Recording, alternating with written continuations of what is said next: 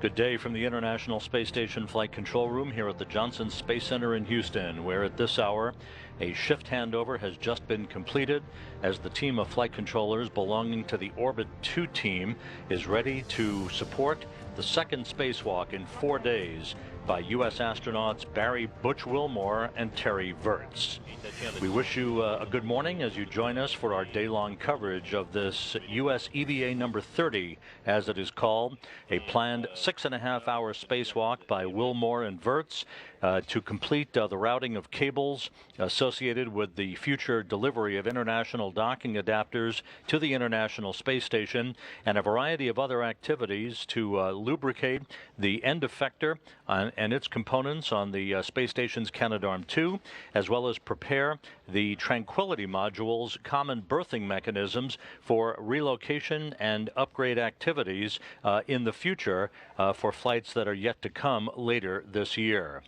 On console at this hour, leading the team is Greg Whitney. He is the flight director for this EVA, this spacewalk, the 186th, in support of space station assembly and maintenance. He is in the dark jacket, just plugging in at this moment. To his right is spacecraft communicator Mark Vandehei, the astronaut who will be talking to the crew on board the International Space Station for non-spacewalk related activities throughout the course of the day. To his right, in the yellow shirt with the glasses, astronaut Joe Acaba, a veteran of expedition activities on board the International Space Station and also an expert in spacewalking activities with 2 spacewalks to his credit, almost 13 hours of spacewalking time. He will be the spacewalk choreographer as he guides Wilmore and Virts through all of their spacewalk activities throughout the course of the day today. This will be the third spacewalk for Butch Wilmore, who is designated as EV1, or extravehicular crew member number 1. He'll be wearing the suit bearing the red stripes as he did this past Saturday. His 3 spacewalks to date, 1 during Expedition 41 and the 2 so far for Expedition 42, have totaled 13 hours and 15 minutes of spacewalking time. He'll be joined outside by Terry Virts, the extravehicular crew member number 2, as you're looking live inside the Quest airlock, where European Space Agency astronaut Samantha Cristoforetti has been working with Russian cosmonaut Anton Shkaplerov to help suit up the crew and to bring them to this point, with the crew running about 20 minutes ahead of the timeline. So this time today, we are expecting the potential, at least, of an early start to the spacewalk that is scheduled to begin at 6:10 a.m. Central Time, but as we mentioned, the crew running ahead of schedule. They could get out the door a few minutes ahead of schedule today to begin their work. About 3 hours ago, the crew was helped in the suit-up activities in the Quest airlock as Cristoforetti worked with the crew along with Shkaplerov. You see Terry Virts on the left side of your screen. Just out of the field of view on the right is Butch Wilmore as they were helped on with their helmets and other spacewalking tools for their mini workstation. You see Cristoforetti in this replay of video that we acquired about 3 hours ago, helping Virts on with his helmet as the crew prepared for their activities. They went through a period of light exercise to increase their metabolism and to help expedite the cleansing of nitrogen out of their bloodstreams as they pre-breathed pure oxygen, preventing any condition known as the bends or decompression sickness from onsetting as they move out into the vacuum of space a few minutes from now.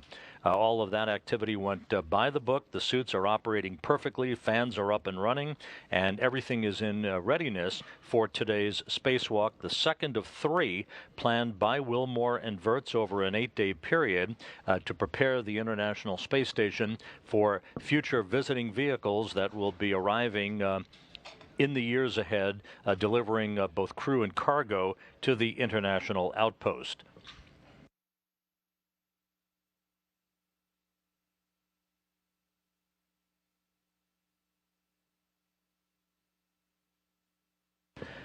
The Jet-powered backpacks called SAFERs, the acronym for the Simplified Aid for EVA Rescue Jetpacks, were affixed to the suits on both Wilmore and Wirtz just a few minutes ago. The two crew members are now making their way inside the crew lock section, the outermost section of the two-section Quest airlock, the inner section called the equipment lock. Samantha Cristoforetti is positioning them properly, and just a few minutes from now, she will be closing the hatch that will isolate both Wirtz and Wilmore inside the crew lock section of the Quest airlock. At a juncture a few minutes after that,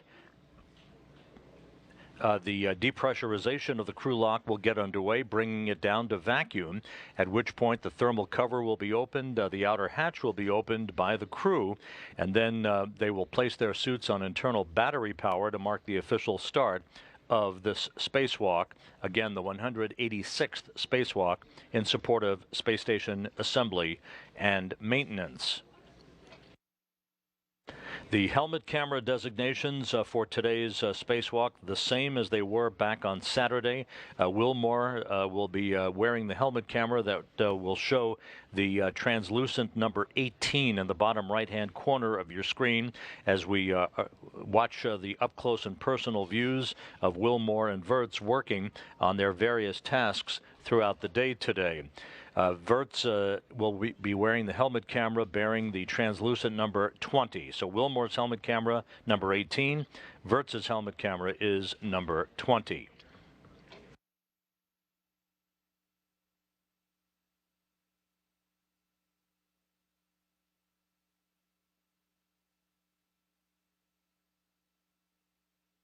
We'll be taking a look at a detailed narrated video by the lead spacewalk officer, Sarah Corona, who explains all of the work associated with today's spacewalk in just a moment. But just to recap the major work that will be accomplished today, if you recall, back on Saturday, Wilmore and Wirtz were outside on a 6-hour, 41-minute spacewalk in which they successfully routed 8 bundles of cables in and around pressurized mating adapter number 2, the forward end of the Harmony module, and routed those cables all the way back to the end cone at the forward end of the Destiny laboratory. All of that being preparatory work as you take a look at pressurized mating adapter number 2 attached to the forward end of the Harmony module at the forward end of the U.S. segment of the International Space Station. A good view there as well. The pressurized mating adapter number 2 will be the port of call for the installation of the first of 2 international docking adapters that will be delivered to the International Space Station on the SpaceX 7 flight that is scheduled to be launched in June. A spacewalk planned for July by Scott Kelly and Kjell Lindgren. At that time, part of the Expedition 44 crew will install and hook up that first international docking adapter, the first of 2 that will be installed on the International Space Station to accept the arrival of not only commercial crew vehicles belonging to Boeing and SpaceX in the future, but will carry an international docking adapting standard that will allow other international vehicles to arrive at the International Space Station as well. As you watch Samantha Cristoforetti closing the hatch that now will isolate Wilmore and Wirtz in the crew lock section of the Quest airlock. The next step after that will be communications checks with the crew, and then the commencement of the depressurization of the crew lock down to vacuum. That will be the precursor to the crew placing their suits on internal battery power to start today's spacewalk.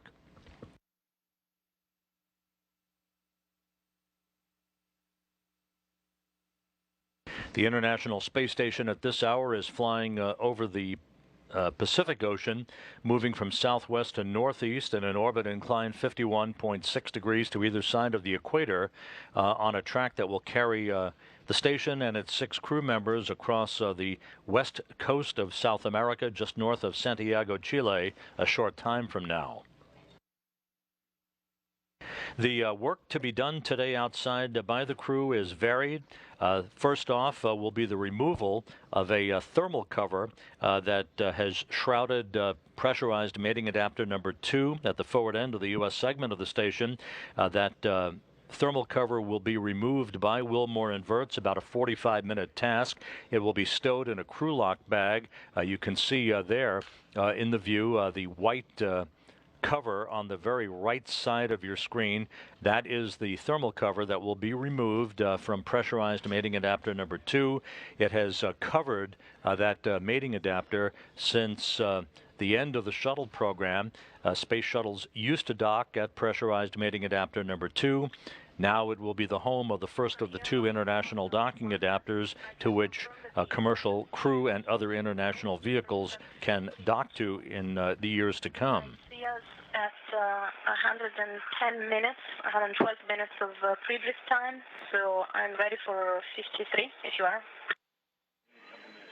Houston copies, and we'll need a few minutes to complete step 53, but that's in work. Samantha Cristoforetti of the European Space Agency, she's got a key role in not only preparing the crew for today's spacewalk, but during the spacewalk as well, that we'll be talking about in just a moment. Once the pressurized mating adapter number 2 cover is removed and stowed in a crew lock bag, Wilmore Inverts will be working on opposite sides of pressurized mating adapter number 2 to route the final 2 out of 10 cable bundles associated with the future installation and activation of that first international docking adapter. They'll essentially be repeating much of the work that was accomplished back on Saturday that they took painstaking care to complete in their 6-hour, 41-minute spacewalk. They'll be routing those final 2 cable bundles, and that will be associated with visiting vehicle power that will be routed through pressurized mating adapter number 2 to the visiting vehicles to come to that port in the years ahead. Once that's complete, then the 2 crew members will split off on separate work. Butch Wilmore will be moving on to the Tranquility module, Node 3 of the International Space Station, that was launched to the International Space Station back in February of 2010. The Tranquility module launched on the STS-130 mission that Terry Virts was the pilot for. In this case, Wilmore will be removing a non-propulsive valve, installing a cover plate in its place, and removing a handrail. That will permit the proper access for the movement of the permanent multi-purpose module that will be relocated from its current location on the Earth-facing side of the Unity module. The PMM, as it is known, will be relocated from Unity Nadir, or the Earth-facing side of Unity, to the forward port of the Tranquility module. But to accomplish that, the non-propulsive valve and the handrail has to be removed and stowed so that the PMM relocation has enough clearance in order to be relocated properly. He also will be working on opposite sides of the Tranquility module to prepare the 2 common berthing mechanisms on both the forward port and the aft common berthing mechanism on Tranquility. It is to that forward port that the permanent multi-purpose module will be relocated to later this year, and on the aft side of Tranquility to prepare its common berthing mechanism for the arrival of the beam module, that is the Bigelow expandable activity module that is to be launched on a future SpaceX mission later this year and installed on the aft common berthing mechanism of Tranquility. While Wilmore is doing all of that work, Terry Virts will have a face full of end effector for about 2 hours and 45 minutes. He will plant his feet in a portable foot restraint on external stowage platform number 2 as he spends almost 3 hours using a special tool to lubricate various components, screws, and bearing tracks on the latching end effector for the Canadarm2 that has exhibited a bit of arthritic activity and response to high electrical motor current over the past year or so. This lubricating activity today will be important to make sure that the latching end effector is in good shape with all of its full functionality for the years ahead. Commo's in fry. EV2's in fry. EV2 on the UIA, switch depress pump power to on. That's complete.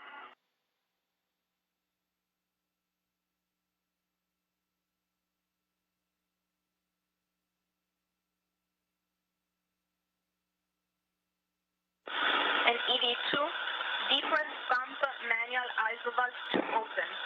Expect an alert tone. That's complete. As you listen to Samantha Cristoforetti running through communications checks with the two crew members inside the crew lock section of the Quest airlock, this is a good time for us to run about an 11-minute animation narrated by the lead spacewalk officer, Sarah Corona, as she explains all of the details and gives you a very, very comprehensive look at the work to be conducted here today outside of the International Space Station by Butch Wilmore and Terry Virts. So on US EVA 30, with Butch Wilmore being EV1, he is going to be wearing the red stripes on the spacesuit, and Terry Virts being EV2, he is going to be wearing the white stripes on his suit. So both crew members are going to egress the airlock, which is going to be egressing first. And you see Terry, who's going to be translating to the lab forward end cone, very similar translation path to the first EVA. And he's at that end cone, he's going to be putting some inhibits in place that is required for mating and demating some cables. That's for the IDA task.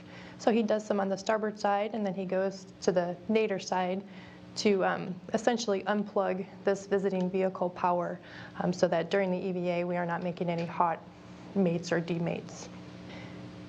Meanwhile, Butch is going to be translating to the node 2 zenith forward end cone. Again, a very similar translation path that he had for EVA 1. And he's going to be going to PMA 2, the pressurized mating adapter, same worksite location as EVA 1. He's going to be setting up that area, setting down a bag in which they are going to be removing the PMA 2 cover. So this cover acts as a thermal and micrometeorite protection, and we need to remove it because this is where IDA 1 is going to be installed. So both crew members help in that removal, and they pack up that cover and put it into the bag.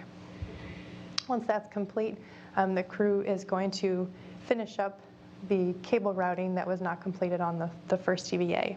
So Terry's going to be working on the starboard side. You see him right here. He is mating and demating some connectors. This is what those inhibits were needed so that none of these connections that he has will be hot mates or demates.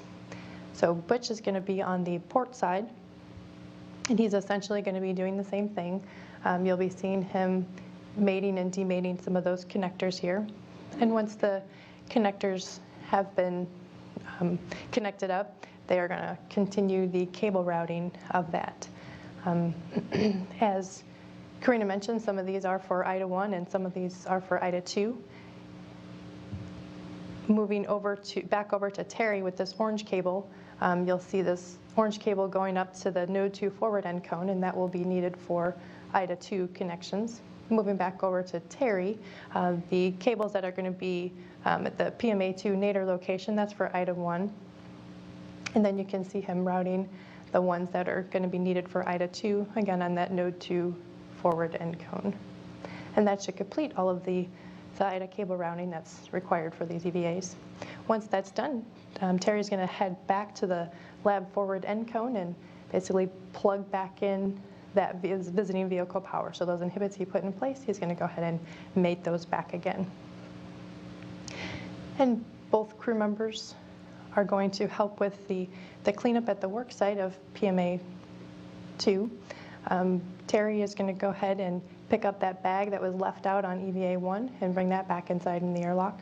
And Butch is going to grab the bag that has the PMA 2 cover in it and bring that back to the airlock. And so they stow both of those bags inside the airlock, and then they grab the bags that they will need for the rest of the tasks for the EVA. So Terry's task is going to be on ESP2, which is the external stowage platform. He is going to be reconfiguring a foot restraint, and he will then go ahead and ingress into that foot restraint so he can complete the lubrication of the space station remote manipulator system, the SSRMS latching end effector, the LEE. And so Samantha Cristoforetti, she's going to be the robotics operator for the EVA. So Butch and Samantha are going to be, Terry and Samantha are going to be talking throughout the EVA, making sure that the arm is in a location where Terry can get to the lubrication that's required. And so we are going to be essentially lubricating 5 different portions of the LEE, the latching end effector. This picture shows the face of the LEE, and you can see that there are 4 latches on it, labeled latch 1, 2, 3, and 4. And the next picture shows these latches in the extended position. So while the latches are extended, we will be able to lubricate the latch ball screws, equalization brackets, and latch deployment rollers. This next picture shows the latches in the retracted position, where we can lubricate the linear track bearings. Another thing that we're going to be lubricating is the rigidized central ball screw. So in this video, you can see that this ball screw is right in the middle of the LEE, and they are going to be putting grease on a tool and getting the feel for what that ball screw feels like through the gloved hand in using this tool. And so you can see it, and the reason we're doing that first is because we really want to get Terry to have that feel of how it feels to lubricate, because the next task is going to be lubricating a similar ball screw for the latches. And so in this video, you can see they're going to insert this tool into the cavity of the latch, and it is all going to be a blind operation. He's not going to actually physically see the ball screw that he is lubricating, and that's why we want him to make sure he is comfortable so that he knows he is lubricating the portion that we would like. So this is showing what it will look like on the inside of that latch and spreading grease all along that ball screw. Again, Terry's not going to be able to see that, but this is what it will look like.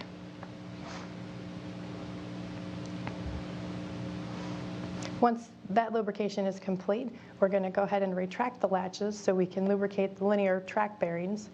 So each latch has these 2 track bearings, and we're going to lubricate both sides of those tracks on each of the 4 latches. If there's enough time in the EVA, we're going to go ahead and continue lubrication. We're going to extend the latches again to lubricate the equalization brackets as well as the deployment rollers. So in this picture, again, of the extended latch, you can see the equalization brackets. So each latch has 1 equalization bracket, and then there are 4 latch deployment rollers per latch. So for the latch deployment rollers, we're just basically putting a little dab of grease onto the rollers, and the equalization bracket, we put a little grease along the inboard and the outboard sides of that bracket. Meanwhile, Butch is going to be doing the PMM prep portion of the EVA, so the permanent multipurpose module. On his way to the work site, he's going to go up to the Z1 port toolbox, where he's going to get a socket that's required for the work site out at node 3. So you can see his translation path out to node 3. First, he's going to go to the forward side of node 3, and he's going to be removing a non-propulsive valve, an NPV, that when we are relocating the PMM, it's a very tight clearance of that relocation. So we'd like to remove this valve during this EVA, and then in its place install a vent cover plate. So that is the valve that we're going to remove, and that vent cover plate is installed. We install that cover plate to protect the sealing surfaces of that valve, because once the PMM is relocated here, we do have plans to reinstall that valve. Once that's complete, he moves to the starboard side and is going to be removing a handrail that has actual physical interference when the PMM is relocated here. So we will not be reinstalling it.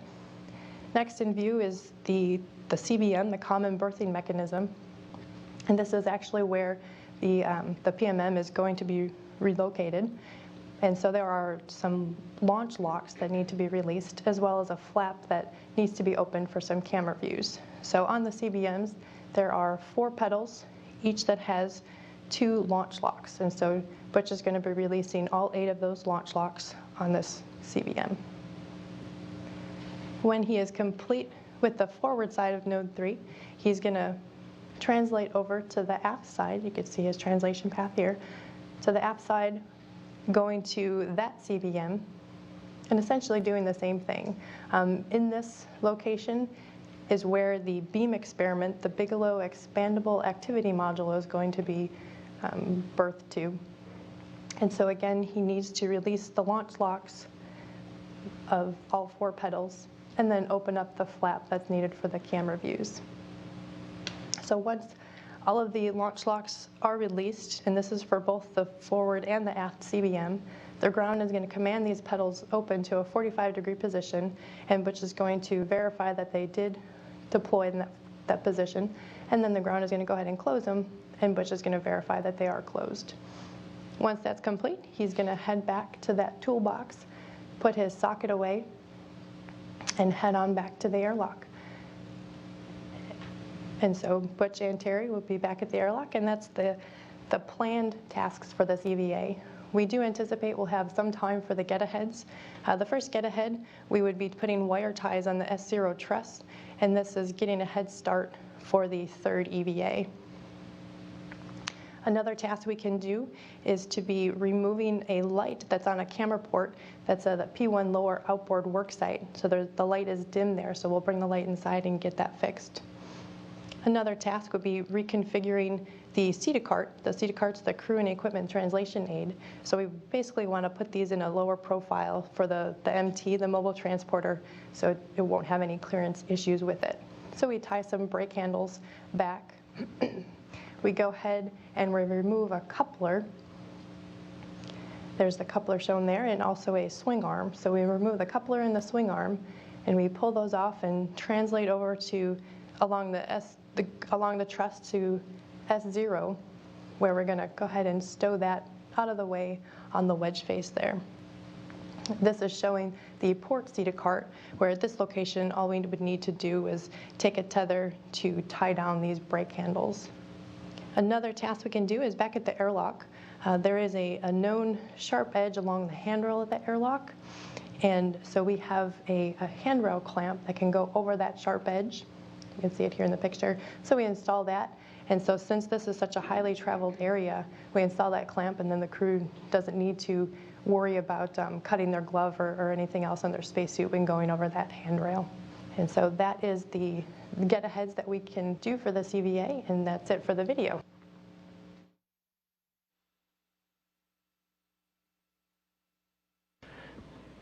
That narrated video by our lead spacewalk officer for today, Sarah Corona, who is on console with the Orbit 2 team as you watch Samantha Cristoforetti. While that video clip was being played, the depressurization of the crew lock on the International Space Station has been ongoing, everything in great shape. There's a view of Quest that was delivered to the International Space Station in 2001 on the STS-104 mission. Everything moving ahead of schedule. We do expect the crew to begin their spacewalk some minutes ahead of schedule. We'll keep monitoring that for you, but right now the crew is running well ahead of the timeline. Once Cristoforetti completes the depressurization of the crew lock section of Quest, she will hand over the communications chores for today's spacewalk to spacecraft communicator Joe Acaba, the veteran astronaut here in the flight control room. Cristoforetti will make her way back to the cupola of the International Space Station, to the robotic workstation there, where she will be operating the Canadarm2, carefully positioning it right in front of external stowage platform number 2, where Terry Virts later in today's spacewalk will plant his feet in that articulating portable foot restraint and spend the better part of 2.5 to 3 hours lubricating all of the components of the end effector on the Canadarm2, the tried and true Canadarm2 that was delivered to the International Space Station aboard the shuttle Endeavour on the STS-100 mission in April of 2001.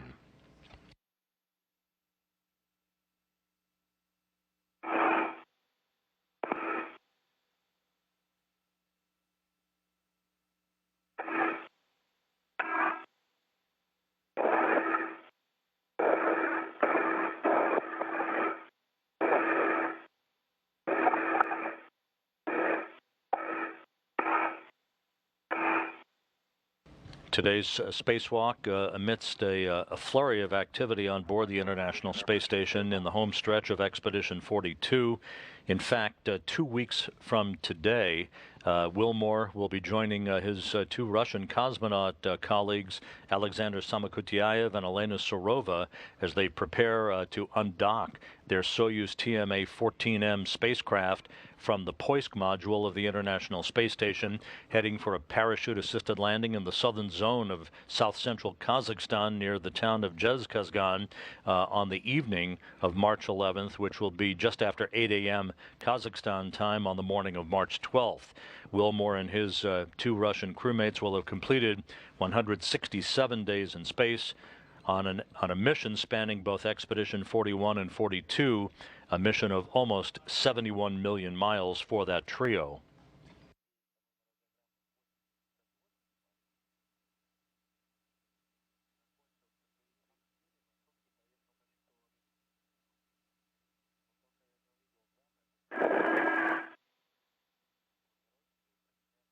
But first things first, and that being today's spacewalk, as Wilmore and Wirtz venture out into the void of space once again for a planned 6.5-hour spacewalk to complete the routing of two final bundles of cables associated with the future installation of international docking adapters, the first of which will be mated to pressurized mating adapter number 2 that you see there on the right side of your screen. The first task today, the removal of that white thermal cover that has protected PMA number 2 from any micrometeoroid debris or other space particles over the course of the last several years. Once that cable work is completed, then Wilmore will move on to the Tranquility module for its preparation, removing a valve and a handrail and preparing the two common berthing mechanisms on the forward portion of Tranquility and its aft common berthing mechanism for the future delivery and relocation of modules in the months ahead. Terry Wirtz, of course, will be spending the second half of today's spacewalk affixed to a foot restraint on external stowage platform number 2 as he looks down the barrel of the end effector of the Canadarm2, as you see in this picture, to lubricate latches and bearings associated with the Canadarm2's end effector that is used to grapple on to visiting vehicles and other modules, and to release those visiting vehicles. Of course, Canadarm2, the workhorse during the assembly phase of the International Space Station. EV2, deeper sump manual ISO valve closed. That's complete. EV2 on the UIA, switch depress pump power to off, OFF. Okay, depress pump power is OFF.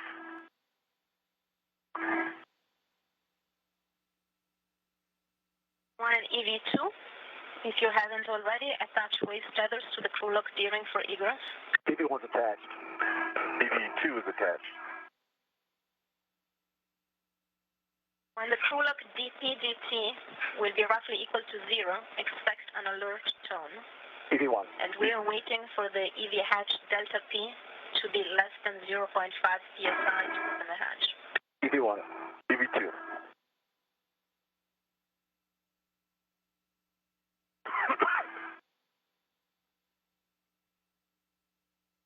And Houston on 1 for Joe. Yeah, go ahead on 1. This is Joe. Hey, Joe. Yeah, I know we haven't handed over yet. I thought I'd go ahead and give you my tether config while we're waiting for these this last little bit of depress. Okay, Butch, we'll take them. Okay, my right waist tether anchor is on my right D-ring extender, bell down black on black. The big hook is on the airlock D-ring extender, bell down black on black, for the good pull test. My right safety tether anchor, the red hook, is on my right D-ring extender, bell down black on black. The big hook from that P-nut, the yellow hook, is on the base of the second P-nut, bell down black on black. The base of the second tether P-nut is the green hook. It's on the base of the first, and it is bell down black on black. And of course, I've got the big hook for that second one up here on my mini workstation. The left safety tether, waist tether, is on the D-ring, my left D-ring, bell down black on black. Now copy. Yeah, Butch, we copy all that, and can you confirm your reels are in the unlocked position? Yeah, that's the one thing after I said how copy, I remembered I didn't say that. Yes, both reels are unlocked. All right, we're good to go for EV1. Okay, EV2's waist tether is on my right D-ring extender, bell down black on black, and the big hook is on the forward UIA hook, bell down black on black. My safety tether pack is on the left, the red hook is on the left D-ring extender, bell down black on black. That IRCM is in unlock. The yellow hook is on the second IRCM, bell down black on black. The green hook is on the first IRCM, and it is not locked. And of course the anchor is not attached yet, and both IRCMs are in the unlocked position.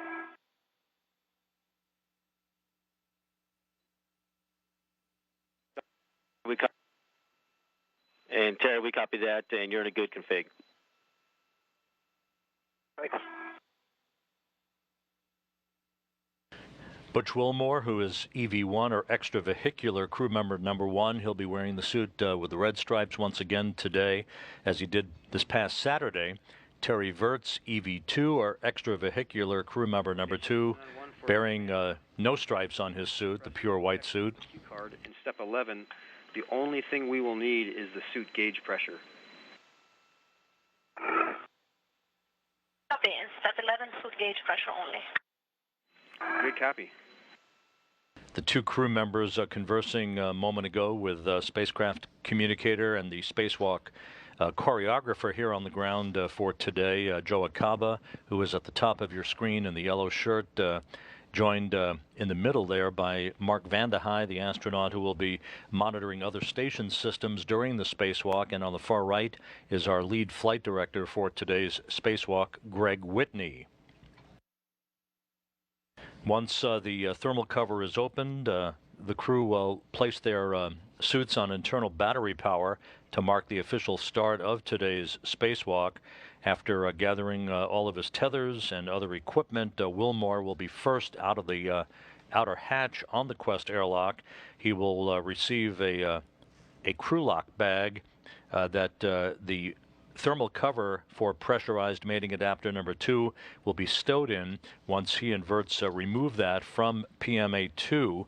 A few minutes after Wilmore emerges out of Quest, he'll be joined by Virts, and then the two will move towards pressurized mating adapter number 2 for the first task on today's spacewalk.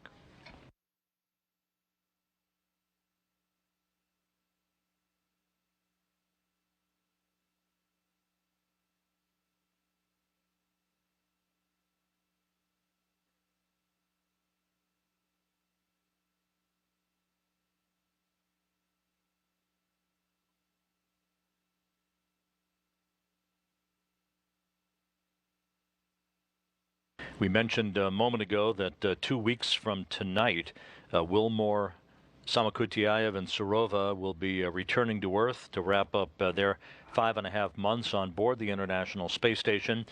They will leave behind Cristoforetti, that you see there in the field of view, and Terry Virts, who on March 10th will assume command of the International Space Station from Butch Wilmore on the eve of Wilmore's departure with his crewmates.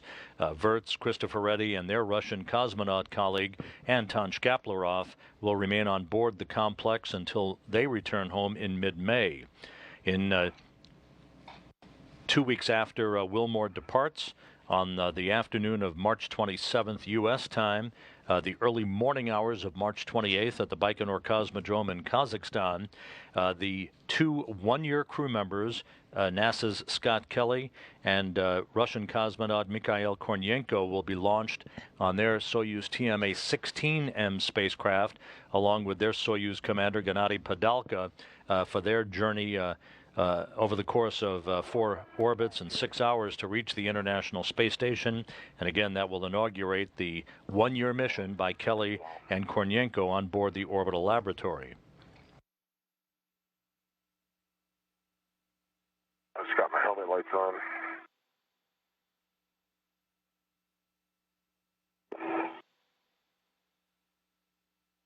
The International Space Station is currently flying 257 statute miles just to the north of Madrid, moving from southwest to northeast. This will carry the International Space Station directly over Toulouse, France, Switzerland, Austria, and just to the south of Krakow, Poland.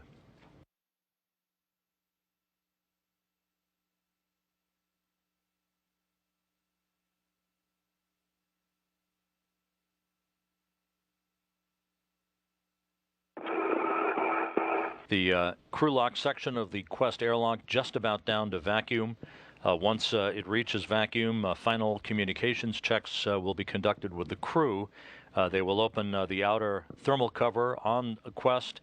They'll unlatch the outer hatch and open it, and then we'll be ready to begin the spacewalk today as they place their suits on internal battery power.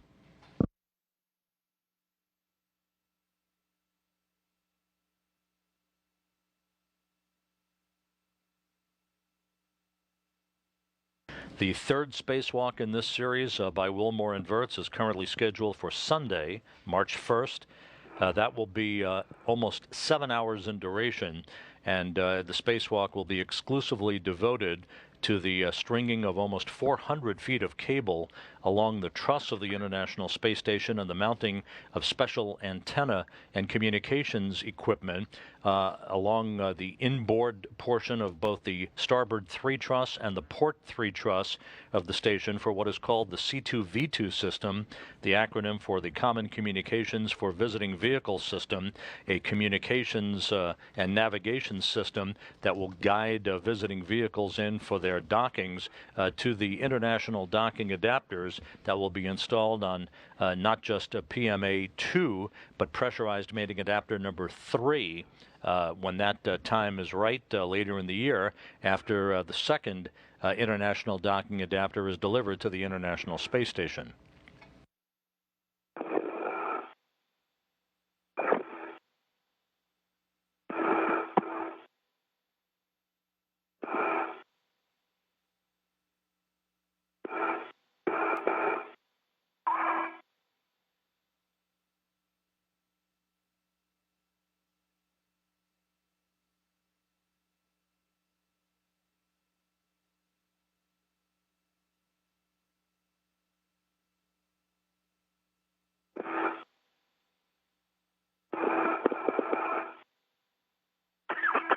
Here in the flight control room, the spacewalk cadre reporting that the crew is looking good. Their suits are in great shape. Leak checks have been completed. Good communications, good biomedical data.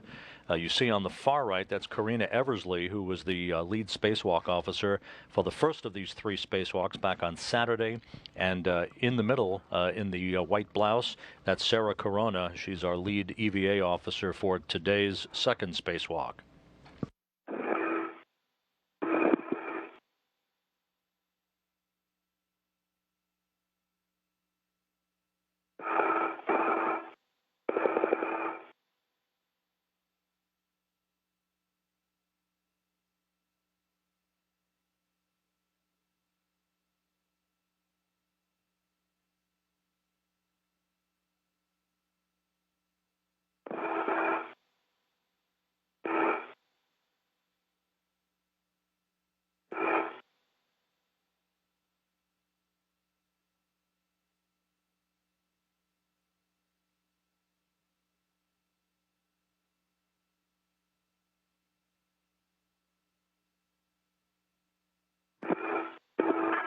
Houston EV2, I set my TCV to 5.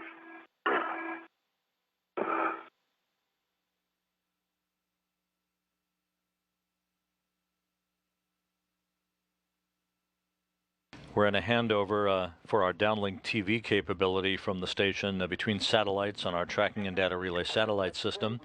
We'll be regaining that downlink TV capability shortly and locking up solidly just before the top of the hour.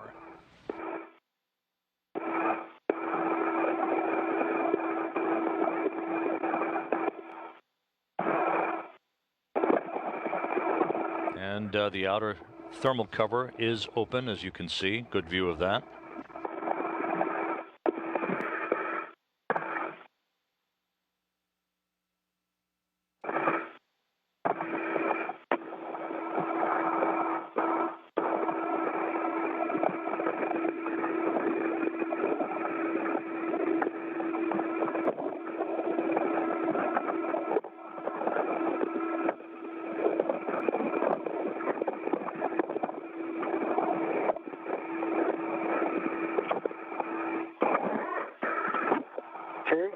What can I do? You got to come down a little bit. What, my feet down? The hatch also open on the crew lock section of Quest. The crew running about 25 minutes ahead of schedule. As we stand by for the two crew members, Wilmore and Virts, to place their suits on internal battery power.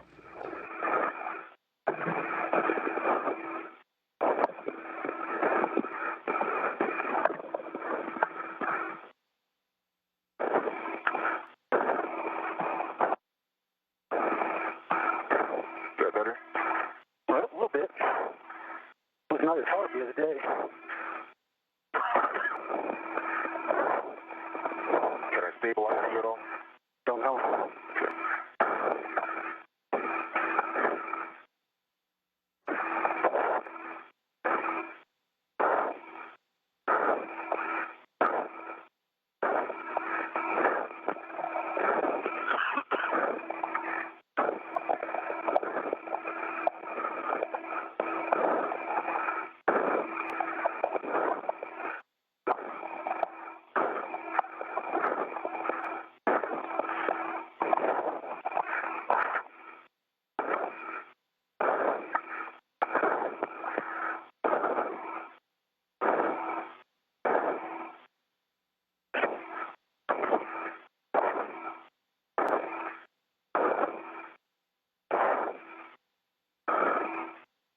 Need to rest just a sec?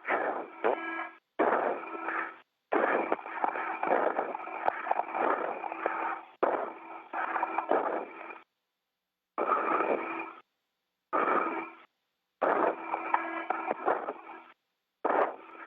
Can you pull me down towards you, maybe? Can you reach up and grab you? Actually.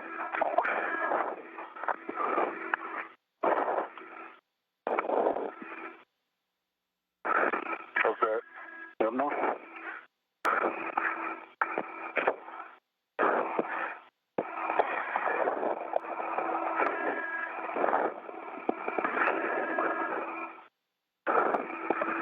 Yes. I got to come down towards you somehow. Okay, there.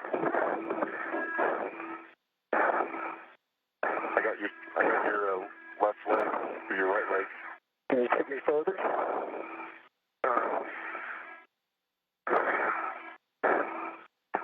That's pretty far right there. It's still hitting the top of my helmet. Okay. Let me put your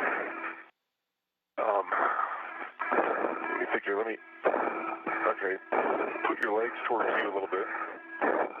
I'm gonna try and grab your other leg. Good.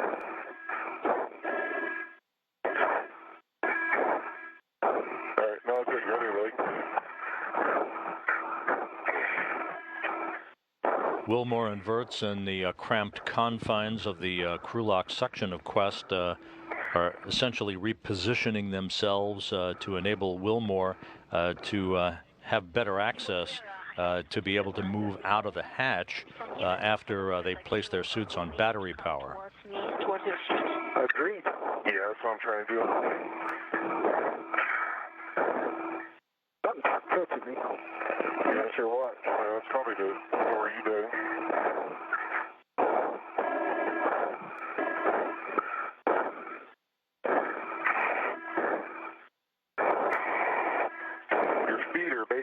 touching the hatch. They're a couple inches from the hatch. You still need to come more towards me, is that right? I do. Okay. Let me try and roll over. Amanda, can you see it? This place caught on that ORU bag on the top forward part of the airlock?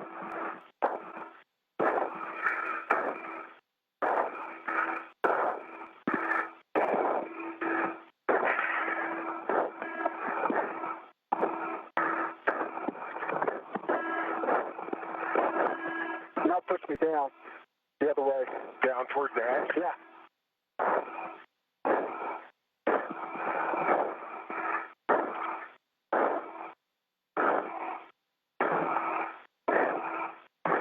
Okay. How's it go? It took a second. Good job, man. That was awesome. All right, good job. So I understand the EV hatch is open and stowed. Hey, far. Copy. Emergency MPV is closed. Next, whenever you're ready, staggering your switch throws, switch power to bat, and expect a warning tone.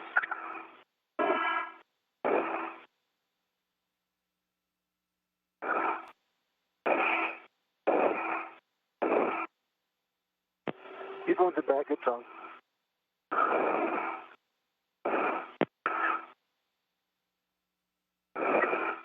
EV2's in bad, good tone. Copy. Check that your display switch is functional. EV1's good. EV2's good.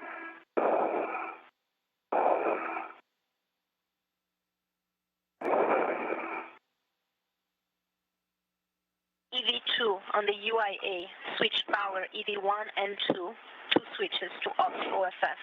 EV2 in work. And Wilmore and Verts have placed their suits on battery power, marking the official start of today's spacewalk at 5:51 a.m. Central Time, 6:51 a.m. Eastern Time. Again, the suits are on battery power. The spacewalk is underway officially at 5:51 a.m. Central, 6:51 a.m. Eastern Time, about 20 minutes ahead of schedule.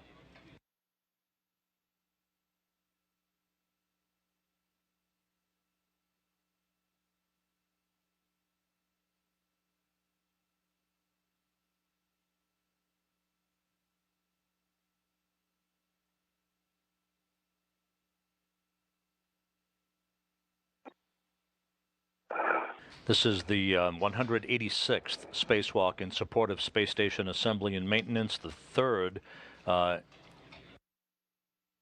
for Butch Wilmore. One of them conducted last October as part of the Expedition 41 increment. This is the second spacewalk for Verts and the second of three that the two will conduct. The final spacewalk in this series to be conducted on Sunday.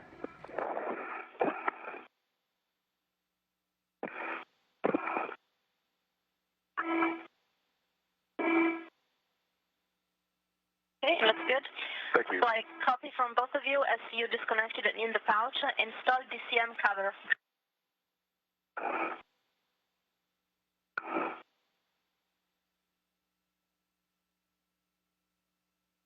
EV1's done. EV2's done. EV2, check that the deeper stamp manual ISO valve is closed. EV2, it's closed. EV1 and EV2, temperature control valve to max hot.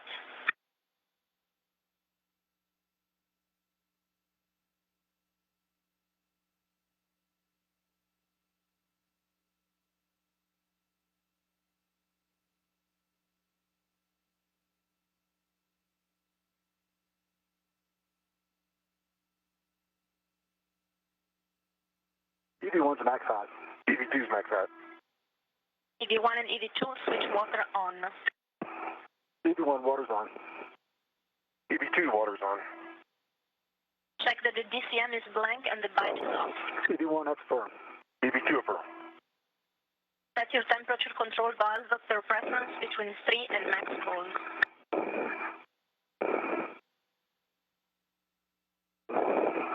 EV1 set 4 to 5.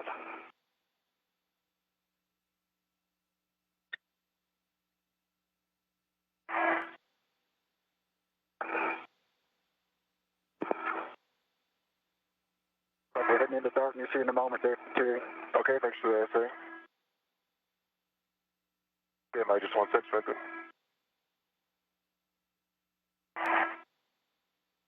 EV2 set at 7. Copy EV2. Report your suit gauge. Pressure. EV1's 4.3. EV2's 4.3. Copy 4.3 for both of you. Set your visors as required. Expect sunset in a few minutes.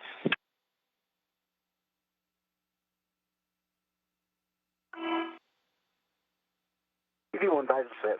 EV2. Okay, good luck, and I'll hand it over to Houston. Houston, airlock on 1, you have the comm for the EVA timeline. Okay, Sam, great job. And Butch and Terry, this is Joe with you at the comm check. How do you hear me? EV1's got you loud and clear. EV2's got you loud and clear. All right, gentlemen, before we go out, got a warning for you. The sharp edge on the port aft portion of the airlock circular handrail 0506. And Butch, we see the thermal cover is open, so you have a go to egress the airlock. EV1's heading out.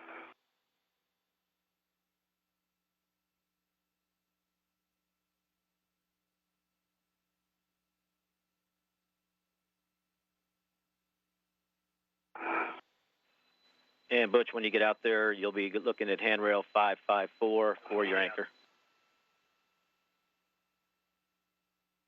Okay, EV1's anchored on the port side of 554, sail down black on black.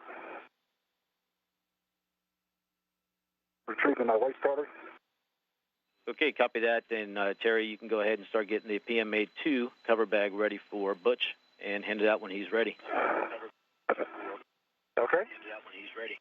You want my hook first or the bag first? Stand by.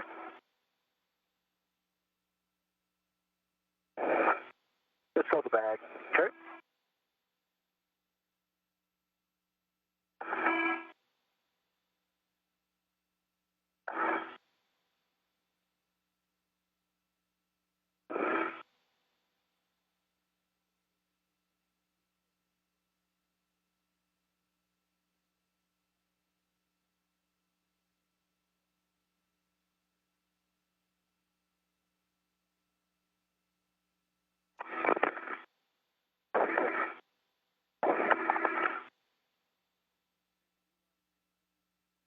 Stand by.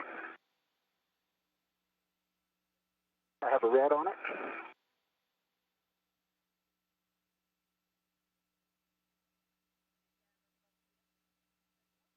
You turn it a little bit. Okay, turn it that way. Yeah.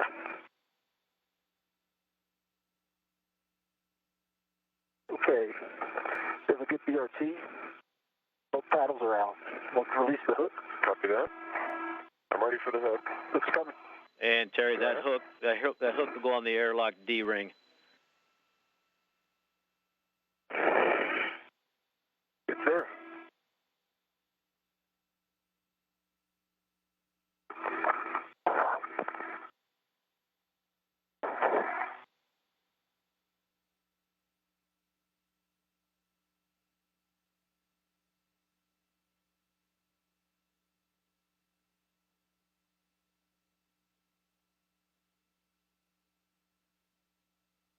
Okay, Terry. Your safety tether is anchored on the starboard ring inboard of the circumferential handrail on the airlock here. Okay, I see that, Butch, and I can see I got a good view of the black on black and locked. Black on black, rails down, correct. All right, gentlemen, with that, I show it's a go for EV2 to egress the airlock.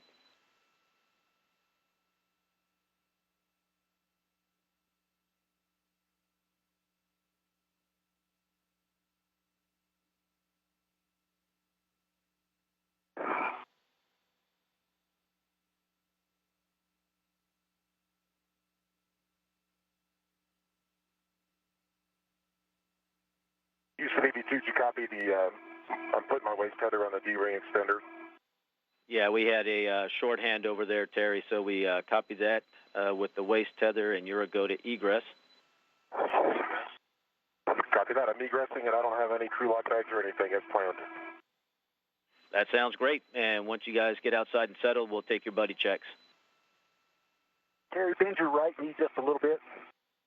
There you go. You were hung on your safety tethers. You're good now. Thank you.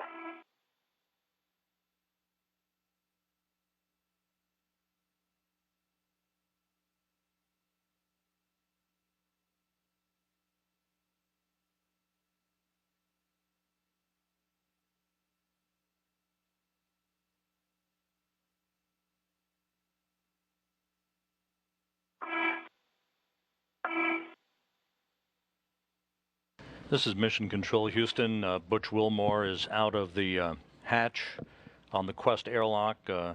He'll be joined momentarily by Terry Virts in the early moments of their spacewalk, the second in 4 days, and the second of 3 to be conducted by this duo to reconfigure the station and prepare it for the arrival of new docking ports that will greet visiting vehicles, both commercial crew vehicles and other international vehicles in the months ahead and the years ahead. Black on black.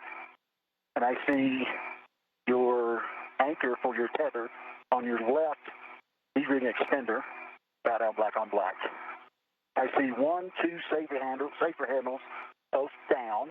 Copy that. I see one. You lift your camera just a little. And our first view of Wilmore and Virts out of the hatch on the Quest airlock.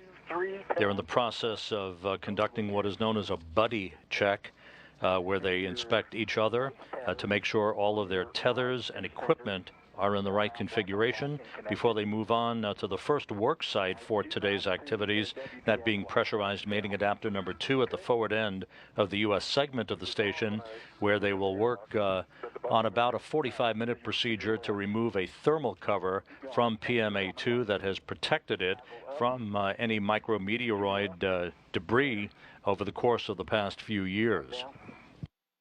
I can't see it. You're back up. Yeah, push it one more time. Up higher. Go higher. Inboard again. Middle finger push in. Missed it. There you go. I still can't see it on. Look at it with your mirror again. There you go, right there. Push harder. I think I see it. See it? Yeah, it's really hard to see. I got the sun right in my eyes. It could be. Do you have my video, Joe?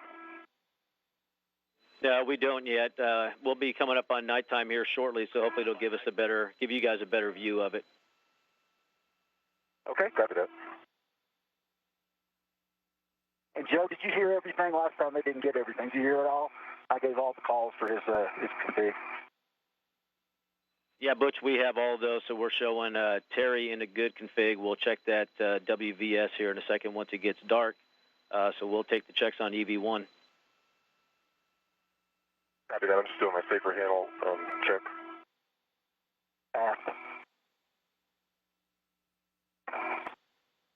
Your figure's on yours, yeah? Yep.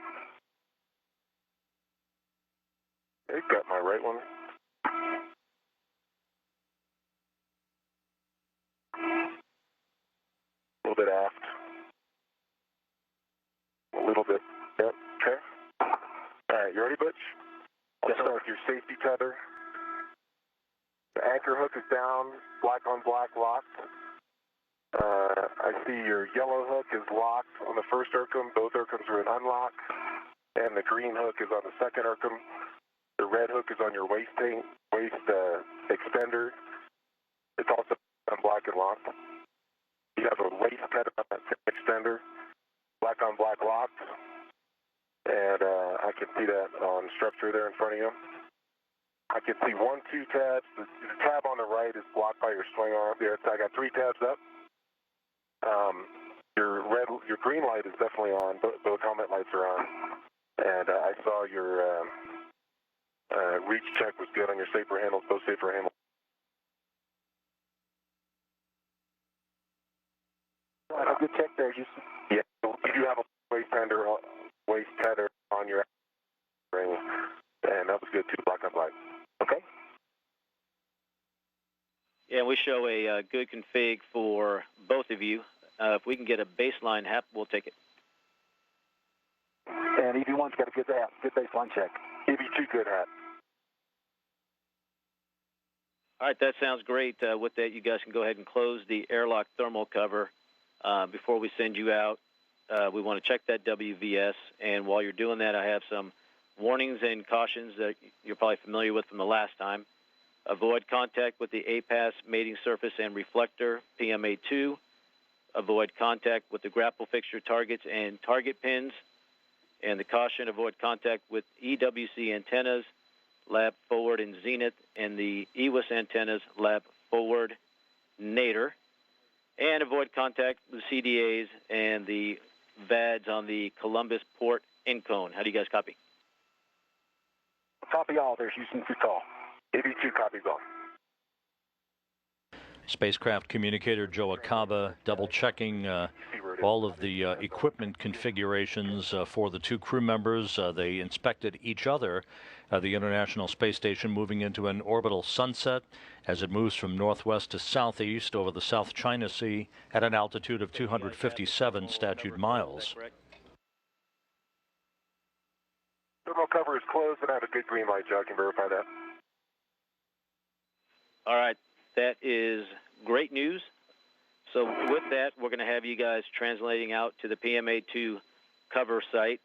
And Terry, you know you're going around ESP2. You'll be heading forward to Node 2, handrail 352, and I can remind you when you get there. And Butch, you'll be going up the CETA spur with the reminder to weave the safety tether as you go up the CETA spur. Thanks, Joe. Good call.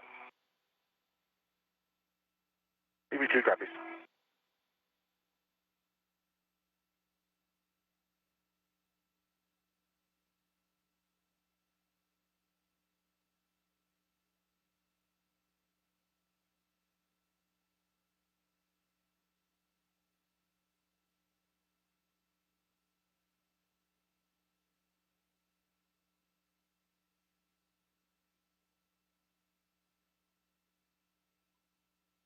Once the two crew members make their way down to the forward end cone of the Harmony module and make their way around either side of pressurized mating adapter number 2, they will essentially remove that cover by releasing a series of straps and folding the cover back so that it can be stowed in a special crew lock bag that they are carrying with them, in which that thermal cover will be installed and returned to the airlock of the Quest airlock a little bit later on during the course of today's spacewalk.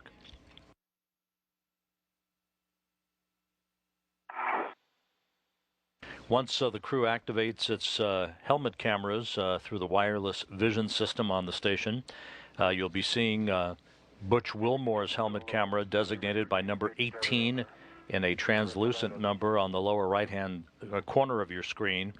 Terry Wirtz's helmet camera, as it was back on Saturday, will be number 20. So take it nice and slow, heading out towards your work site, and we'll get you down to a good spot. Copy that. Thanks, Joe. We'll do. EV1's on phase 1.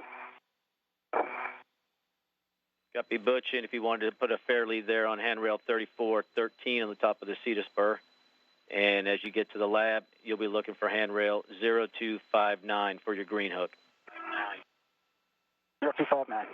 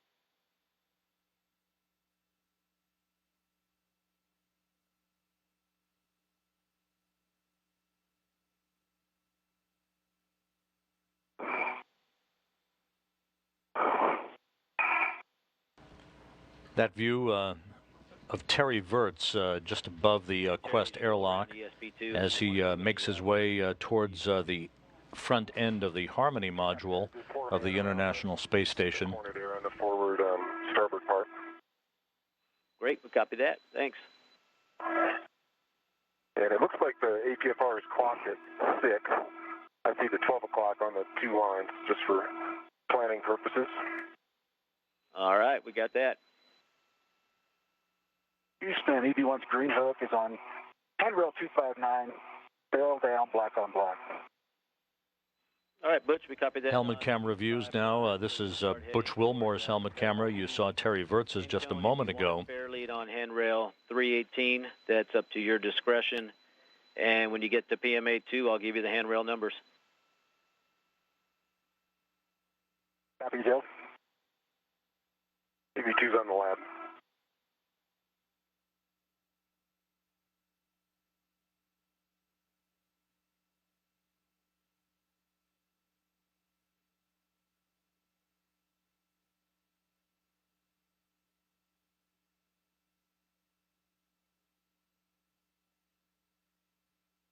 While the two spacewalkers make their way toward the front end of Harmony and pressurized mating adapter number 2 for the removal of its thermal cover as the first task for today's planned 6.5-hour spacewalk, Samantha Cristoforetti soon will be making her way into the cupola of the International Space Station, which is at the Earth-facing port of the Tranquility Module, Node 3, which will be the center of attention later today for a variety of activity by Butch Wilmore to remove a propulsive valve, to remove a handrail, and to prepare 2 common berthing mechanisms in a comprehensive checkout for the relocation later this year of the permanent multi-purpose module, the PMM, which is currently on the Earth-facing side of the Unity module. It will be relocated robotically to the forward common berthing mechanism on Tranquility.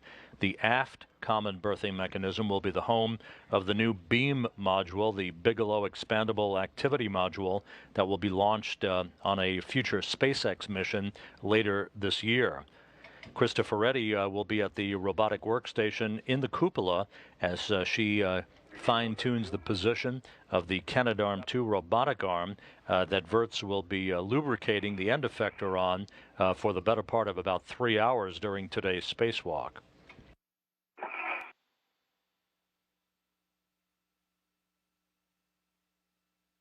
And Houston EV1's at handrail 318. I'm going to hit the fair lead like you said. All right, Butch, copy that.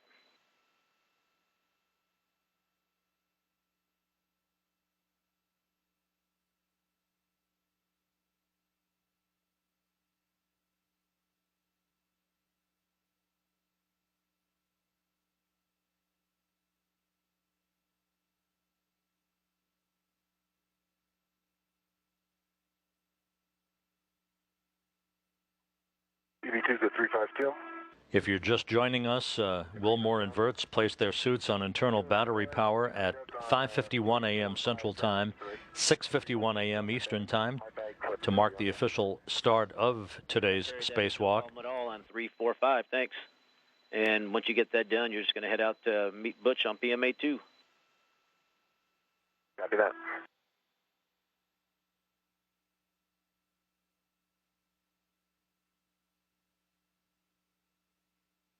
My green hook is down, black on black locked on 345.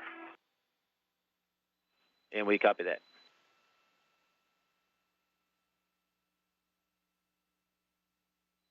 And Butch, you'll be looking for handrails 414 and 413 with the reminder to put the hinge aft on that bag. A great view of the two spacewalkers, Wilmore on the left with the suit bearing the red stripes. He is right above pressurized mating adapter number 2. Terry Virts at the top of your screen joining him there. The Kibo module, the largest laboratory module on the International Space Station, the Japanese Kibo module in the lower left-hand portion of your screen. And at the top, you can see the ESA logo. That's for the European Space Agency's Columbus module. Welcome.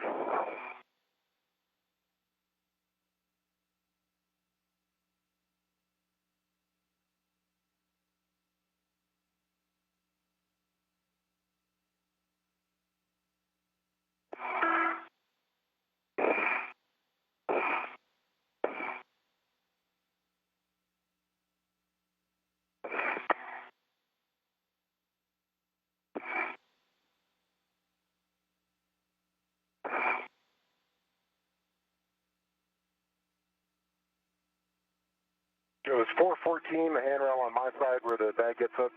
It's 413 here, 414 there. Okay. I'm on 414.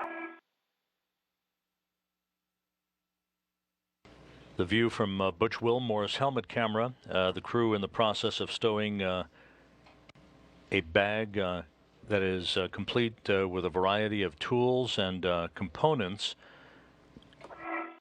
They're also equipped with a big bag that will house this thermal cover that you see Wilmore in the process of releasing straps for. Both of these tie downs. Okay. You see which side the hinge is on? Yeah, I think you got it in the correct orientation, I think. Got an adjustable ready to go. Are you sure that's correct? I need to take my BRT off. Hang on. Yeah. Yeah. That is the correct orientation right there. Okay. Stand by.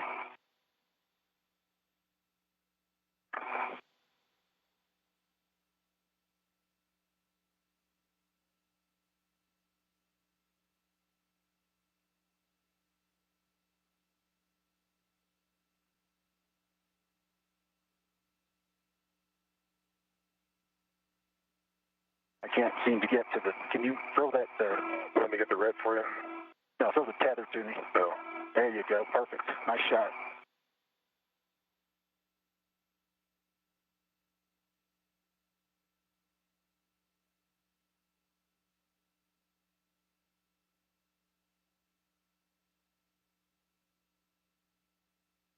I've got adjustable down over here. I've got the adjustable here. Okay. As well. Nug. You want to open up the lid? Open up the lid. Okay, I'm going to take my red off. Hang on. Okay. This lid hook is open.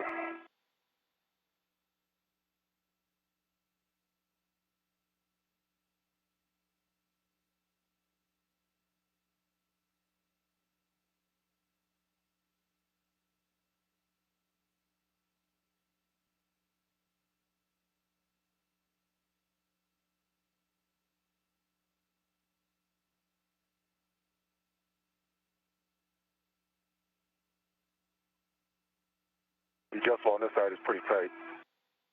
Yeah, this one's unloosed.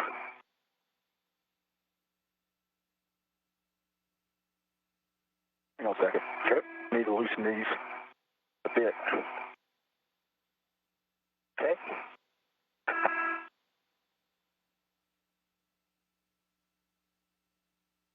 Can you find something up there to Yeah. attach the bag to? Yep, sure can. I don't think this GoPro's going to do anything in the dark here. Yeah, I know. It's so dark. Yeah, Butch, I had a reminder for you to use that thing, but it doesn't look like it's going to be too helpful at this time. It doesn't. Bad timing. Wilmore and Wirtz moving through the procedures to remove the thermal cover from the front of pressurized mating adapter number 2 that has protected its mechanisms. That sounds Again, good. PMA-2 was the docking port for space shuttles during the space shuttle program. This cover, by the way, for the record, was installed during a spacewalk by Sonny Williams and Aki Hoshide back on August 30th, 2012 during Expedition 32. Yeah, the rep's already on the cover there, Joe. It's already connected. All right, thanks. All right, Joe, guys. There's an adjustable down on my side, and the lid is attached to handrail 409 to keep the lid open. Okay, we copy and concur.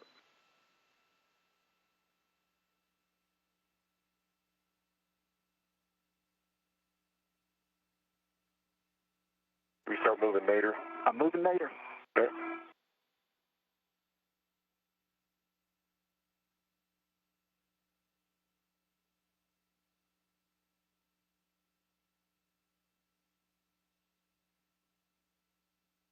Wilmore and Wirtz conducting their high wire act at this hour over eastern Australia at an altitude of 257 statute miles, moving from northwest to southeast. release the lowest Velcro on your side. Now I'm getting my side. Okay?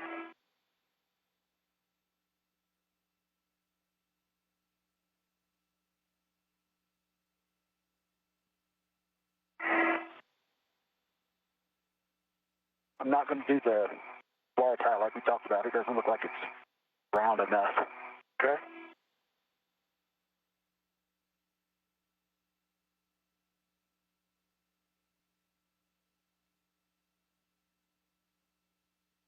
I put my waist tether too high. I got to go move it. Okay?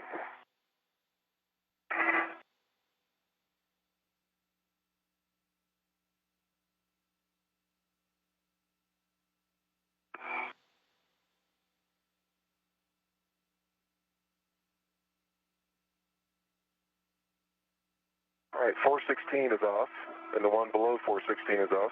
Okay.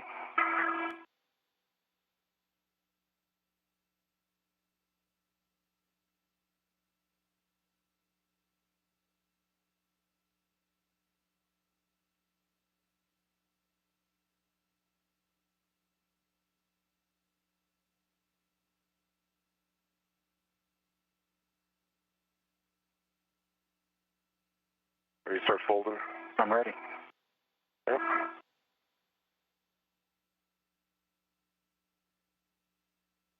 Thing's pretty stiff. It is very stiff.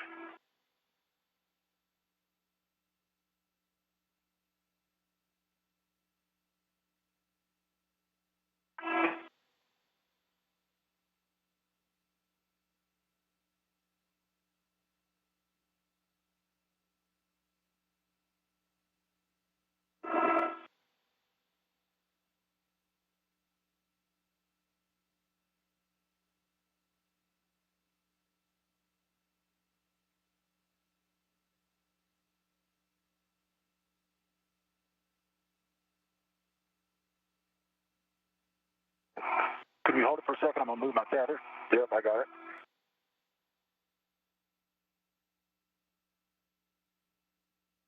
Stand by. Standing by. Like we got two folds on it.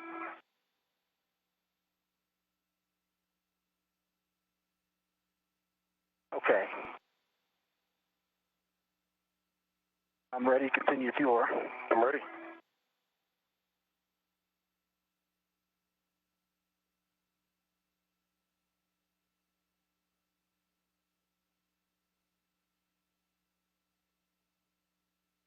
Wilmore inverts, carefully removing a series of straps that have held this thermal cover on the forward end of pressurized mating adapter number 2 for the past 2.5 years.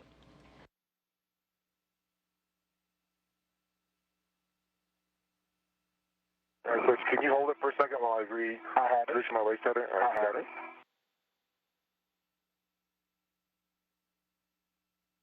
Well, this thing is rigidized out here. Yeah. It's like the airlock thermal cover, only stiffer. Yeah. You know, we might have to just flip this thing up here and just start stuffing. I don't think it's going to roll. I was thinking the same thing. Yeah, gentlemen, and that's kind of as expected. So good luck with that. Thank you. We're all counting on you. All right, Butch, I can stabilize it if you want to stuff it. I can try to stuff it. Yeah. Sure this bag is big enough.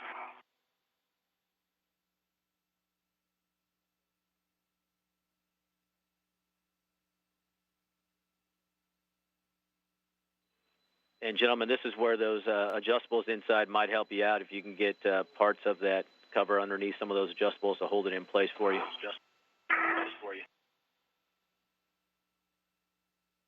There's one right there on your side.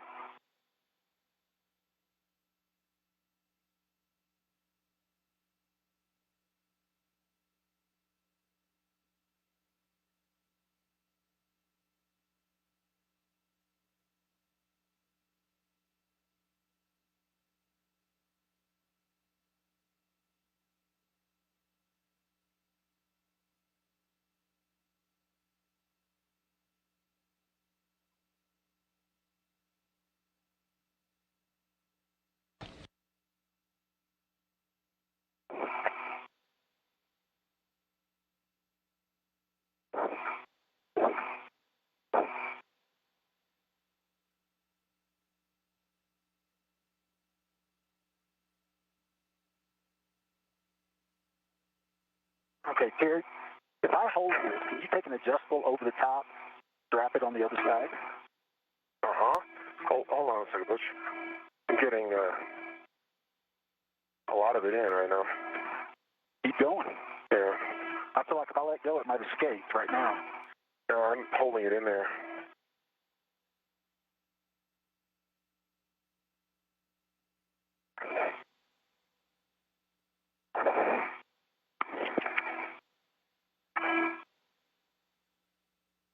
Oh, there's one more strap still. Yeah.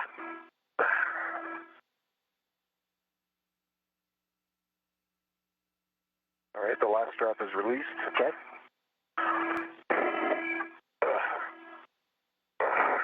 Okay, you told what you got. I'm going to put my hand up. Can you grab that last part? You got it? Yep, I got it. Yeah.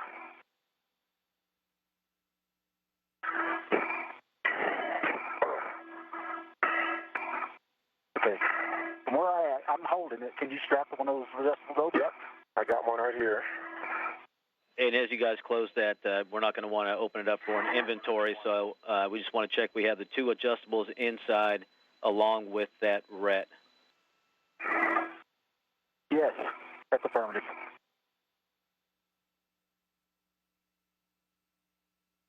And I didn't say it, Butch, but I'm assuming that GoPro's underneath the cover. It is, that's affirmative.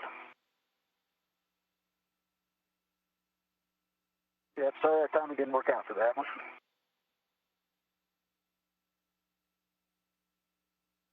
Gary's got one on him, though. Maybe at some point today you can still get a good survey.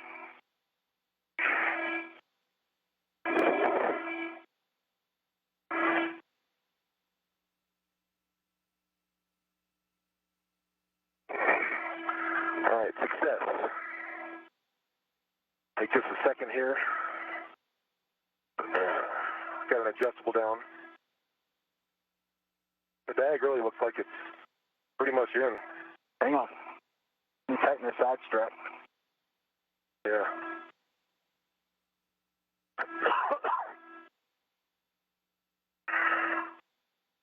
We'll get the part of the lid up. Yeah, you want to do your lid or mine first? Mine's pretty tight. Let me take this adjustable and reach to the side.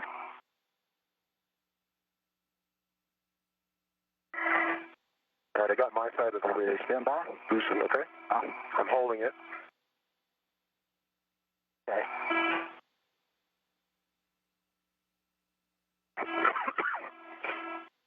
All right, that's part of it. Hang on.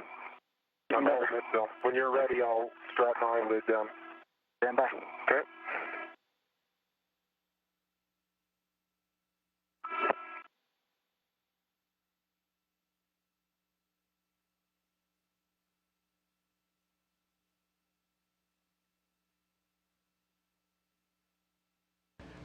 This is Mission Control Houston, coming up on the 40-minute mark in today's spacewalk by Wilmore and Wirtz. The first task having been completed, that being the removal of this thermal cover that protected pressurized mating adapter number 2 and its delicate docking components.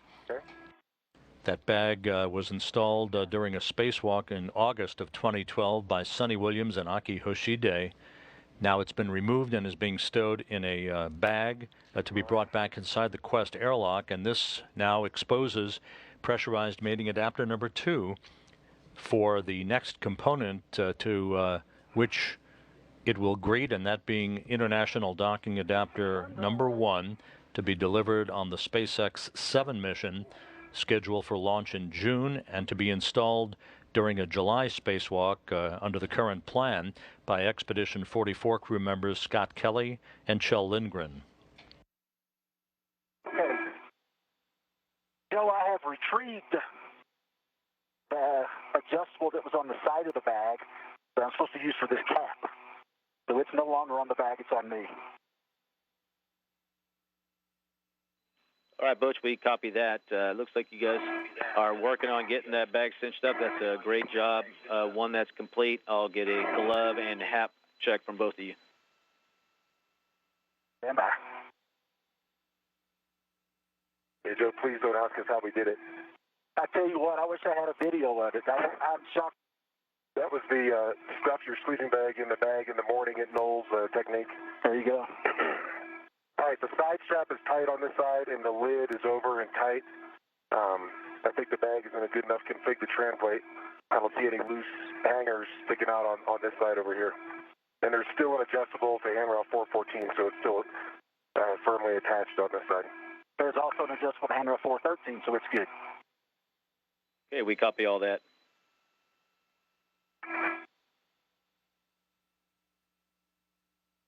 Trying to get back and get you a decent WDS over there, Houston. You can see it. We do. Outstanding.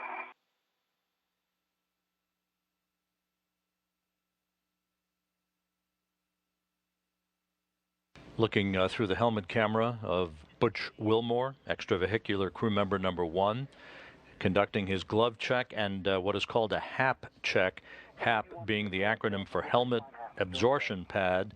That is the pad that now is installed in all helmets for spacewalkers to prevent any reoccurrence of the water intrusion that was exhibited during a spacewalk by Luca Parmitano in July of 2013. The diameter of the cable. Avoid the crew now will move to the forward end be below PMA of the Harmony module to begin setting up all of their tools and equipment for the routing of the 2 final bundles of cables for the international docking adapter installation later this year. 8 bundles of cables were deployed and routed both to the forward end of Harmony and to the forward end of the Destiny laboratory during this first spacewalk by Wilmore and Wirtz back on Saturday. This will route the final 2 cables, the 2 final bundles of cables that will provide electrical continuity between pressurized mating adapter number 2 and visiting vehicles that will dock to the first of these 2 docking adapters once they are ready to arrive at the International Space Station.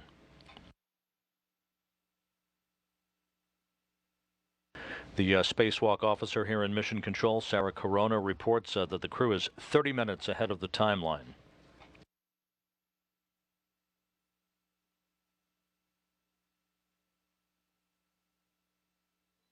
And Butch, for you, a reminder, you were talking about handrails 412 and 325 for your waist tethers. And you're going to be looking for the cap on Juliet 3, and Terry, you're going to be looking for the J16 cap. Looking at it now, Houston. Thank you. Copy that, Joe.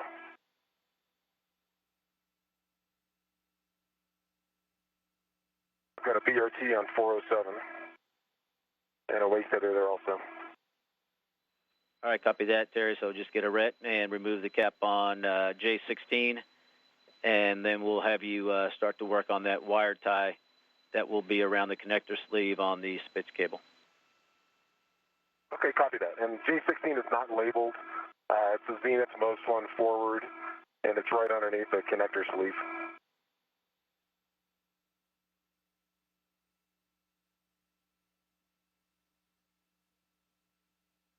The Spitz connection referred to a moment ago by spacecraft communicator Joe Acaba is the acronym for the old station-to-shuttle power transfer system that was used when shuttles used to dock to pressurized mating adapter number 2, routing ISS power, space station power, to the visiting space shuttles. This deployment of these final 2 bundles of cables basically replaces the old station-to-shuttle power transfer system, but will maintain the path of electrical continuity between pressurized mating adapter number 2 and the visiting vehicles that will arrive to dock at this particular international docking adapter port in the future.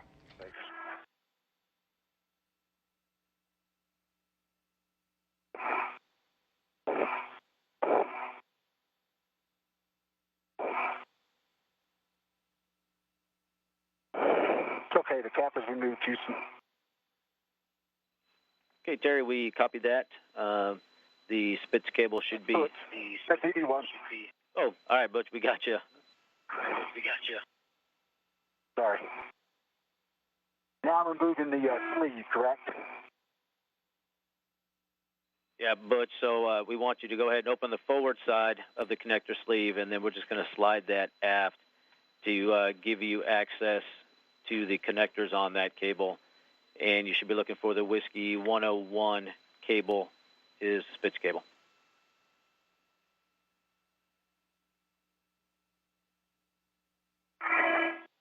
The space station and its crew members, including Wilmore and Wirtz, working outside of the Quest airlock around pressurized mating adapter number 2, have passed into an orbital sunrise over the South Pacific at an altitude of 257 statute miles, working on the deployment of the final 2 sets of cables that will be used to hook up to and activate International Docking Adapter number 1, the first of 2 such docking adapters that will be mated to pressurized mating adapters 2 and 3 on the space station to greet visiting vehicles in the years ahead. Yeah, so we did it. When these 2 cables are deployed, a total of 364 feet of cable will have been deployed. 8 bundles of cables back on Saturday, the final 2 today. 400 additional feet of cable await the deployment by Wilmore and Wirtz this coming Sunday during the 3rd spacewalk, in which they will install antennas and lay the cabling for the C2V2 system, the Common Communications for Visiting Vehicle system that will provide rendezvous and navigation information for visiting vehicles arriving at the station, including the U.S. commercial crew vehicles. And Terry, we'll take it on the forward portion of the cable. Okay, copy that. And we'll need to get those 3 twists on that one. Copy that.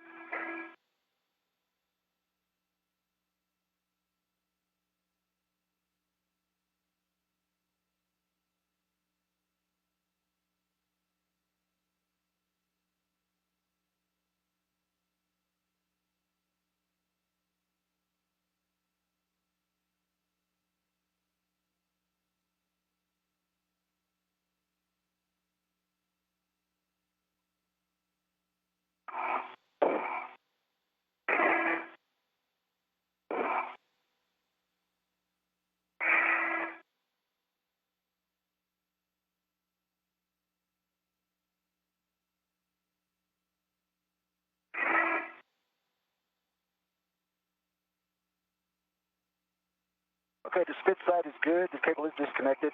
That's the male side. Female side, no 5, DMI.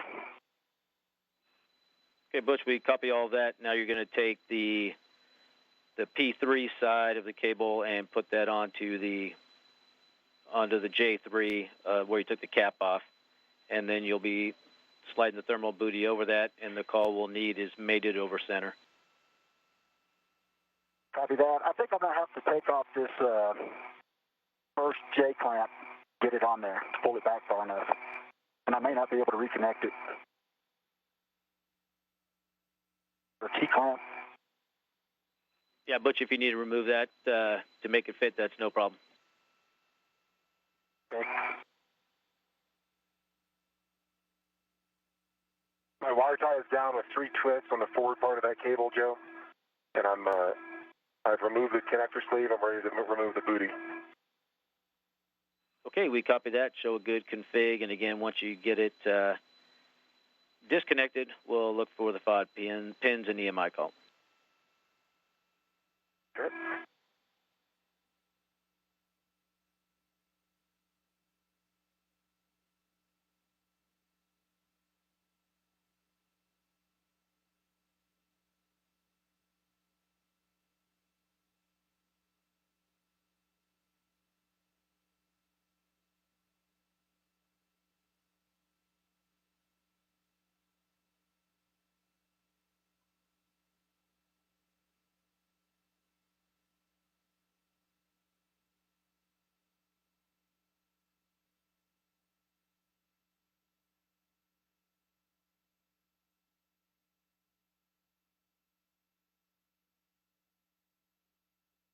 Joe, I'm demating Whiskey 9303 from T16.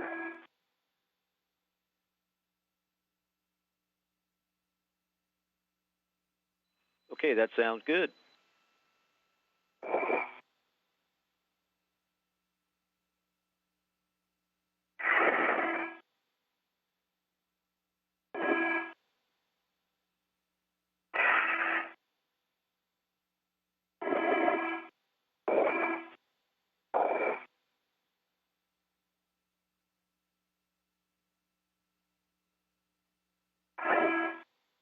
connector is demated.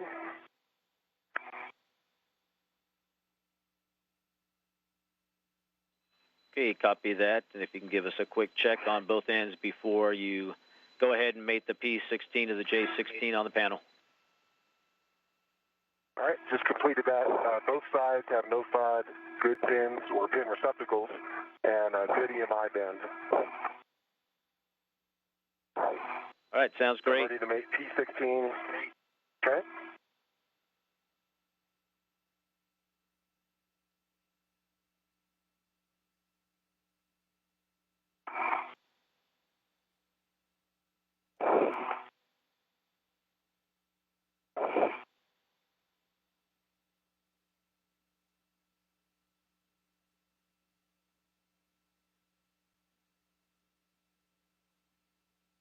Houston, I'm just having a little trouble. It's got such a short radius. I'm having to take off this next T-clamp as well, and it's not wanting to come off. Yeah, I'm in the same boat. Can I remove that P-clamp?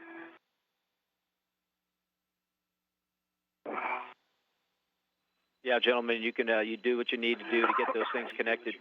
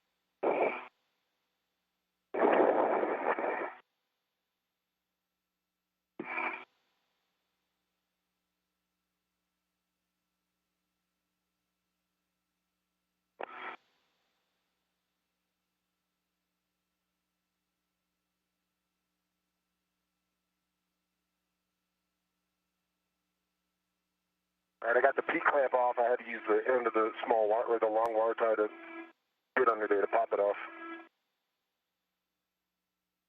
Okay, we copy that.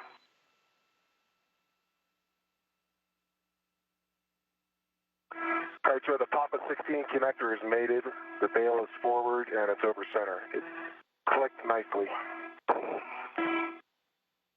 All right, sounds good. And we just need you to slide the thermal booty over that connector. You copy that.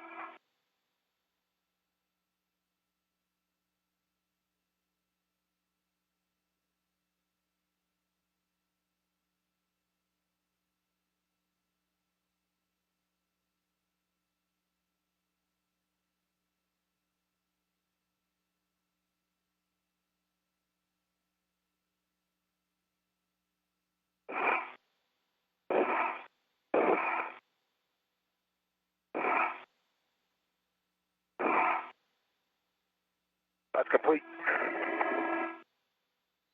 All right, Terry, your next step is going to be to go towards the Ida Bag Bravo, but just wanted to check and see if, Butch, if you needed anything that Terry could do to help you out with that. Well, yeah, I can't get it connected. I'm doing all I can do. It's just very, very difficult, as you can tell. It finally looks like I have it seated. I just can't get the barrel to go forward now. There was a couple over there that were really tough on that first EVA.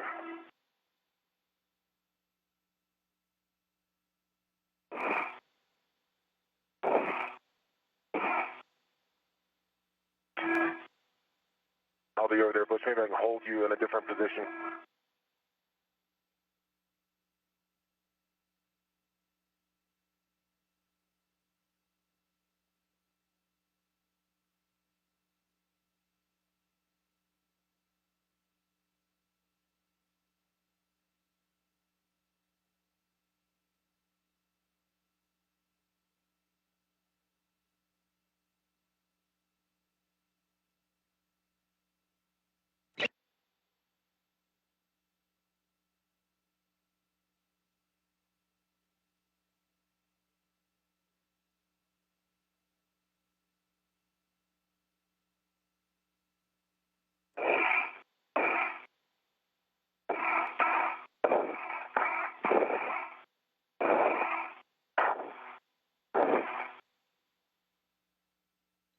Hey, Butch, and one thing you can try if, while it's disconnected, if you want to cycle the bail and do that first and then try making the connection again. Yeah, I'll try that. I have tried it. I'll try it again. Can I stabilize your body at all, Butch? That may be. All right.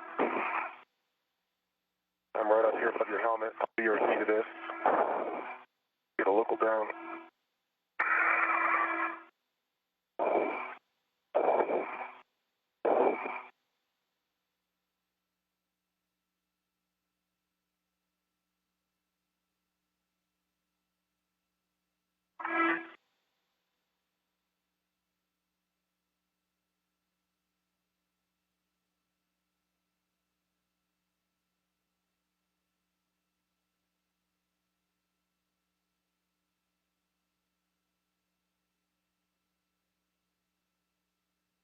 Okay.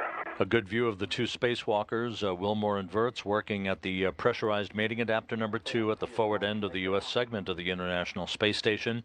As we approach the 1 hour mark into today's spacewalk, the crew running about 30 minutes ahead of the timeline, currently in the process of demating and stowing a series of connectors to which the old shuttle station power transfer system were hooked up to. This in preparation for the deployment and routing of 2 final bundles of cables from pressurized mating adapter number 2 to the forward end cone of the Harmony module and the forward end cone of the Destiny lab that will set the stage for the delivery of the first of the 2 international docking adapters to be installed on pressurized mating adapter number 2 as a brand new docking port for the space station. The launch of that first IDA, as it is known, is scheduled on the SpaceX 7 mission in June. I've already disconnected the CP pumps. Yeah. The first one it was, but Yeah. it's just not going on.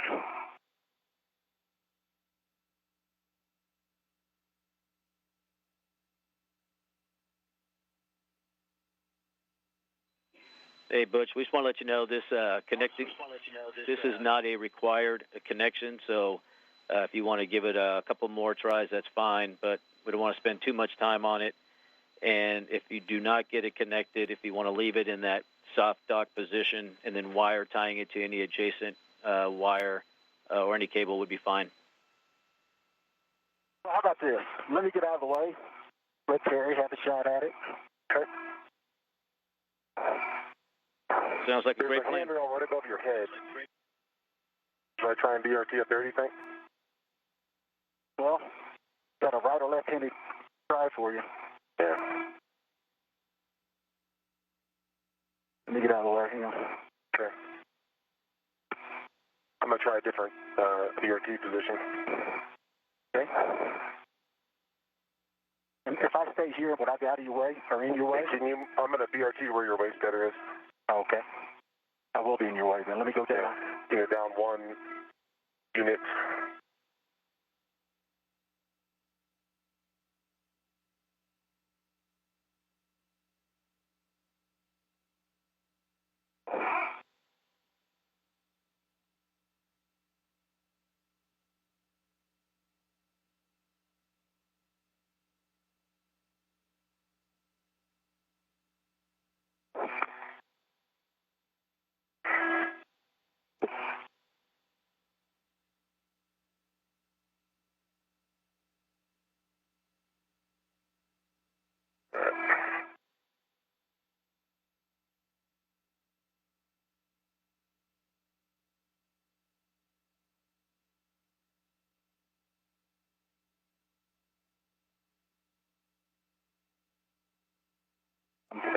go on that one, right?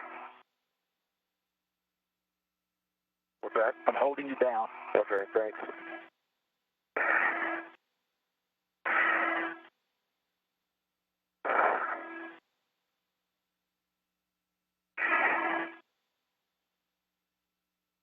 I felt it clip. You can't see on this side, can you? No.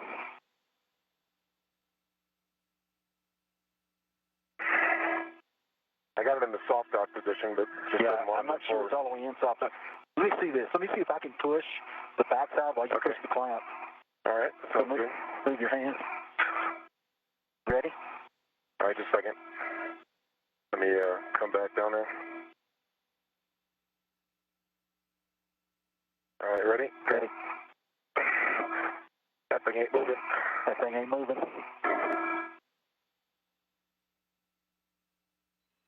All right, gentlemen, we think that's a good enough effort there. We appreciate that, but I think if you just leave it in that soft dock and... Hold on a second, Joe. Stand by 1 second. It's not quite clicked down all the way, I don't think. Yeah, that's the problem. How come you ever get to click down?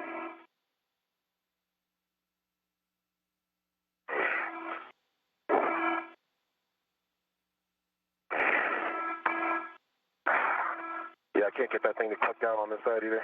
Move your hand. It's almost.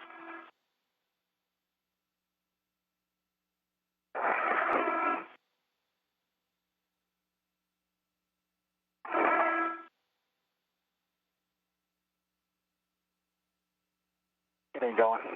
Yeah, you could try and adjust, hook it adjustable on there. This. I ain't gonna get it. Yeah. And again, you guys, we appreciate the effort, but this is not a required connection. So, you know, you can feel free to call it there, and we'll just wire tie it down.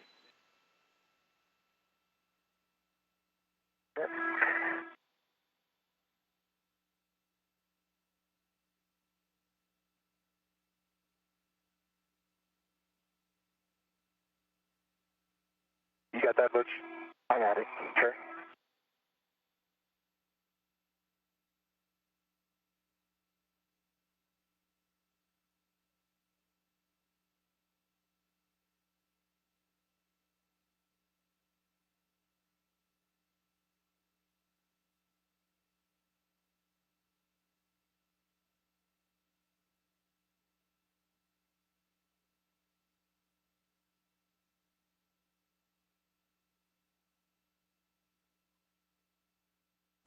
This is Mission Control Houston, 1 hour 5 minutes into today's spacewalk.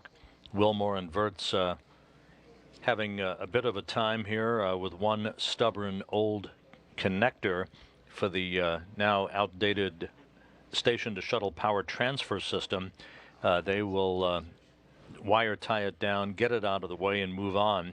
It is not required for international docking adapter activity in the future. The crew will be pressing ahead to deploy and route 2 final bundles of cables. Terry, are we having you move over to the Ida Bag Bravo? Correct. Copy that, and I'm on my way. The Ida Bag Bravo, referenced by spacecraft communicator Joe Acaba, is the bag that contains the final 2 sets of cables for the International Docking Adapter, its acronym IDA, IDA. Those 2 bundles of cables will be connected to unmated connectors at the forward end of pressurized mating adapter number 2 and routed back across Harmony to the forward end cone of the Destiny Lab to complete a total of 10 bundles of cables that will be hooked up and activated to route power to the new International Docking Adapter to be mated to pressurized mating adapter number 2 this summer. WVS, you might have bumped it as you were moving around.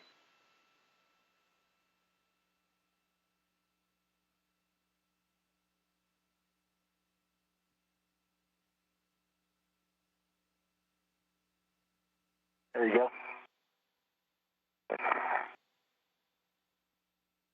And you are back with us, and it looks good. Super. Sorry we couldn't get it on there, Joe. We tried. No, we appreciate the valiant effort, so we're looking good. You also are going to head over to the bag Bravo. The first thing you're going to do is stow the cap in the bag. Copy. I got that in work right now, Joe.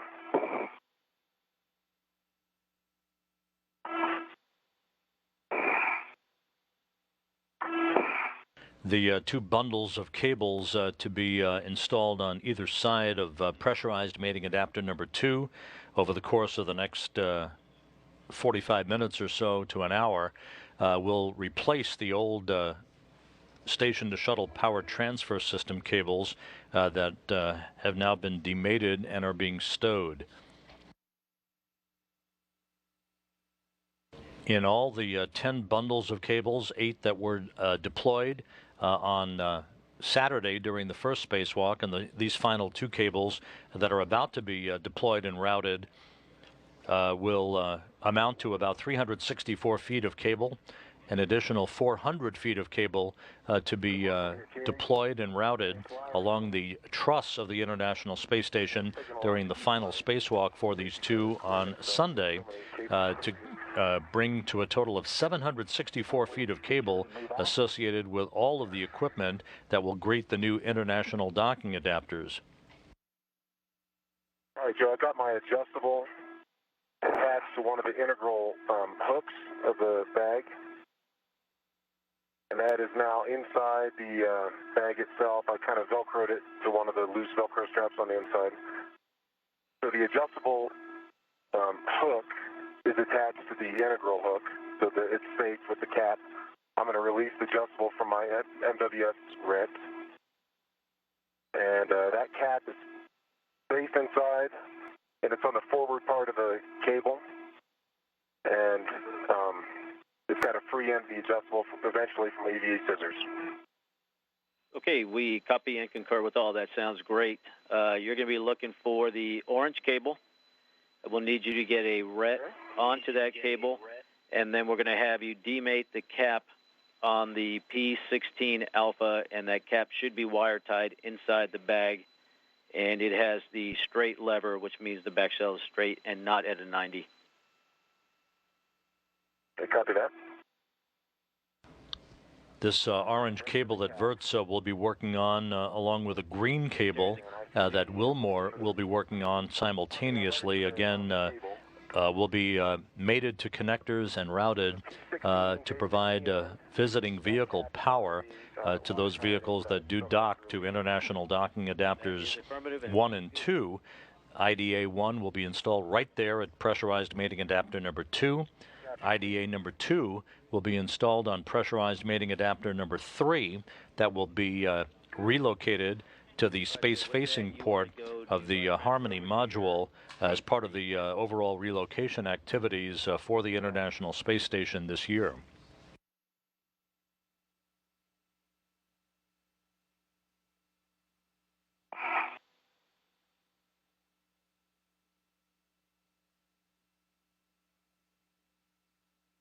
The space station and its crew members flying over Venezuela, about to pass off the northern coast of South America, and then to the east of Barbados on this particular orbit of the Earth.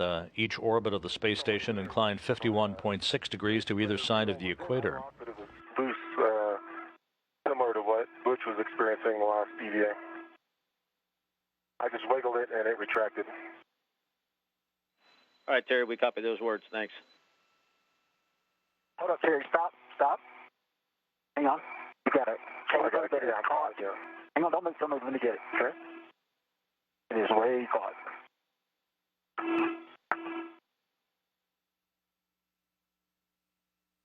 There you go. You're clear. Okay. Yeah, this is the new rat's nest. Yeah.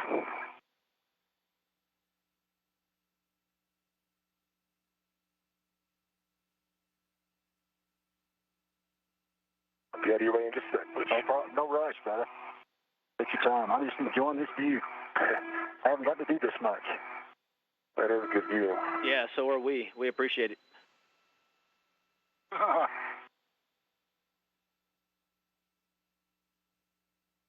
I don't think I've seen that blue. It's a color blue I've never seen before, that's for sure. Yeah. I haven't looked today, but from the last EVA. Yeah. Okay, I'm coming in.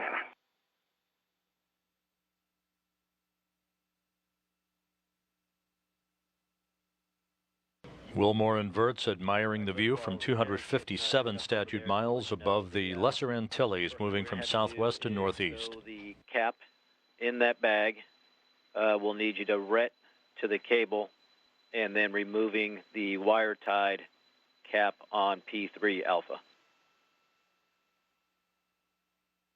Copy all.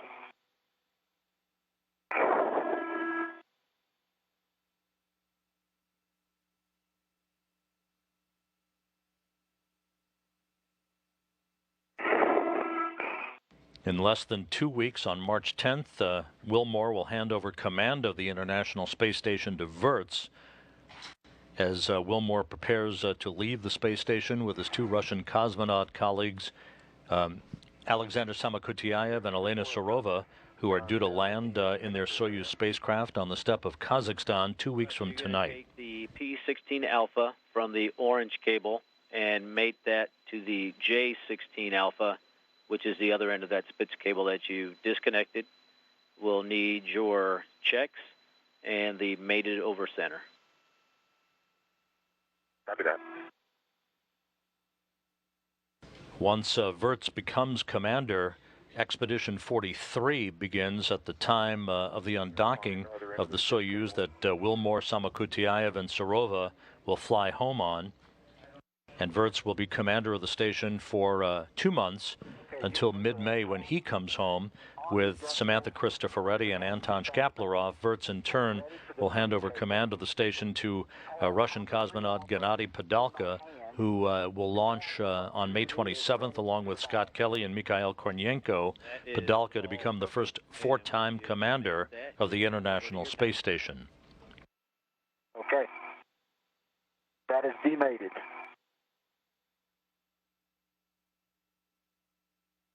I've got no five, good pins, good EMI band on both connectors. I've got Papa 16 Alpha orange, and I've got J16 Alpha Whiskey 9303. I'm about to mate them together. Those are all good words.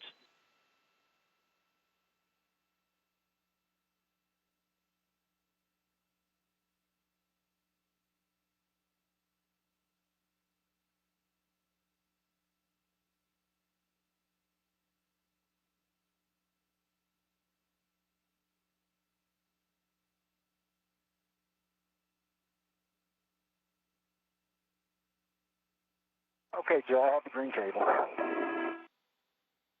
right, Butch, we copy that. My 2 cables are mated. The lever is fully forward with a click over center, and I'm putting the thermal cover back on. All right, that is great news. And once the cover's on, you have a go to release your ret from that cable. Copy that. Okay, Joe, just so you know, I am, somehow when I read it, I got the ret through one of the existing cables on the front of Node 2. But I do have my mini workstation end effector completely circumferring the cables and reattached to me. So I think I'm clear to release the ret, take it around the cable, and reattach. Do you agree? Yeah, stand by, Butch, 1 second. Yeah, I have a ret with the mini workstation. Yeah, I understand.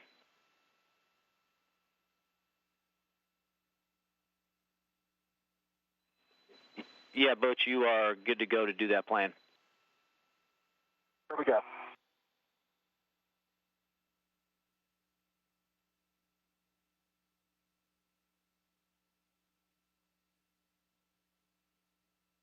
Okay, that's complete. Copy.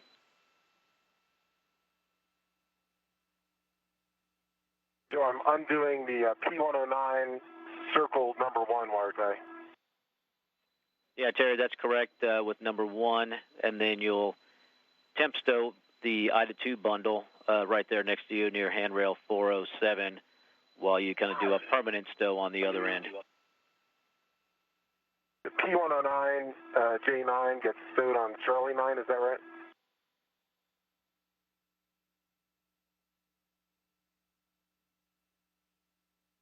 That is correct, Terry. Okay. There were already 3 wire ties on the end of this cable. Can I just, do I need to undo those, or can I just do 3 more on top of this orange one?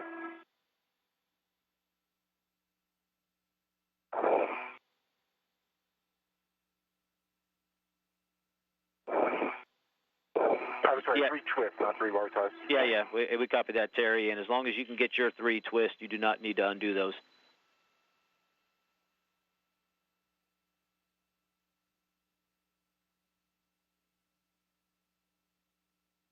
Three twists, and I'm starting the other end on Charlie 8, I think. Is that right?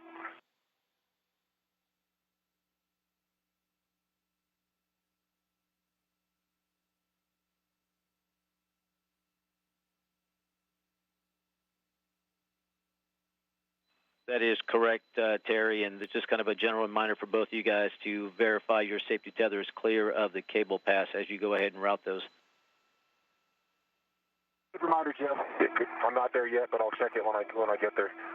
Joe, the cable, I just made it. I'm going to tie that down to the wire tie that I removed earlier in the day just to keep it a little bit under control.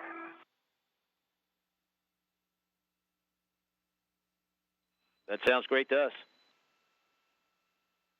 And the Velcro on that booty is not holding. I Velcroed it down the entire length, and it just kind of popped out. Okay, yeah, we copy, and we can kind of see that in your WVS as well.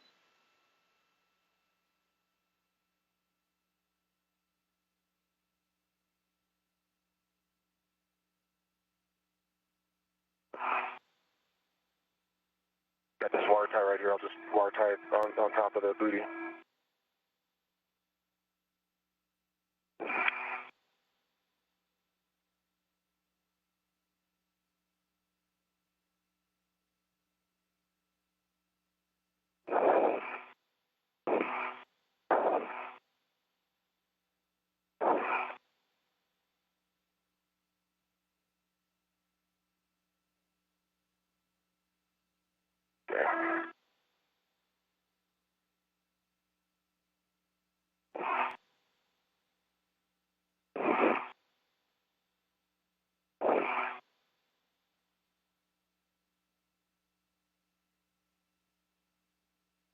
You're not mating T3 Alpha to the Spitz, correct? That is affirmative, Butch.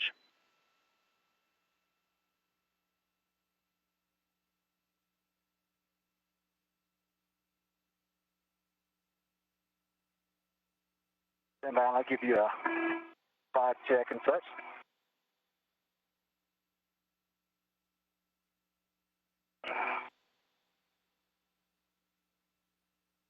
Okay. No 5. Good pins. Good EMI. Those are good checks, Butch. Thanks. 3 twists on Charlie 8, Joe. Yeah, you beat me to it. I was going to tell you to get one there because Butch is going to lay his afterwards, but that's all right. And your next one. All right, that sounds good. Your next one will be on the stovepipe nadir of handrail 328, and again on that one, you'll just need 1 twist, as Butch will be following you to that one as well. Okay. Stovepipe 328 nadir and 1 twist. And Houston with a good connection over center. All right, that sounds great, Butch, and you can go ahead and reinstall that connector sleeve over the connections. The sleeve is connected, or it's over. It's good to go. All right, Butch, so for you, the next thing is to release the number 1 tag, and that'll separate your IDA 1 and 2 bundles. You'll temp stow the IDA 2 bundle, probably just north of your Zenith on handrail 408 for routing a little bit later. Okay, the number 1 tag says Whiskey 22, Sierra Oscar, Papa 101, PMA 2, Nader 1. Is that correct? Yep, that is correct, Butch. Okay.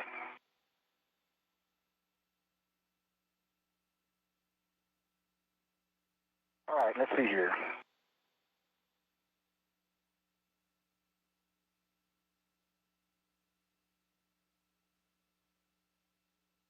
Ready?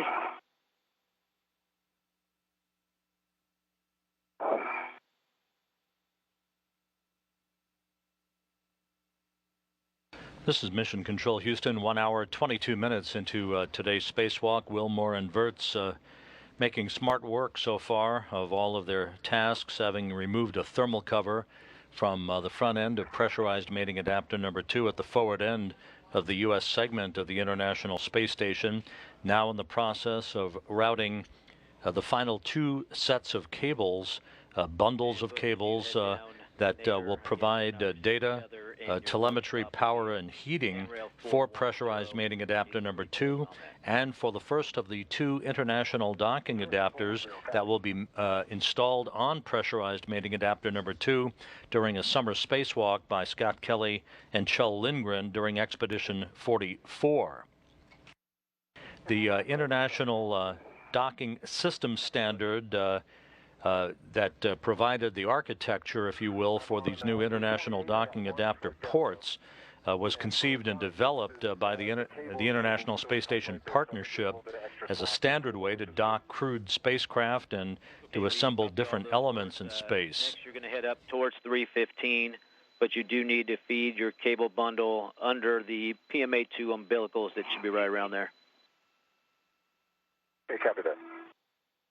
The architecture for the international docking adapters will serve in the future as the standard interface for exploration beyond low Earth orbit, meaning that any nation or organization, private industry, that builds a system compatible will be able to dock to any other compatible system. Okay, copy that.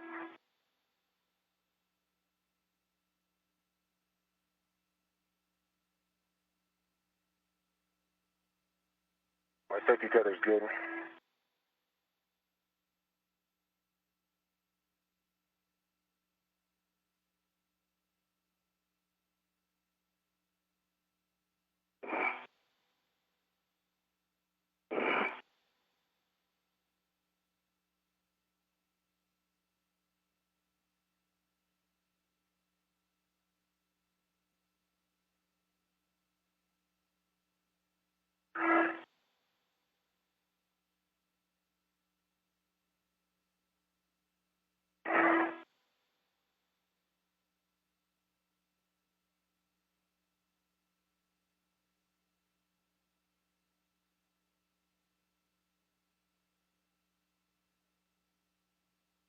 All right, the orange cable is underneath multiple cables here at 315. I think that's a good fair lead.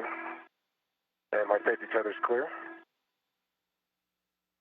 Okay, we copy all. Next stop is wrapping around 315.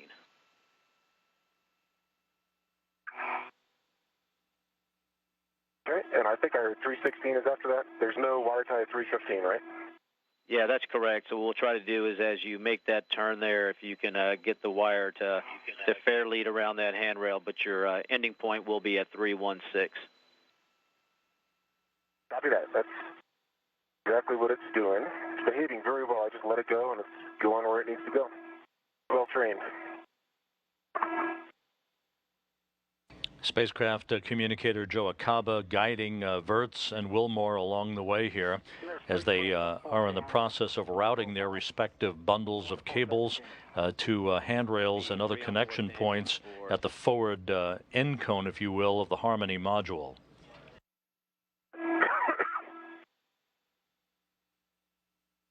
All right, I'm at 316. Here comes 3 twists for the final location. Okay, we copy that on 316, and then with that bundle, if you want to go ahead and secure it with the red cable that is there on 327, we're just trying to keep those bundles clear of the CBMs. Okay.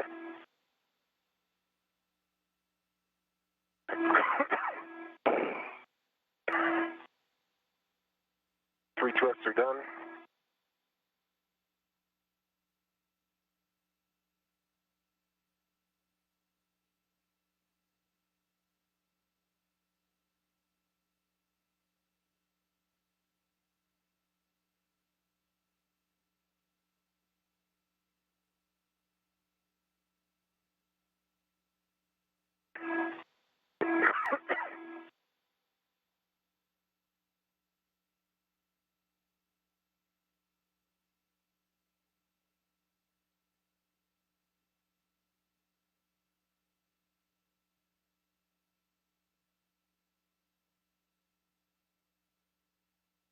Okay, Joe, on top of the 3 twists that I just did, I put the orange and red ties together in a bundle, and I did 1 twist on the 3/16 handrail wire tie. So for the IDA 2 EVA, those guys are going to need to undo that first before they do the other ones. Okay, Terry, we copy all that you gave it that 1 extra twist on 3/16. Mm-hmm. What's next? Houston, I just completed 3 twists on 417, low profile. Heading back out to the cables.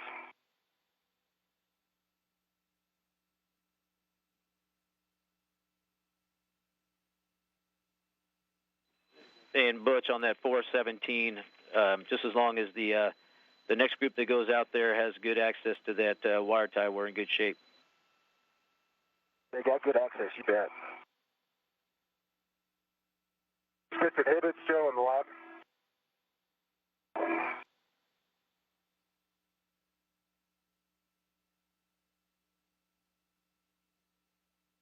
And Terry, yeah, if I can get a glove and a hap check first, that'd be great. Okay.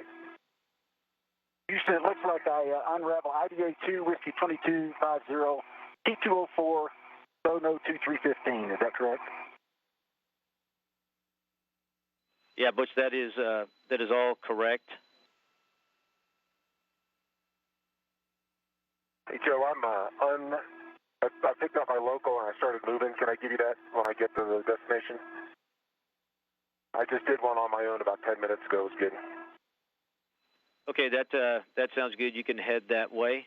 And Butch, your first stop will be on handrail 405. 405, here we go.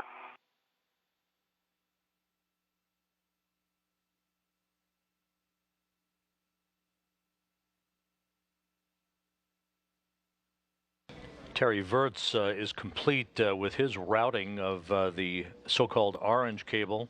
Butch Wilmore is in the final steps of routing his green bundle of cables, these associated with the ultimate electrical continuity and the routing of power and telemetry for the new international docking adapters. IDA number 1 will be installed right there where the crew is working at the forward end of the pressurized mating adapter number 2, and IDA number 2 will be mated to PMA 3, sort of a jigsaw puzzle.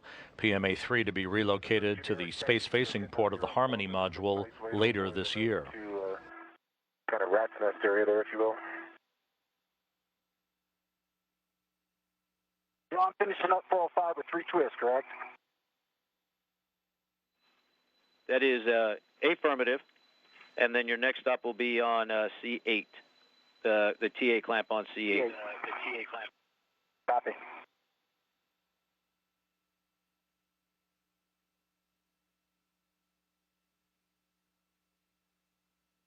All right, Joe, for safety tethers, I'd like to pick up my green hook at this time.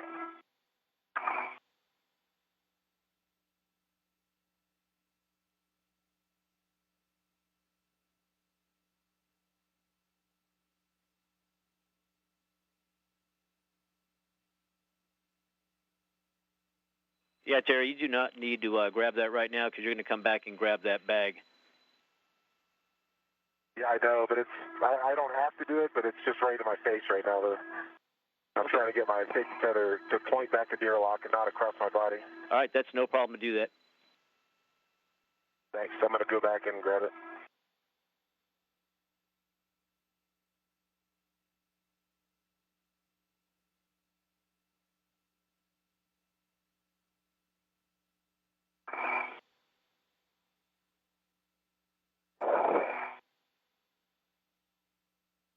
If you want to GoPro survey in daylight, I probably should do it now too, Joe. I hate to take the time unless you guys want to, but it looks like it's about to be dark.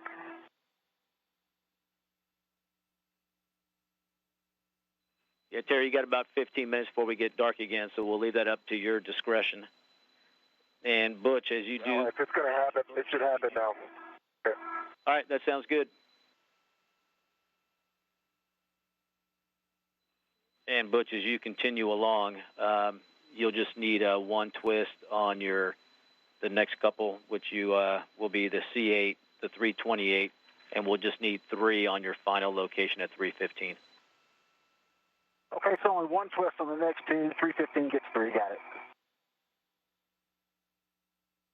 I'm right behind you, Butch, up at the bag. Okay.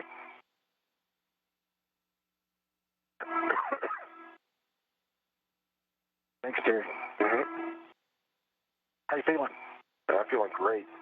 Glad that cover and connector stuff is done, that's for sure.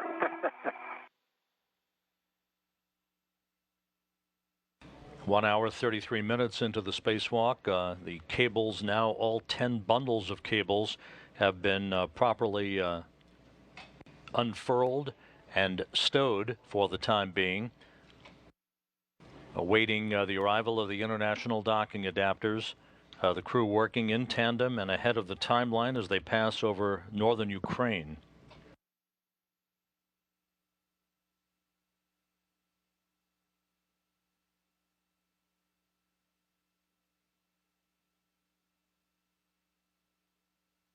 All right. GoPro's running. Terry Virts using a GoPro camera to secure a high-definition imagery of his spacewalking crewmate, Butch Wilmore, wearing the red stripes, and the Earth below. Let's look here. How about that? Let me get my visor down. I'm a lot better looking with my visor down.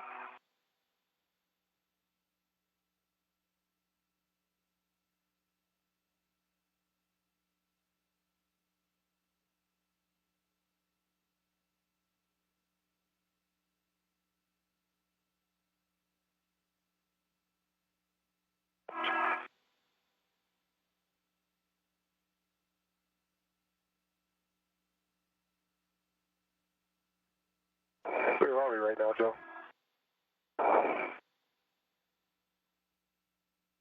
Is the Volga down there? Joe, you did say I'm going to 328 next, right? So, Butch, the one before 328 was the C8 TA clamp. Yeah, that one's done. Okay, yes, then you are going to the stovepipe nadir of 328 and north of the Black Sea. Got it. Copy that.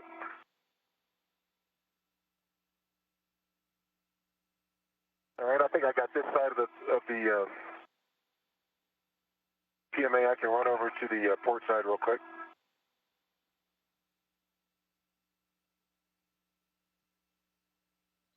Yeah, right, I'm going to stop right here. You get all the way.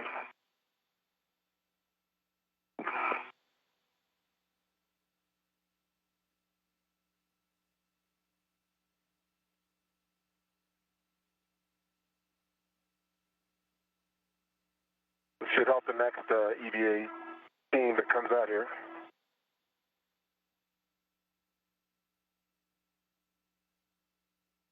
The white object on the top of pressurized mating adapter number 2 is the bag in which the thermal cover is stowed. It will be retrieved here momentarily and brought back inside the Quest airlock for stowage, along with the bags, the 2 bags in which these final 2 bundles of cables were stowed in that have now been deployed. In all, 10 bundles of cables for the routing of power and telemetry to the international docking adapter. Some 364 feet of cable now having been deployed on the outside of the International Space Station.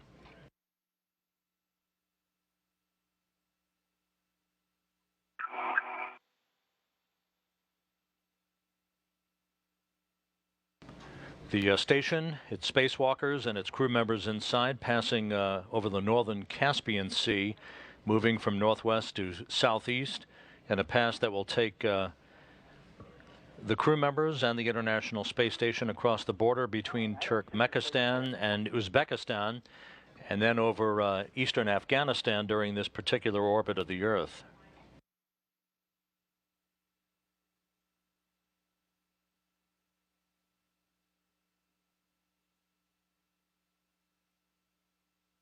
I got a local down. We have lost our television downlink signal through the tracking and data relay satellite system. We'll be reacquiring that television capability about 20 minutes from now, retaining all the way an S-band audio communication capability with the crew as they work outside. Now 1 hour 37 minutes into the spacewalk.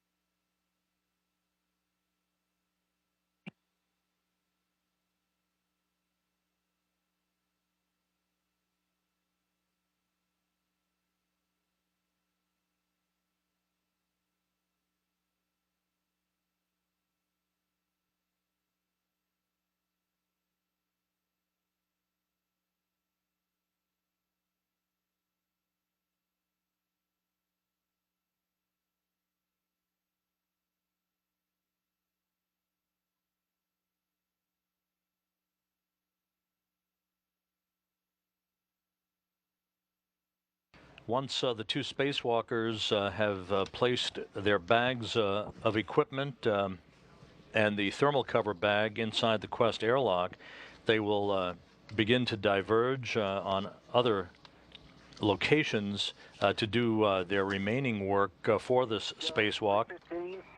Terry Virts will be working for several hours at a work site where he will be anchored in a portable foot restraint on external stowage platform number 2, adjacent to the Quest airlock, for the lubrication of the latching end effector side A on the Canadarm2 robotic arm, while Butch Wilmore makes his way to the Tranquility module, node 3 of the International Space Station, for a variety of work, removing a propulsive valve, a non-propulsive valve, and a handrail from the side of Tranquility to permit the clearances required for the relocation of the permanent multi-purpose module later this year, as well as the inspection and preparation of two common berthing mechanisms on the forward side and the aft side of Tranquility, to which the PMM will be relocated to, as well as the installation of the new Bigelow expandable activity module, the BEAM module, that is to be launched on a SpaceX mission later this year. Position right now, I'll give it to you. Get the cap back on.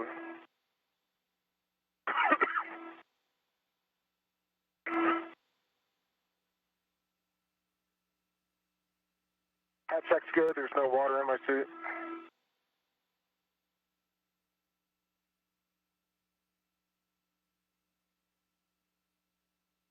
My left glove at the base of my left ring finger, there's a small nick, superficial and RTV only.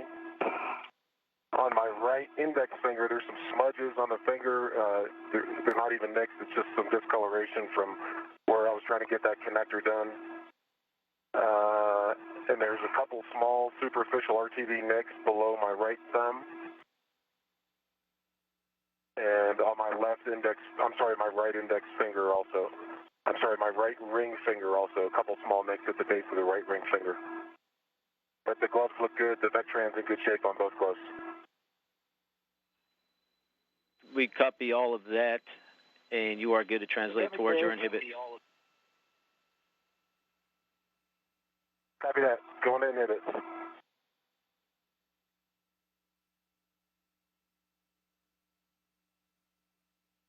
Perfect. Get my tethers up. Butch, if I could get out of your way first, I'll get my safety tether clear.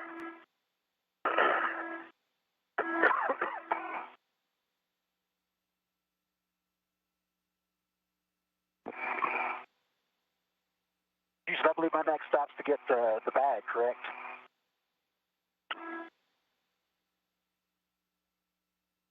Yeah, standby 1, Butch. And the only thing is, if you can look at the C9 and make sure that it's accessible, it's the orange cable that Terry had down. We just want to make sure it's good to go for the next guys coming out.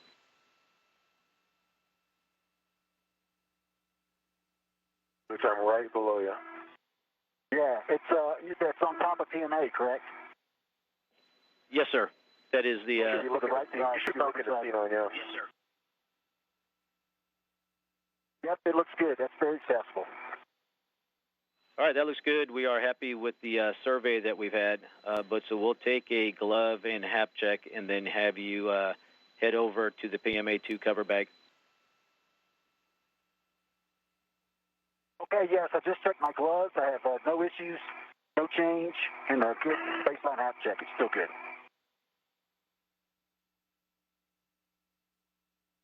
All right, that's a great glove check, and we'll have you head over and get a ret on the PMA2 cover bag and get it on your BRT, and you're about 5 minutes out from nighttime. Thank you. So I've got my green hook up, and again, that'll help my safety tether tending while I get over to the work site. Am I going nadir to the 108, 109 caps first, or the Zenith ones first? Yep, we're going to have you go down nadir to the 108, 109. Copy that, thank you. So look in and see Samantha in there.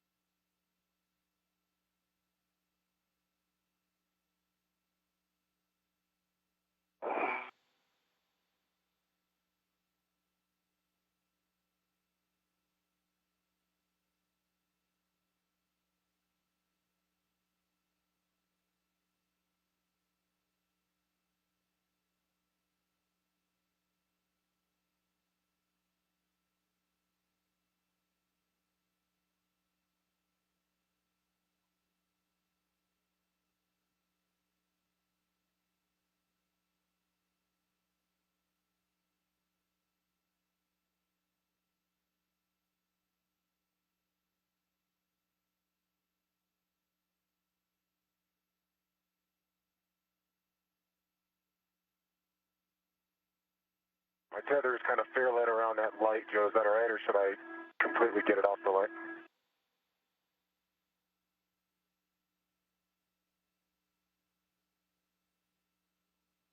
Yeah, Terry, that's no problem.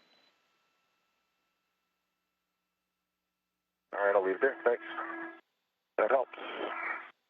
1 hour, 45 minutes into the spacewalk, Vert's in the process of releasing the electrical inhibits that were in place, the various electrical connectors that inhibited power from flowing into the various connection points during the deployment of all of these cables. 10 bundles of cables now deployed, a total of about 364 feet of cable that will be used for the routing of heating, power, telemetry for the 2 international docking adapters to be installed on pressurized mating adapters 2 and 3 in the months ahead.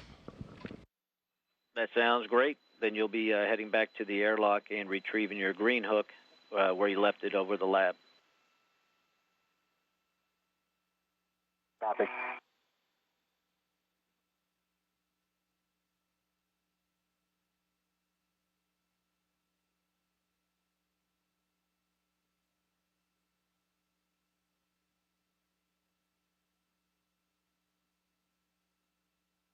Yeah, I'm at 108, 109. I'm going to get a tether down and be ready to meet those guys. Okay, we copy that, and on each of those, the call will be lever forward over center. Copy that. Thanks for the reminder.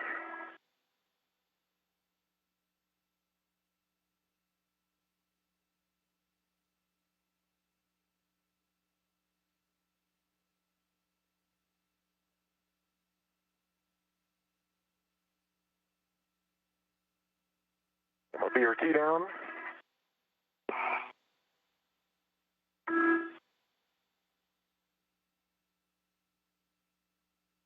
And looks like the cupola shutters are closed.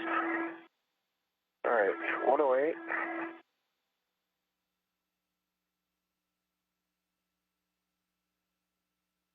And 109 are both levers forward over center. They're both mated. Okay, we copy all that. We'll have you do the 114 and 113 next. You've been there, and if you need it, handrail 273 for the BRT. 273. Okay, yeah, I'll definitely use that. Yeah, I was just there, and I may need to go on the other side of that tray like the last time.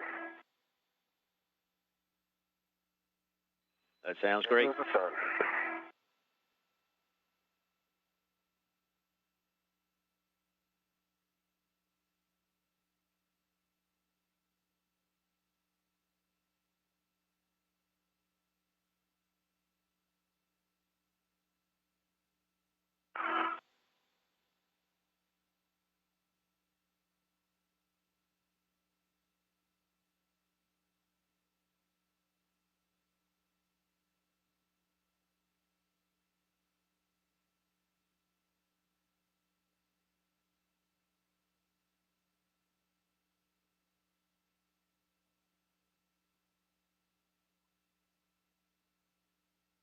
We're about 9 minutes or so away from regaining our television capability from the International Space Station. Everything continues to go by the book and ahead of the timeline for Wilmore and Wirtz in this, their second of 3 spacewalks, the third and final to be conducted on Sunday to complete the installation of communications and navigation equipment, antennas for a system called the C2V2, which is the acronym for the Common Communications for Visiting Vehicles System. They'll be routing some 400 feet of cable along the truss of the station from the inboard side of the S3 or starboard 3 truss to the inboard side of the port 3 truss. That communications equipment to be used by visiting vehicles, including the U.S. commercial crew vehicles that will approach and dock to the International Space Station. We're going to have a short handover, so if you make any calls, Terry, we might miss those. Okay, copy that. Short handover, and I'm on Whiskey 901P, J114 is what the label is. And I think this is the sticky one the last time. Is that true? Yeah, Terry, that is correct.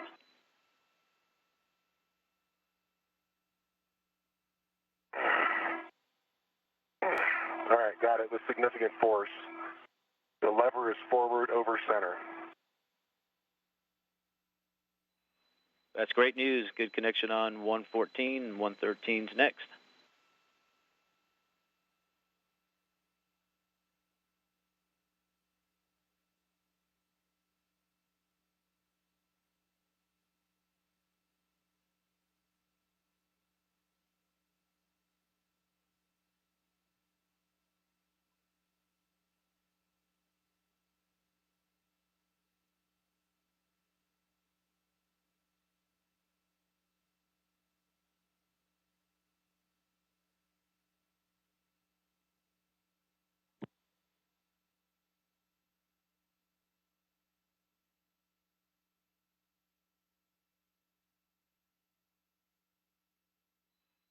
And Terry, we're back with you if you reported anything on 113.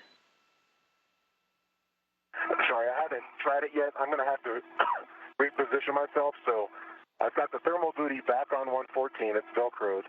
I've got the cap in my hand. I haven't read it to it yet. Can I take the cap off of 114 just to save myself a back and forth since I'm here already on 114? Yeah, Terry, that sounds like a great plan if you're in a good spot right now. Okay.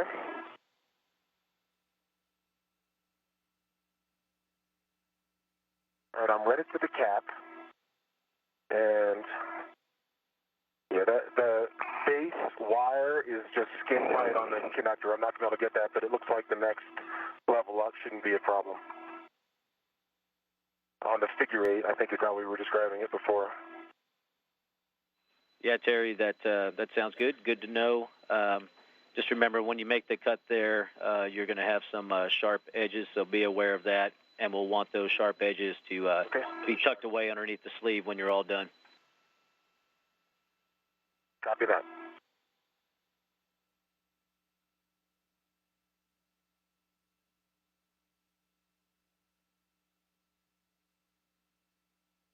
Houston, I picked up my green, and I'm on the last strut.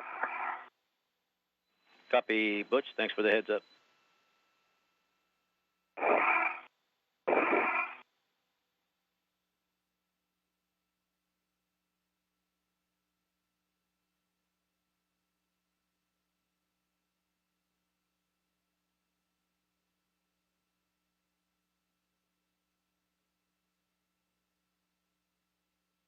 Houston, I'm now on phase one. We copy. We copy.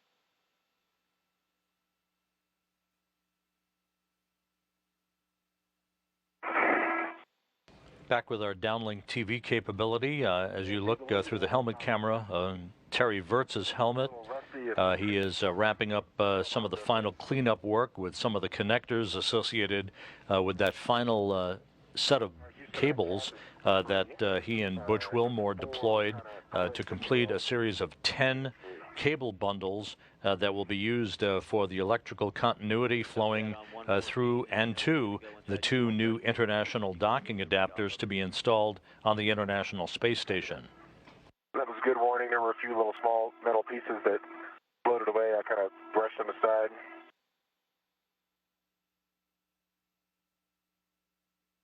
The cap is firmly inside the trash bag. I'm releasing the rat. That all sounds great.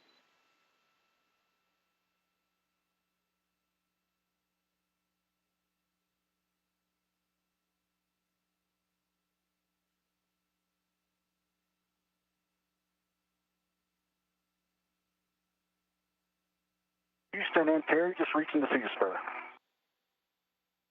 EV2 copy.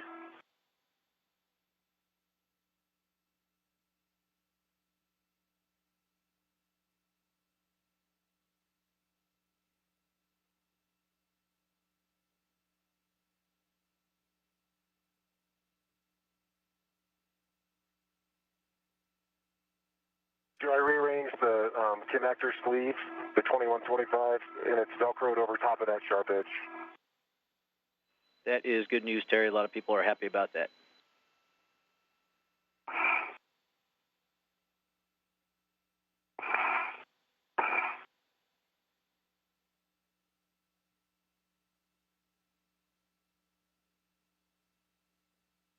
EV2 could glove check after doing the scissors and the sharp edges. I'm good. I think I've done here, Joe. I'm going to move over to the 113 side. Yep, check is good, and we agree of going over to 113.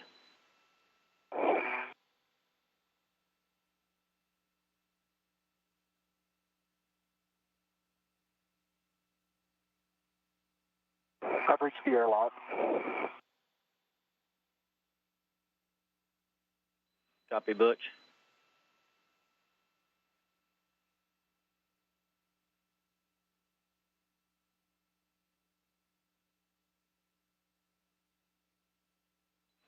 So, Butch, Thermal cover now? big picture for you. We copy that in the thermal cover, and big picture, we're going to have you stow the PMA2 cover bag, and then we're going to have you temp stow forward on the airlock rings, crew lock bag number 2 for Terry, as well as the BLT, and then we'll have you grab your crew lock bag for the PMM prep task. Okay, we changed that up just a tad. I'm going to get everything except for the BLT. Terry's going to get that himself. All right, that sounds great. Just let us know when those are complete. You bet.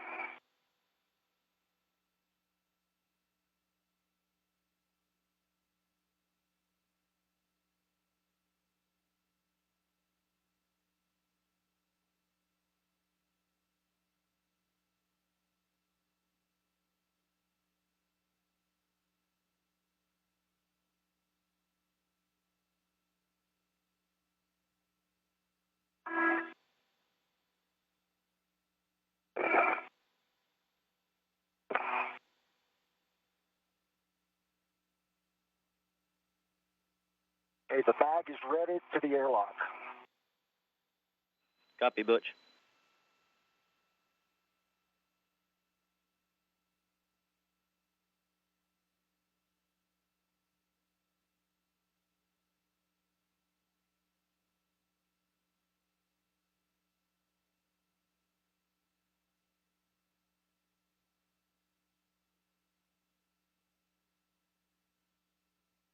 This is Mission Control Houston as we approach the 2-hour mark into today's spacewalk by Wilmore and Virts.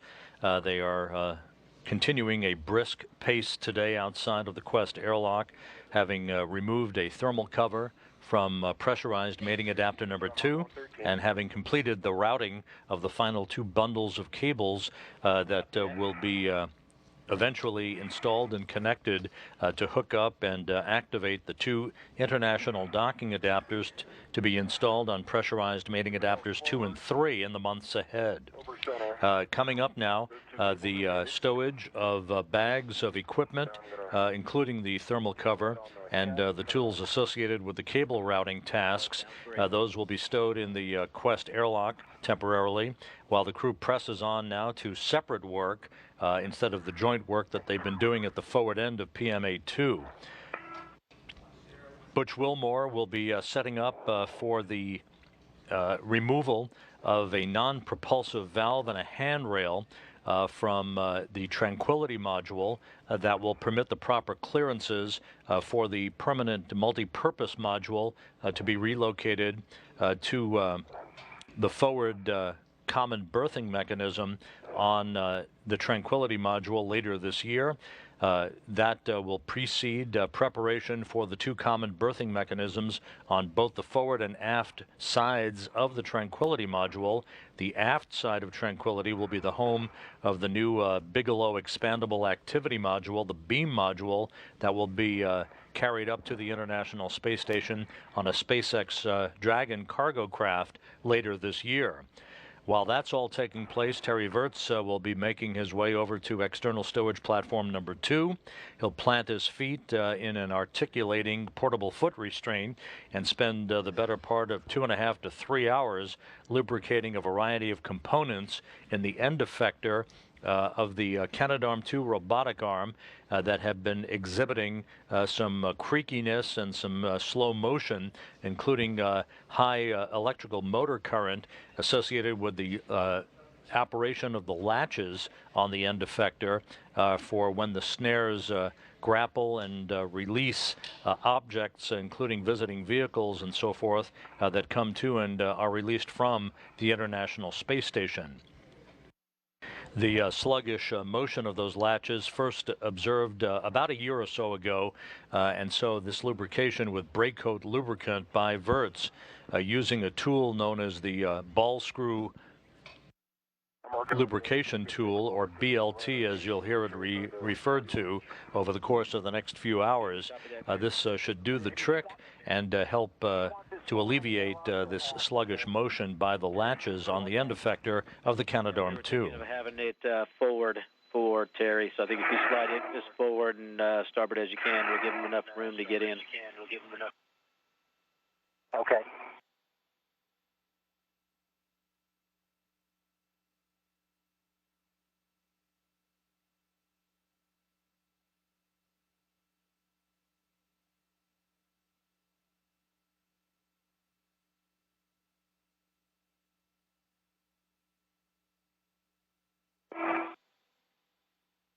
Okay, Terry, your crew light bag's ready to the forward D-ring just inboard of your safety tether. You'll see it.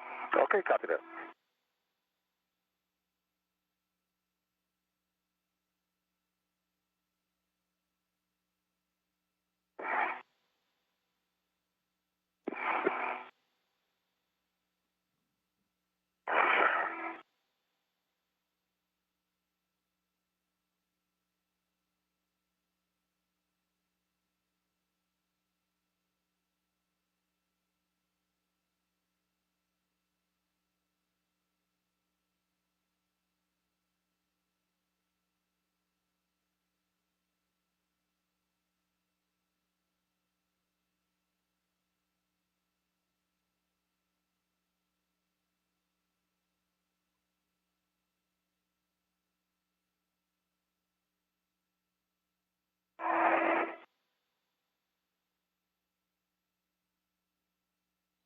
And Butch, as you're grabbing your crew lock bag.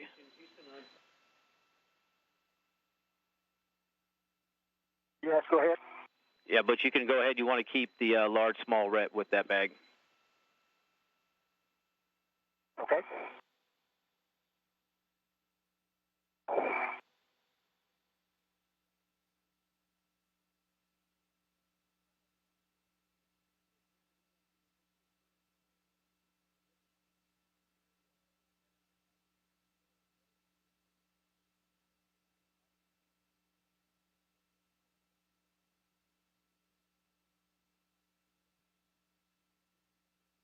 All right, Joe, success. That was not easy.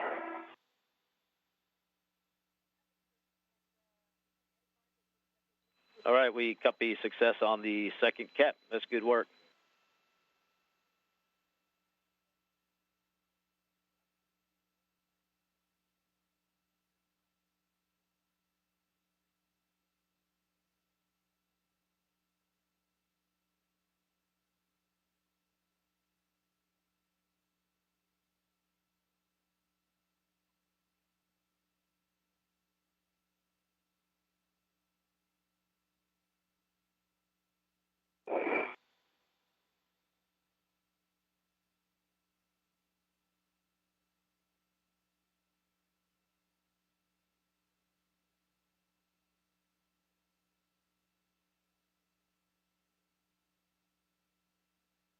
Okay, I've got the crew lock bag on my BRT.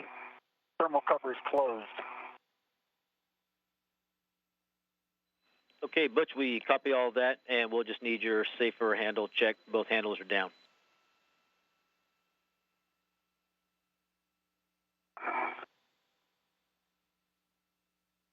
Stand by.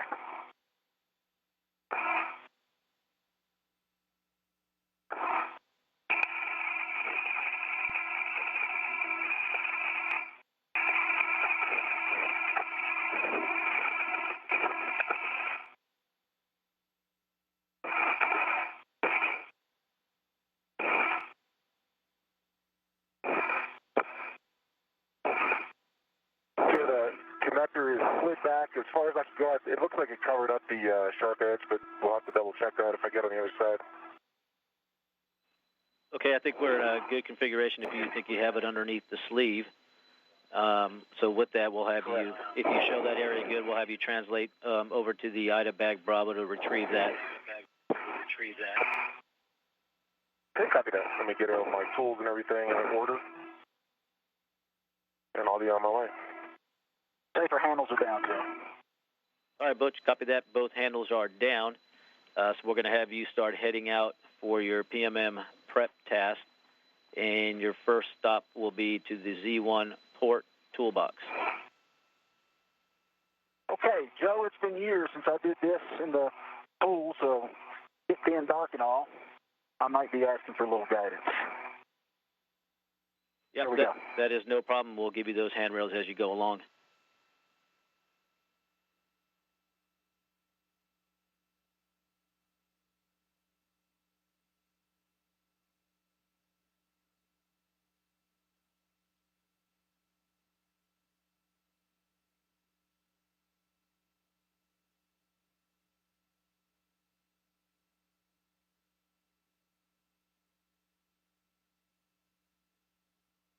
There's a little WVS survey, Joe. I don't know if it helps you guys or not, but the work site looks good. My tools and tethers are good. I'm heading off to the IDA bag. All right, Terry, we copy all that. You'll get the scissors in the bag, and then we'll need to get an inventory before we close it all up. Copy that. And Butch, as you come along the equipment lock of the airlock, you'll be looking for handrail 510, and that's where you start heading port. I'm on 509 now, head port. Okay, got a good visual. Sounds great. You'll get to node 1 on handrail 100 and go along that zenith part of node 1 over to the toolbox. Okay, I'm moving that way now.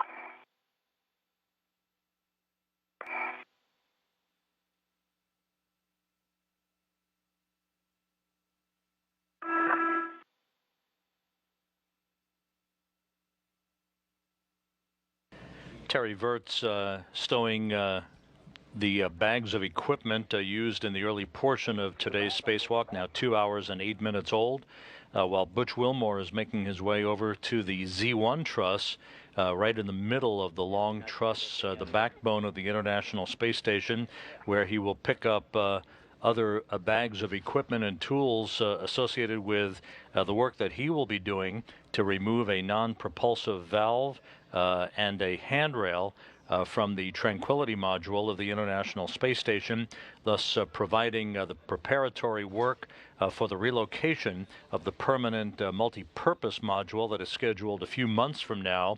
That will be moved from the Earth-facing side of the Unity module that connects the U.S. and Russian segments of the station together to the forward common berthing mechanism on the Tranquility module.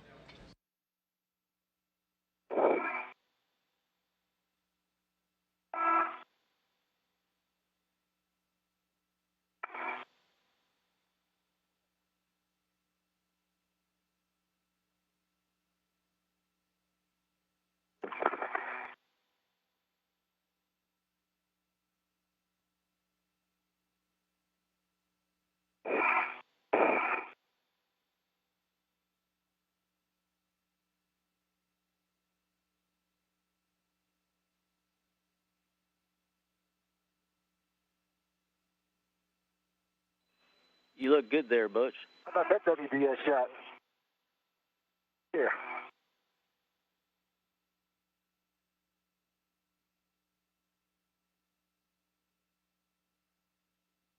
That's better for you, huh?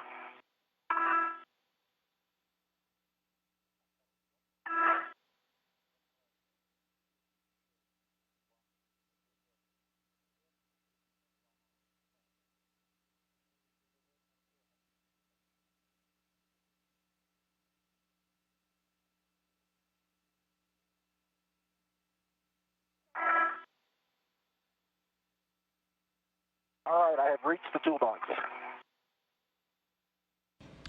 Butch Wilmore admiring himself for a moment, taking a breather for a second Port door. for a beauty shot on a radiator plate underneath the toolbox on the Z1 truss of the International Space Station. Slot number 7. Copy.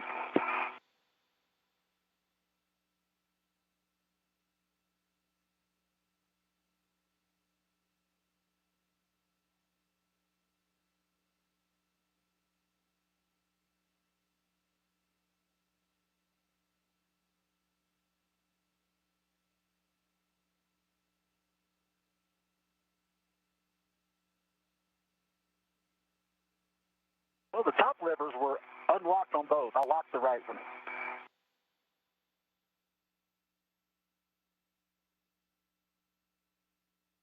Copy that, Joe? Yeah, Butch, we did, and we'll see who's at fault for that one. And we'll need you to get a ret onto slot number 7. Slot number 7 coming up. You ready for an inventory, Joe? With the bag. We are ready for your inventory. All right, I've got a EVA scissors and a cap on an adjustable.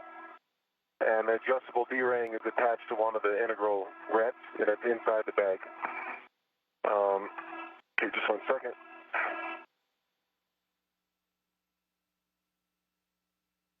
I've got a cap on a wire tie. I've got another cap on a wire tie. And I've got 1, 2, 3. I've got a cap on an adjustable and 2 more caps on a wire tie. Those are all on the bottom shelf. And that's it.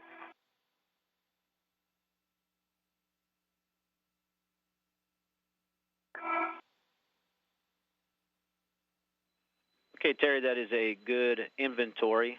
So with that, you can go ahead and ret 2 and grab that bag and put it on your BRT, and we'll have you, before you head back, just another quick glove and half check. Copy that. Good work.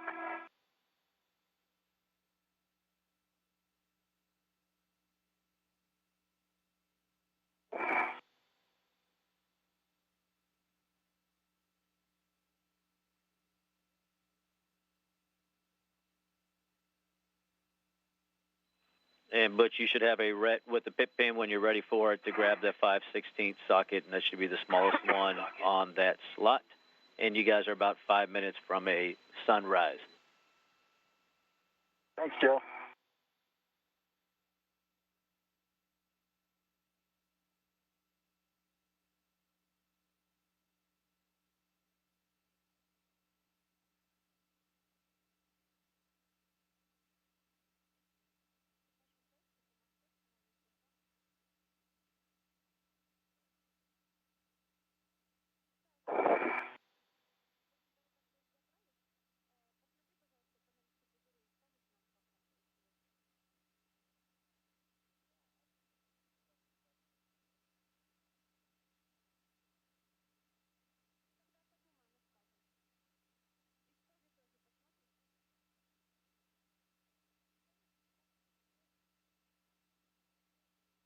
Okay, I got the socket with a good pull test.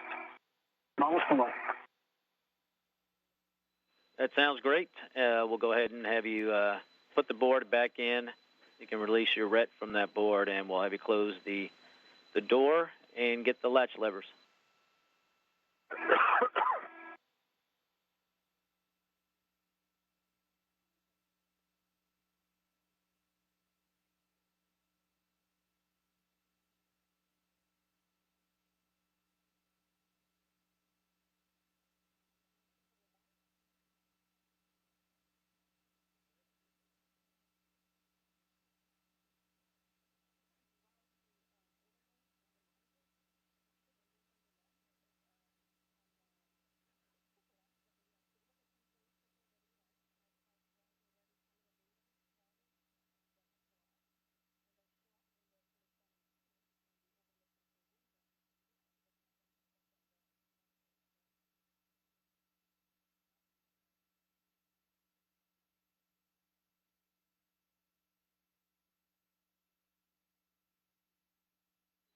And Butch, as you before you start translating, just a quick caution for you: do not use the gap spanners that are supporting the ammonia lines and the shiny MLI and the ammonia lines, and should be nadir of where you're going. Okay, copy that. Thanks, Jeff.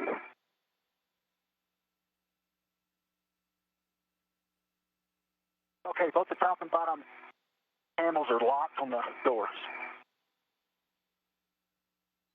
All right, we copy that, and I can give you as many words as you want as you translate. You'll be coming nadir on node 1 to about handrail 106, and from there you can cross over to node 3 and then head nadir, and you'll have some gap spanners that'll help you along the way.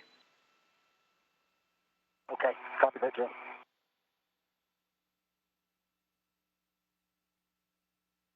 I know I have to go outboard of the one stanchion on node 1.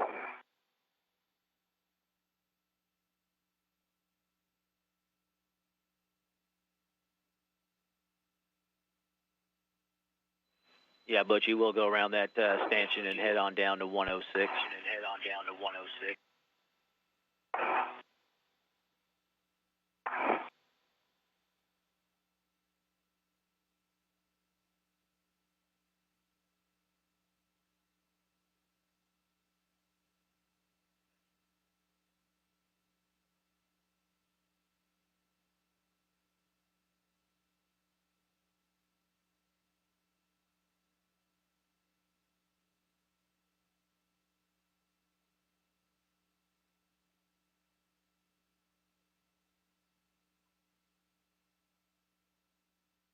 Like it's dark. No IMAX today. It'll be getting bright here pretty soon. Yeah, I can see the sun rising. Okay.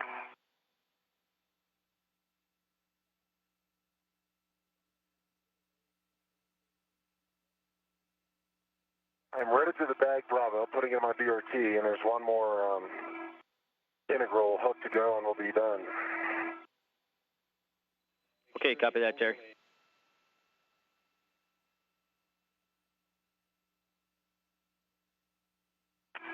All right. I think I'm at the spot where I was talking to Sam about. See the sun coming up.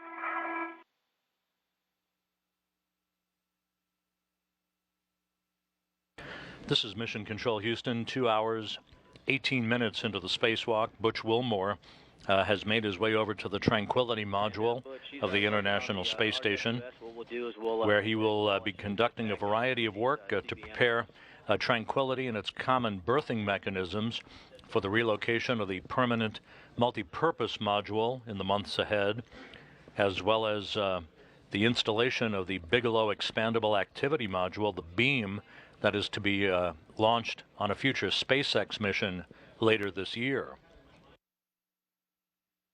Terry Virts has finished securing the bags of equipment from earlier work today, including the bag containing the thermal cover that protected the forward end of the permanent or the pressurized mating adapter number 2 that was removed by Virts and Wilmore as the first task of today's spacewalk,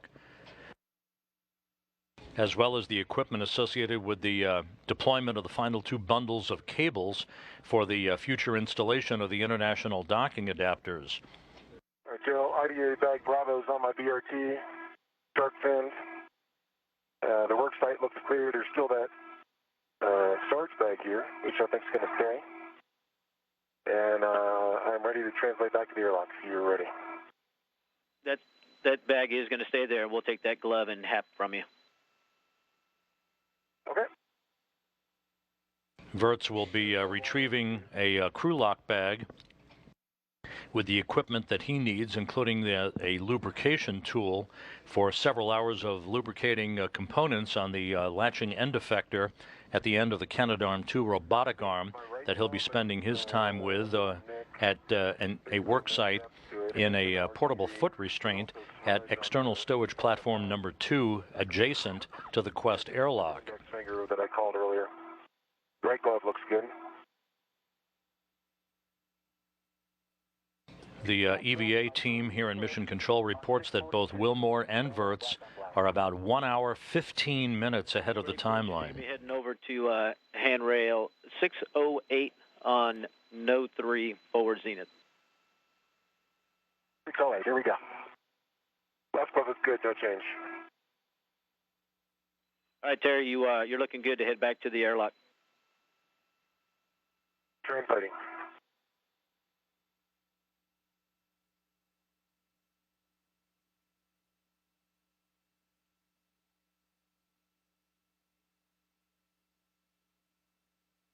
Well, we'll see if Bob Bankin scratched his name on the outside of this thing. If you find it, let us know. Nick Patrick's name, too. Let us know. Will's go. Yeah, look for Nick's name, too. Hey, man.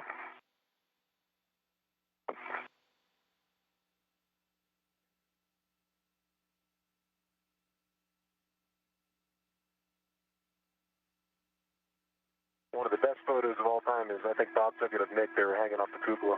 Yeah.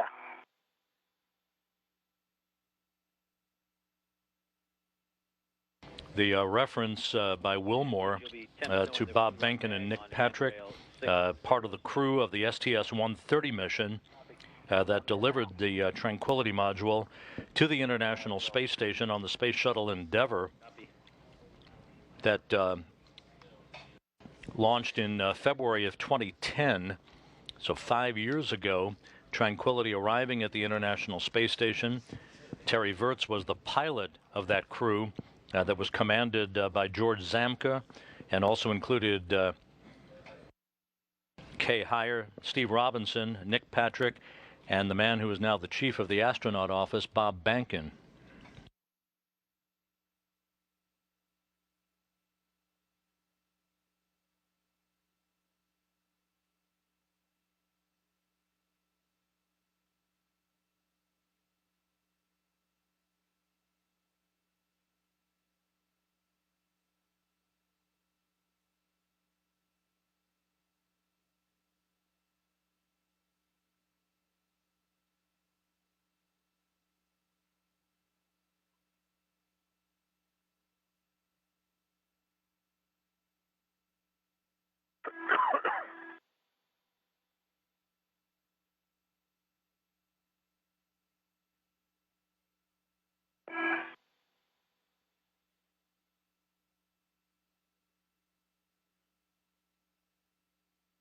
on ESP.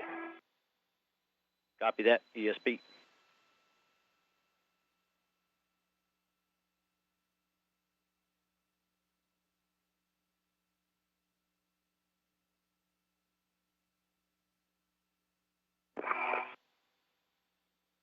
Okay, the crew up bag is temp stowed. All right, we see that, Butch, and the first thing will be to check that the MPV is open. And if you look along the side, if the valve is visible in the hole that's nearest the bolt heads, then we're in a good config. Okay, I'm sorry, Joe. Can you repeat that? Yeah, so if you look on the side there, you'll have those two holes on the MPV, and the hole that is nearest to the bolt heads, so kind of up in your orientation there. If the valve is visible, then we're in a good configuration. So you got to kind of get a 90 to that valve and look on in. Okay. And whenever convenient for you to, we'll eventually need to get a ret from the MPV to the crew lock bag. So the order in which you do those is up to you. Copy.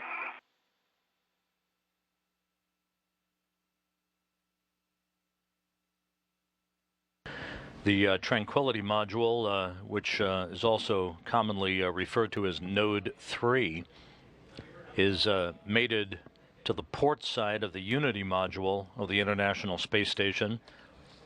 It is also the module to which the cupola, the windowed module that provides the astronauts with a room with a view from the International Space Station, is mated. And Tranquility will be where the beam module and the permanent multi-purpose module will be installed and relocated to once those activities take place later in the year.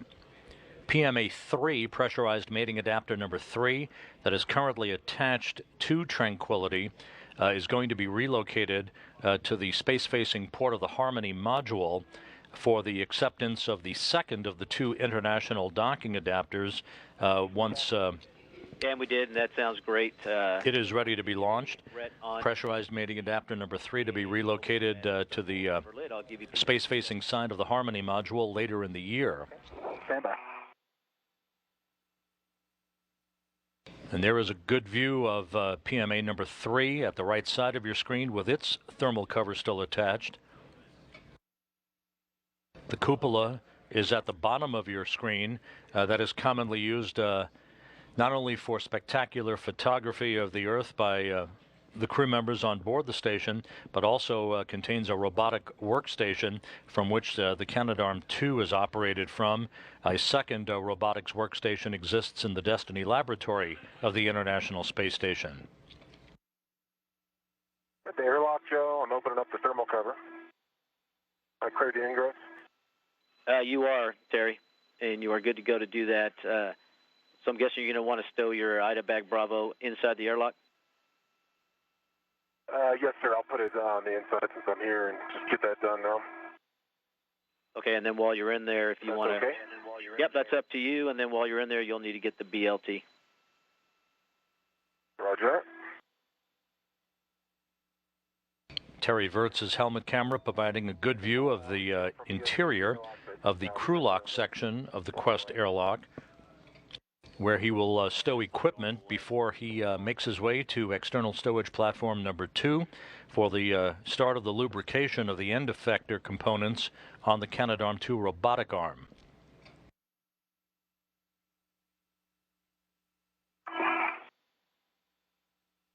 Phase 2. That's a good readback. You'll have all 4 bolts. We're expecting 12 to 13 turns. Okay.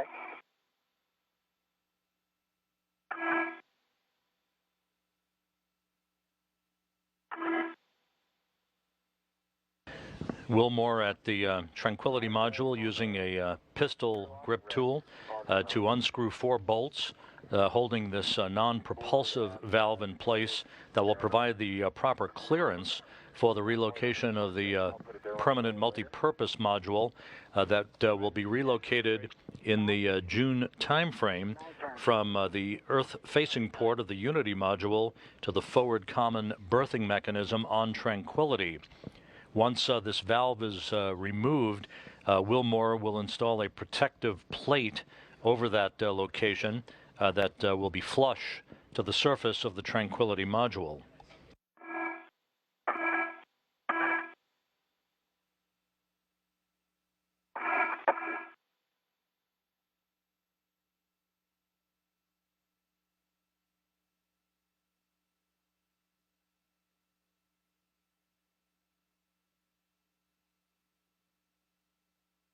Turns, it looks like.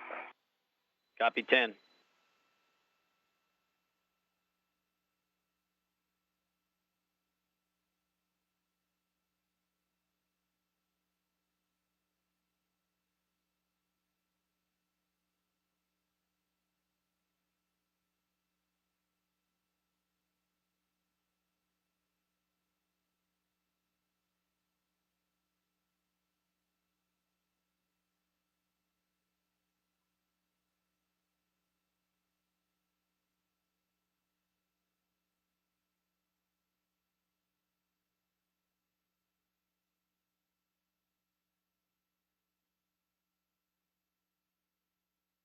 The International Space Station flying 257 miles as it moves from southwest to northeast across the South Pacific. Arrived our egress. I'm going to tend it loosely in front of my mini workstation. Okay, and Terry, that sounds good. Just want to make sure that the ret that was on there stays with the BLT.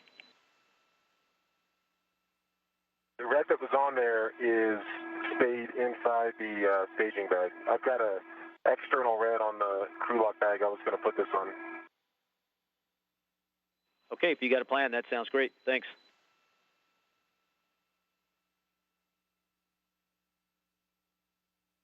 It was part of the ret-o-palooza we went through the last couple of days. Yep, understand. Just wanted to make sure you didn't get out there and were shorted a ret. Absolutely. Thanks for the call.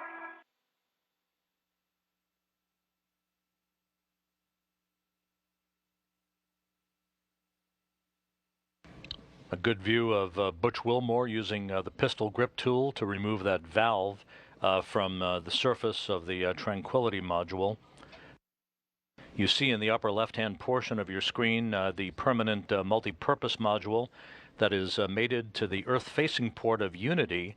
That is the connecting module that joins the U.S. and Russian segments of the International Space Station. Right in front of Wilmore is the common berthing mechanism on the forward side of Tranquility, to which the PMM will be relocated to.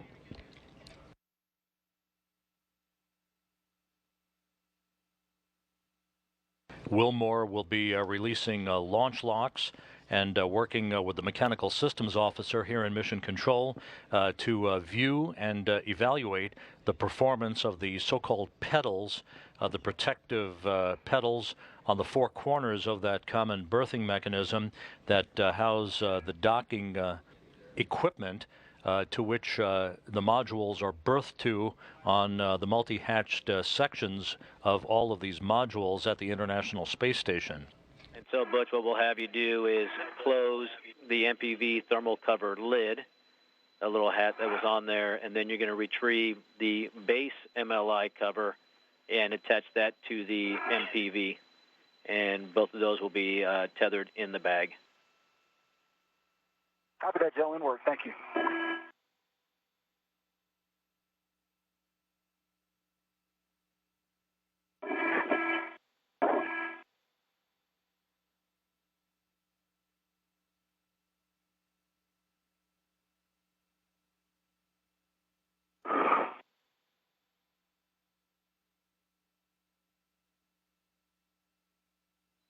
Hey, Butch, while you're working, we're just looking at our video, and just look to us, it looks like the seals are on the Note 3 side and not on the MPV itself. Is that true?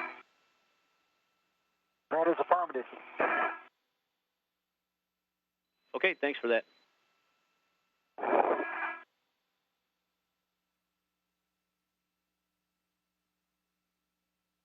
I don't think that was expected. Nope, that's why we were asking you.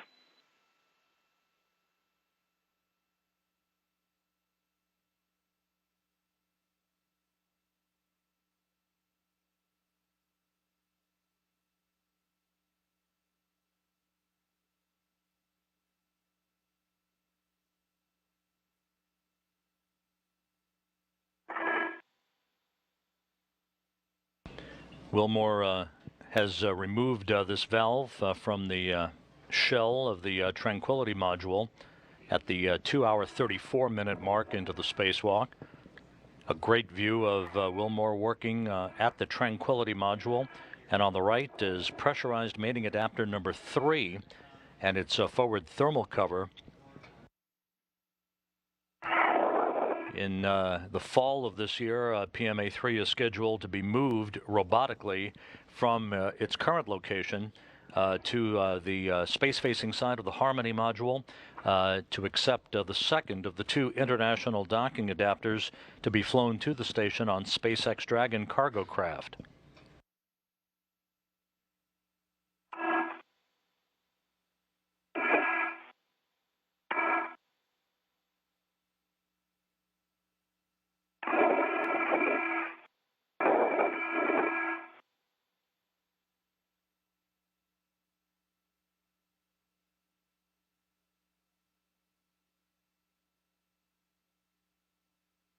I got my waist tether is kind of wrapped around my back. I'm trying to undo that right now. Okay, yep, we see you working on that, and let us know if you need anything from us.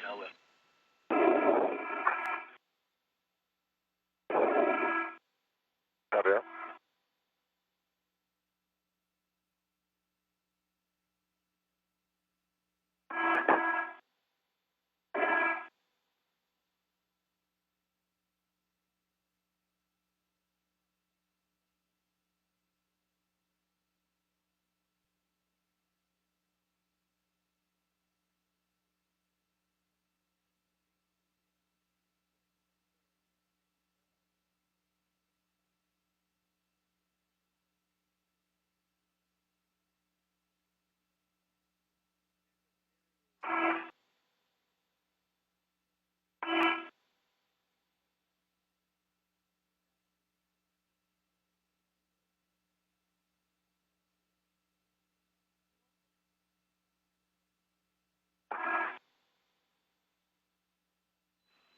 And Butch, just looking ahead for you, you'll be doing that PGT socket swap, and we'll need the good pull test on that. Copy that. Good call, Joe. Thank you.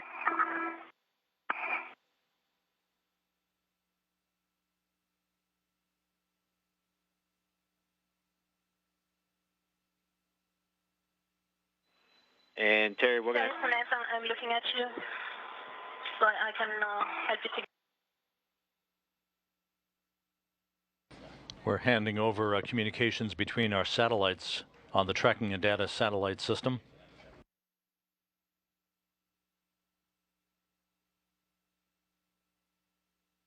The crew continuing to work well ahead of the timeline, about an hour and 20 minutes ahead of schedule, raising the prospect that they'll be able to get to some of the get-ahead tasks that are at the back end of today's timeline, should they continue to work at this particular pace with this particular rate of success.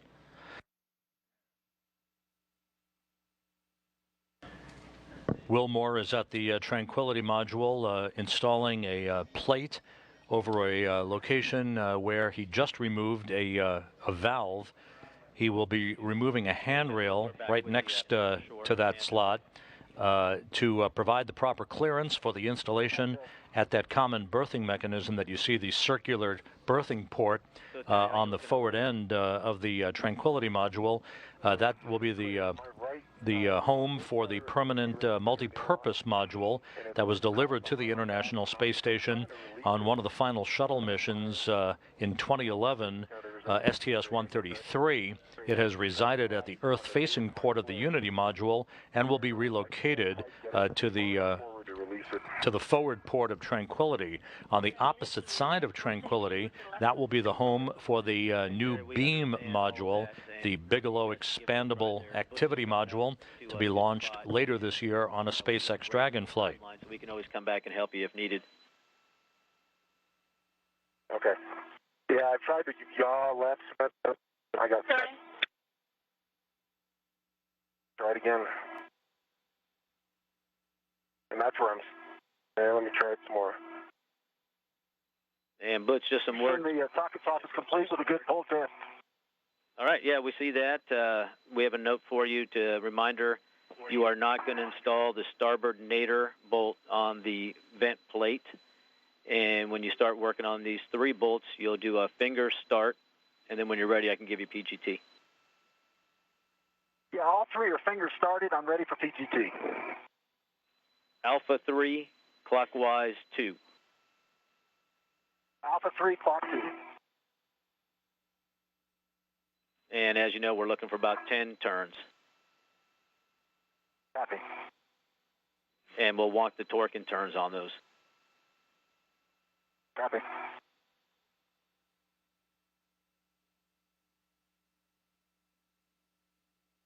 Wilmore now securing this plate over the location where the non-propulsive valve was located, which he removed a few minutes ago. We are 2 hours 40 minutes into the spacewalk. Terry Virts, meanwhile, is at external stowage platform number 2, adjacent to the Quest airlock, where he is beginning to set up his equipment and configuring the tethers that he needs for ingressing, planting his feet in a portable foot restraint to start working with Samantha Cristoforetti, who will be operating the Canadarm2 robotic arm from a workstation in the cupola, working off of video monitors in the cupola. She will be moving the arm ever so slightly to basically eye level with Terry Virts, who will spend about 2 hours and 40 minutes or so lubricating various components, screws and latches, as well as linear bearing tracks within and around the circumference of the latching end effector of Canadarm2 to enhance its performance, which has been a bit sluggish, causing higher electrical motor current over the past year.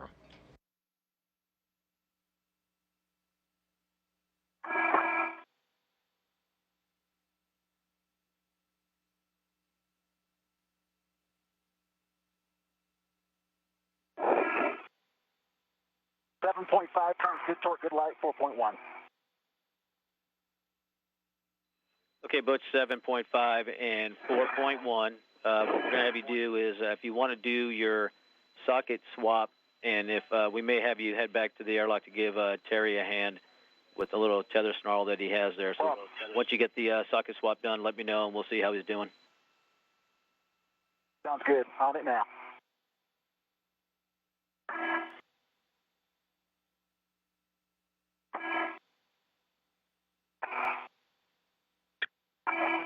Basically, your safety tether is going from your left across all your body over to your right and then behind.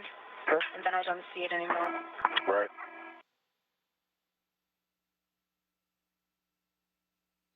And Terry, we're probably just going to have Butch head over that way, so don't struggle too much on it. Almost out.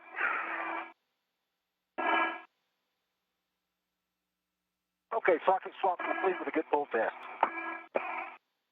All right, we copy socket swap with a good pull. So the faceplate, if you will, on the surface of the Tranquility module has now been installed by Wilmore, taking the place, at least for the time being, of that non-propulsive valve that was removed to provide clearance for the relocation to that common berthing mechanism port, that circular port that you see in Wilmore's helmet camera view. That will occur later this year. The permanent multi-purpose module being relocated later this year. Terry Virts, meanwhile, is about to set up shop on external stowage platform number 2 for the lubrication of components of the end effector on the Canadarm2 robotic arm. Yes, and the safety tether itself is going in. It's in the hinge of the thermal cover. Yeah, I see that. Going on. Virts is working with Samantha Cristoforetti. The Canadarm2 was remotely commanded by ground controllers here in Mission Control several days ago to the lubrication orientation right by external stowage platform number 2. Cristoforetti will fine-tune its position so that it is at eye level with Virts while his feet are planted in a portable foot restraint on external stowage platform number 2. That's what it looked like. Andy.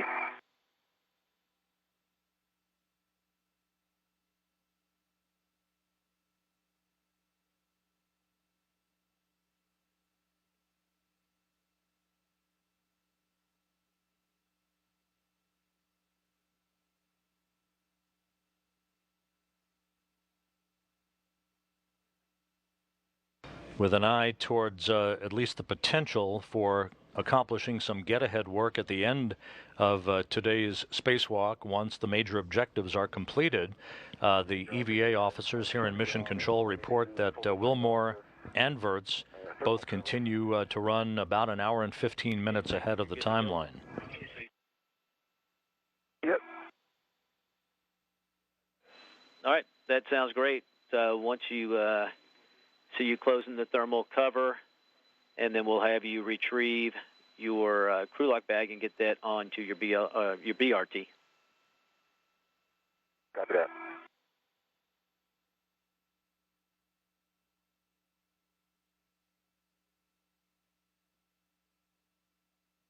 All right, I'm heading to 622 there, Houston.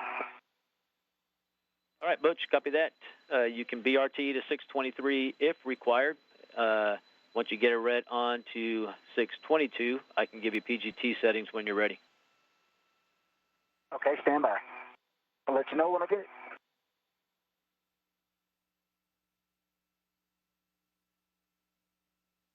And Terry, when you get to a good point there, we'll also need to get a safer check from you. Copy that, yeah. Hey, let me do that right now before I get there. The International Space Station flying just to the south of Cuba on a southwest to northeasterly track that will carry it directly over Bermuda a few minutes from now. This spectacular view from an external high-definition camera on the external truss of the International Space Station.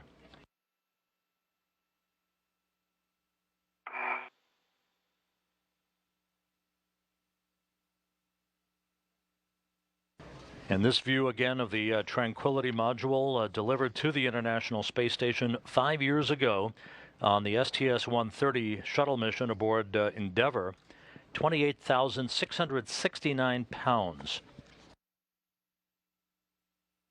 Okay, I'm BRT now, Houston. Okay, copy that, Butch.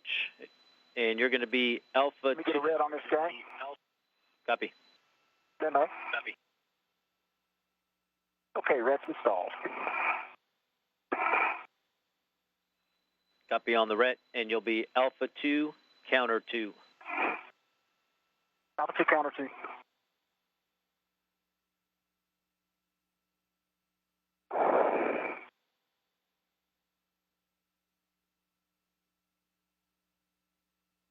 Am I just braking torque first, or is it just all the way off? Yeah, you're going to brake torque with the Alpha 2. You'll do one turn, and then we're going to step it down to an Alpha 1 for the remaining turns. Okay. Here we go.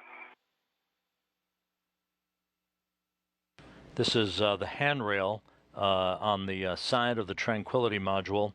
that Wilmore is removing. The second component being removed from the hull of Tranquility that will provide the proper clearance for the relocation of the permanent multi-purpose module that will be robotically moved from the Earth-facing port on the Unity module to the forward common berthing mechanism on Tranquility later this year.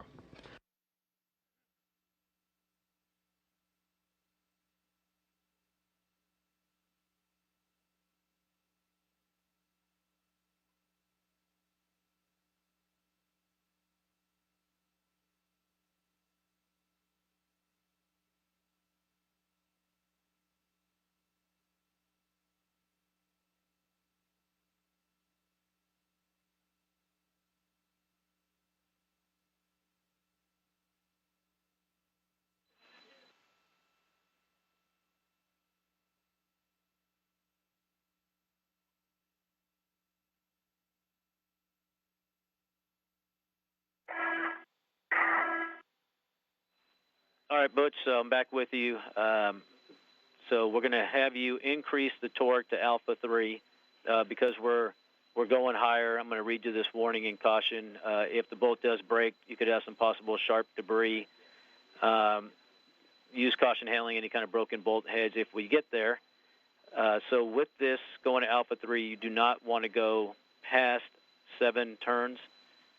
So if you go on Alpha 3, you can go ahead and release the bolt, but you cannot go more than 7 turns total. Okay, I'm going to go Alpha 3 and break the torque, and no more than 7 turns. That's a good readback. Here we go.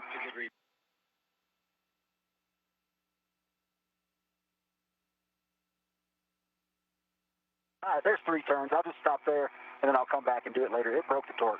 Can we use the same on the other bolt, or go back to Alpha 2? Okay, Butch, we copy that. You're going to stand by on that one, but we want you to go back to Alpha 2 on the remaining bolt. Okay, Alpha 2 it is.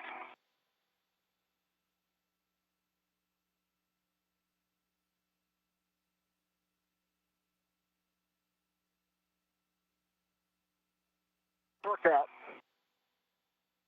No turns. All right, thanks for trying that, Butch. And as you know, we'll go to Alpha 3, and the same with the 7 turns. Okay, Alpha 3. I'm going to do 3 turns again, then I'll go to Alpha 1.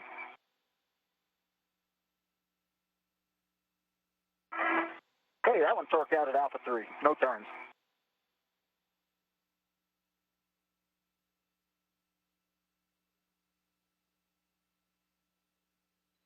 All right, Butch, so with that, we're going to increase the torque now. We're going to take you all the way up to Bravo 7 and still counter 2. Bravo 7. I'm there, and I'm counter 2. Here we go.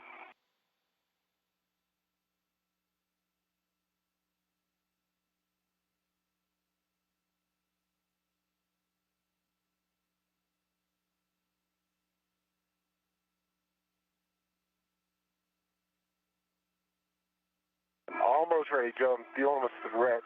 I think I got it all figured out. Copy that. We're with you and watching.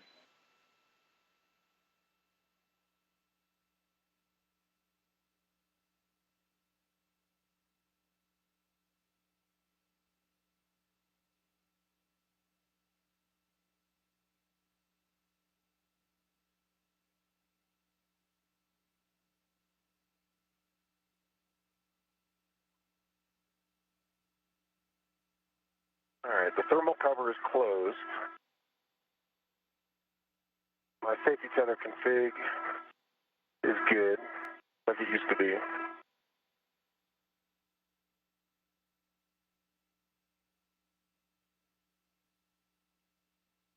Okay, Houston,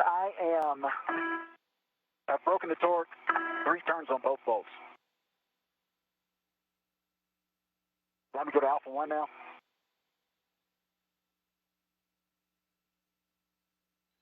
Hey, Butch, that's good work. We'll take Alpha 1, and you can do the remainder to the hard stop.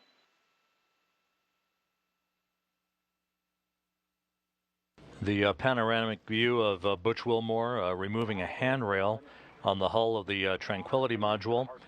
The second component to be removed from Tranquility, the first being a non-propulsive valve a few moments ago.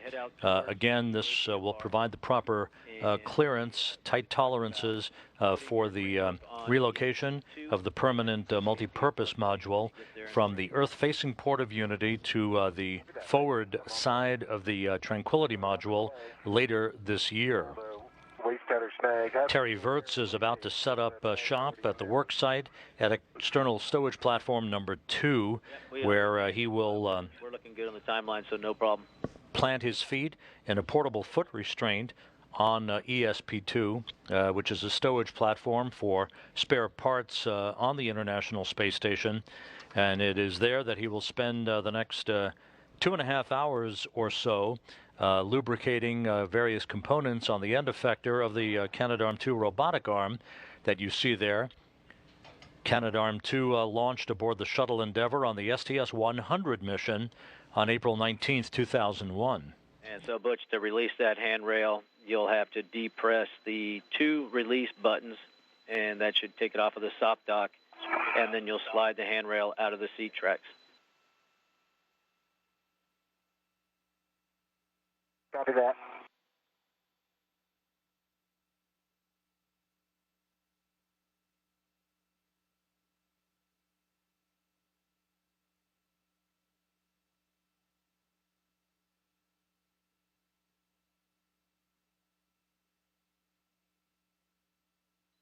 And it'll only slide out in one direction. Not sure if you can see that T tab, but you'll need to move away from that tab as you slide it.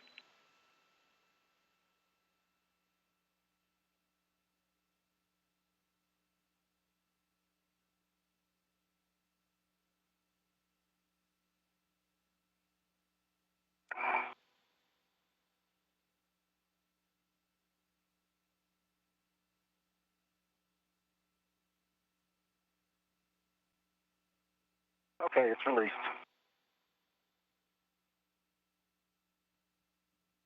Okay, Butch, and then what we have you doing is stowing that on the crew lock bag, and then have you start working on the launch locks. Coming up.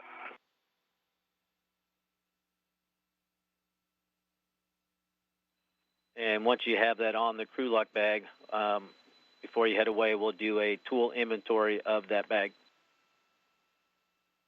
Okay, good call.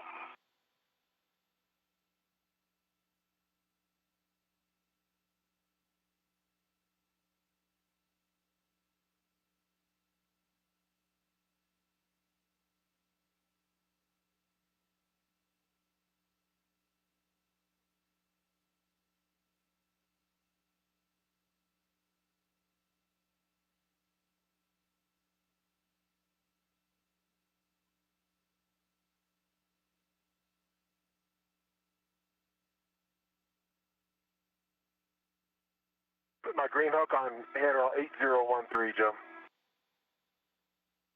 Copy, green hook 8013.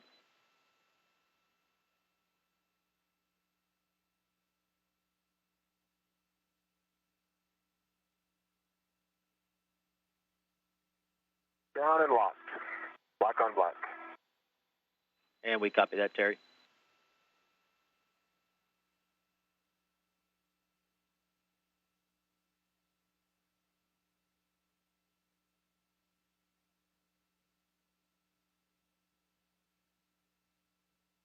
Also, Joe, just for your FA, my red hook is in a good config, but the camera red is kind of popped in there, so I'm just going to leave it locked, black on black, and the camera red is routed through the red hook connection there. Okay, we copy that, Terry, and that's good to go. Copy that. I'm at the APFR. All right, Terry, your settings are 12, November, Foxtrot 6. 12, November, Foxtrot 6. And I'm ready to it just as I rotate it. Thanks, that's good, and we'll be looking for black on black with a good pull and twist test. Copy that.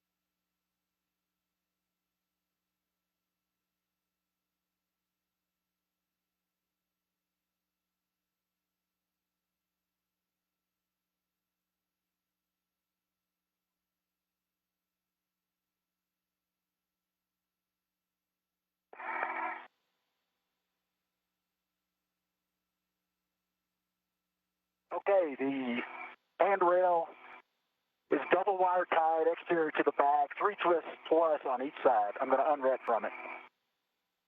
Copy, Butch.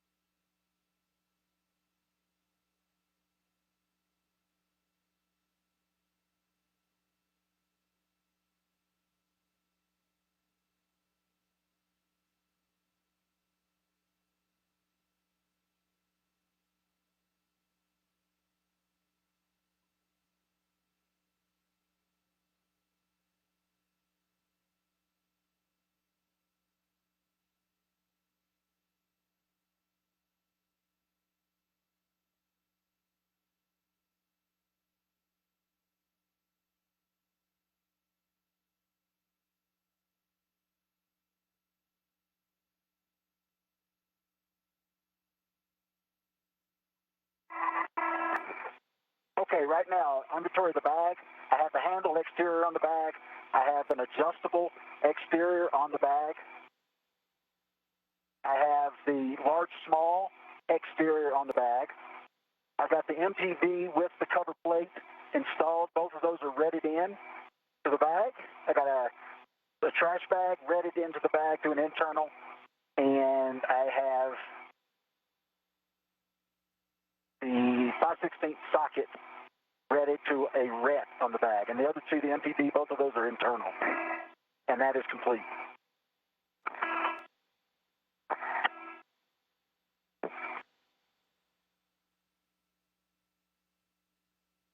All right, Butch, that's a good tool inventory. We'll take a glove and hep check from you. Okay, that's some work.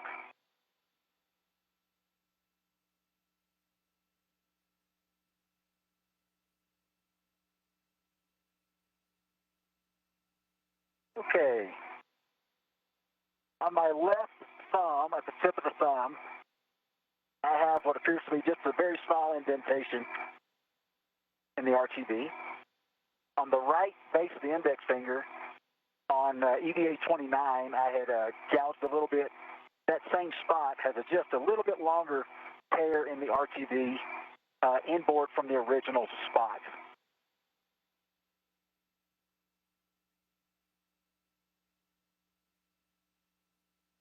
And that is it for the gloves.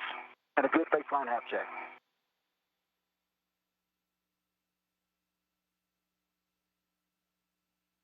Okay, Butch, that's a good glove check. And we're going to have you start working on the CBM launch locks. And a caution for you, the CBM pedals can only be translated on if both launch locks are engaged. And the CBM pedals may spring open upon final launch lock release. Understood. Copy that, Dale. Thank you.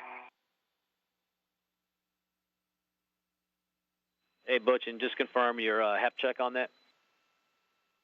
Yeah, good half check, good baseline half. Copy that, thanks.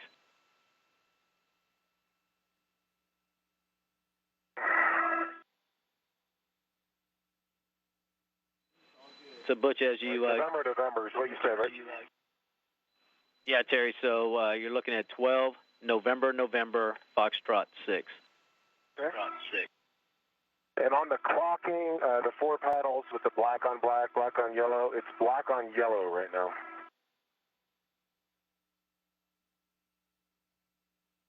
There's the ring that snaps back, and that is black on yellow. I'm doing a good pull test. I'm yanking on the thing. It's not coming off.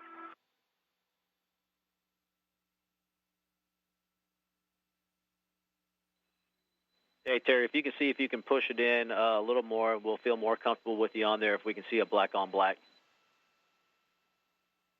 Yeah, I would too.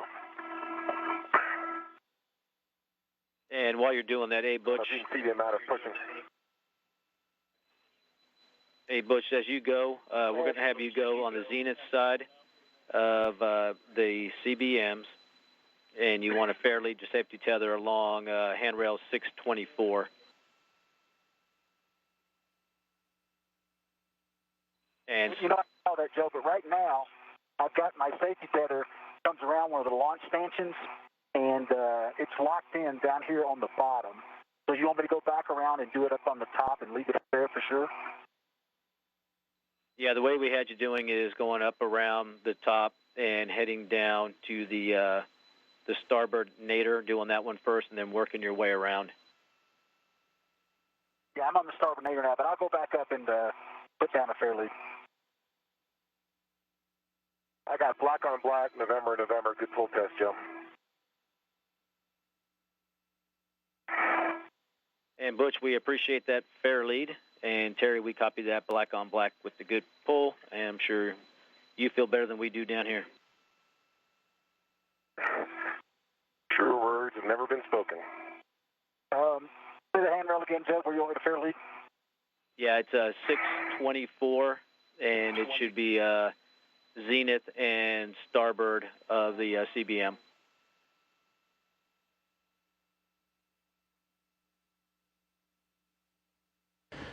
This is Mission Control Houston, 3 hours 5 minutes into today's spacewalk. The crew continuing to work ahead of the timeline. Butch Wilmore has removed a handrail from the forward side of the hull of the Tranquility module and has stowed it temporarily. I got a yacht around. It was yacht 180. He now will begin work to release a series of launch locks on that forward common berthing mechanism, the circular berthing port that you're looking at. First, he'll release a total of 4 launch locks for 2 pedals on the starboard side of that circular berthing mechanism, and then he will release 4 launch locks on the port pedals. Thanks, Butch. We appreciate that. That will enable the mechanical systems officer here in Mission Control to operate the opening of the so-called pedals on along the circumference of the berthing mechanism and verify its operation. This common berthing mechanism will be the home of the permanent multi-purpose module of the International Space Station once it is relocated from the Earth-facing port of Unity to this berthing port that you're looking at in a few months.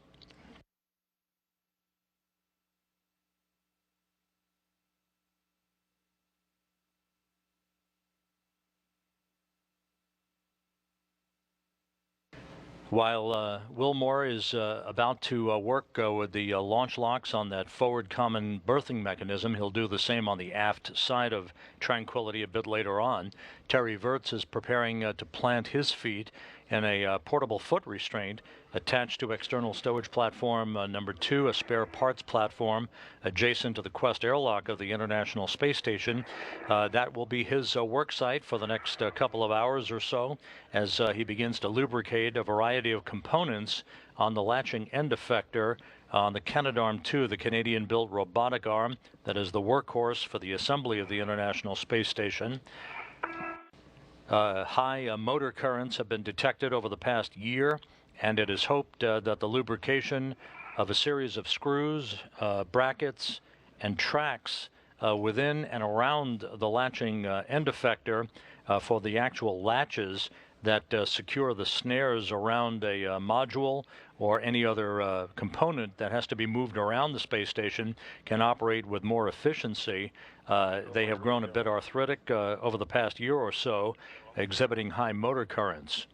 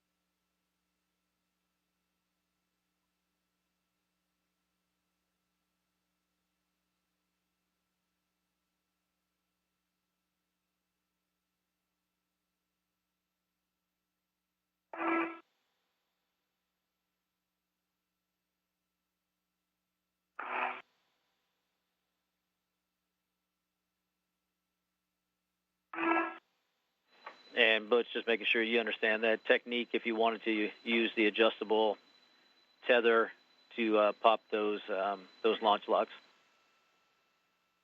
I have the adjustable ready. Let's see if it works. All right, so you have one hook to the mini workstation RET, and then you'll take the other hook and wrap it around to the D-ring. So you're just creating a loop on that adjustable to fit it inside, just like you're doing there.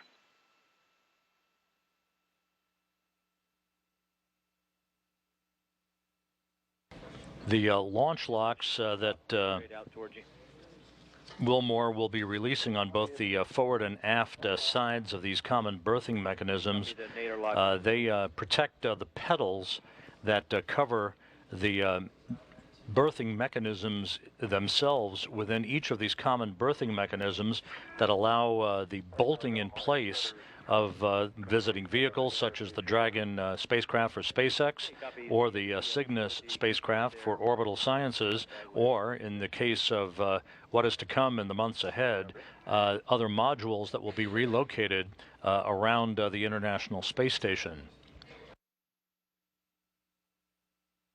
Terry Virts has planted his feet in a portable foot restraint, meanwhile, on a stowage platform bracket, and is preparing to use a special tool called a ball screw lubrication tool that he will first test and practice with. That will apply a brake coat lubricant to the variety of components in the latching end effector and around the latching end effector of the Canadarm2 robotic arm. You see that BLT, as you will hear it referred to, that will be lubricated with the brake coat lubricant over the course of the next couple of hours or so. Hey, Joe, I think I'm in. I can feel I'm able to pitch using my heels only. All right, that's the International Space Station is currently passing over the Black Sea, moving from northwest to southeast, about to pass over Turkey and into an orbital sunset a few minutes from now. Another glove and hap check.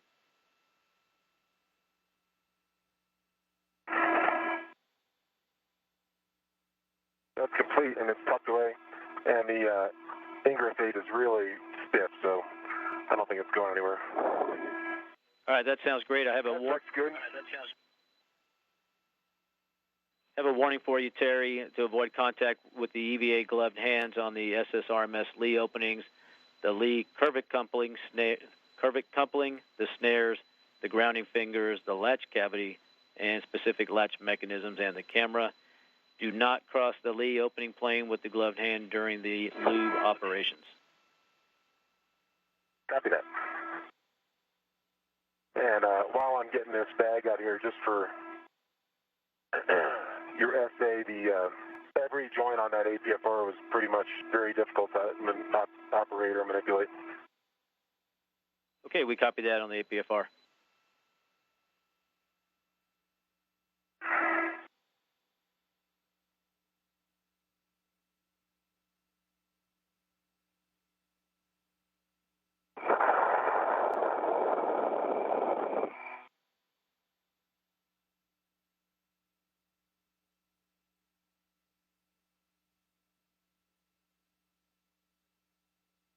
Joe, my BLT is ready to the crew lock bag. I'm going to move that out of the way, and I'll be ready for GTA here shortly. Okay, we copy that. Just inspecting the BLT. There was a lot of translation and effort there, but it looks like it's in good shape. Yeah, we see the same. That looks really good, Terry.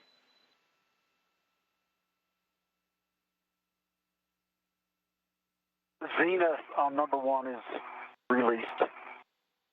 Copy Zenith on 1. You're good to go for pedal 2, Butch. Kind of out of here, no man's land. Needs a couple of these. No place to hold. Yeah, that's why we really had that order in place to try to give you as much as you could. I think.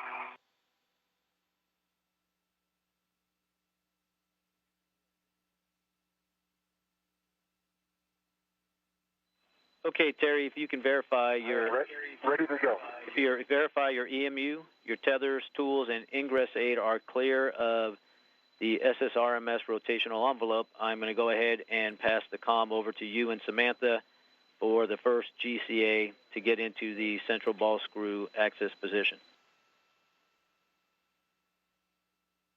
I can confirm all that, Joe. Everything is clear, and I'm ready to go on the GCA. How you doing, Samantha?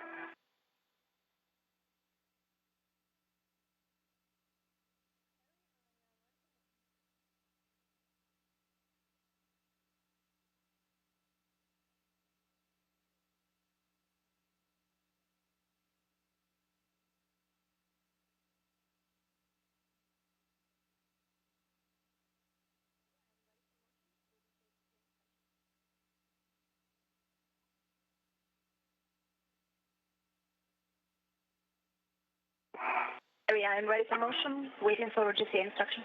Okay, let's start the GTA. Let's go station aft 50 centimeters. Copy, station aft 50 centimeters, ramping up.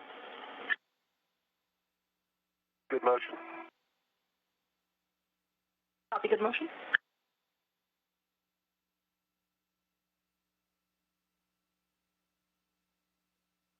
Do another 30 centimeters. 20. Continue motion. Do 10 more.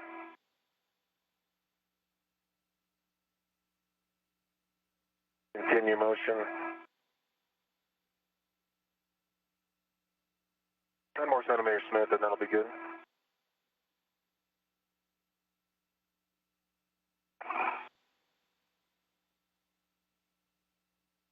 Can you give me 10 more? Moving. Okay, stop motion. I'm a bad judge of centimeters there. Motion stop. GCA complete, ready for brakes. Copy, GCA complete. Brakes are on. Copy that. This is Mission Control Houston. We've lost our television downlink capability from the International Space Station for about the next 50 minutes or so as we pass out of range for that capability through the Tracking and Data Relay satellite system. We will continue, obviously, to be communicating with the crew on S-band communications, audio only. As we lost our television downlink, Samantha Cristoforetti, operating from a robotics workstation in the cupola, was fine-tuning the movement of the Canadarm2 to place the end effector almost face first with Terry Virts, who will begin to lubricate various components in the end effector over the course of the next couple of hours or so. Meanwhile, Butch Wilmore is at the Tranquility module, releasing a series of launch locks that will enable pedals, protective covers, if you will, on along the circumference of both the forward and aft common berthing mechanisms on the Tranquility module to be commanded open and closed, verifying their operation and their ability to support the relocation of the multi-purpose, permanent multi-purpose module, the PMM, which will be relocated from Unity's Earth-facing port to the forward port of Tranquility in the months ahead, as well as the installation of the new Bigelow Expandable Activity Module, the BEAM, which will be launched on a future SpaceX cargo craft, the Dragon, later this year for installation on the aft common berthing mechanism of Tranquility. Now 3 hours, 18 minutes into today's spacewalk. The aft CBM launch locks. Sounds good. And so, Terry, what we have you retrieving the wipes from the crew lock bag to have those handy, and you can temp stow those. We talked about this either on the crew lock bag or the mini workstation, whatever's better for you in order to use those in between. And then we're going to have you get the BLT, and we'll do the alignment checks once you're ready. I am ready. I can see this first center line rigidizing screw, so this is going to be pretty easy, the first one. Okay, copy that. So this will be your dry run practice, and you want to make sure that you can visually confirm proper seating of the BLT cradle on the ball screw, and then as you move along it, this will give you some idea of what that tactile feedback is for when you do the next ball screws. Copy that. I got one bit, if you will, ready and release. And I've got it kind of tucked away right here on the edge of the crew lock bag. This will be good right here. Okay, we copy that.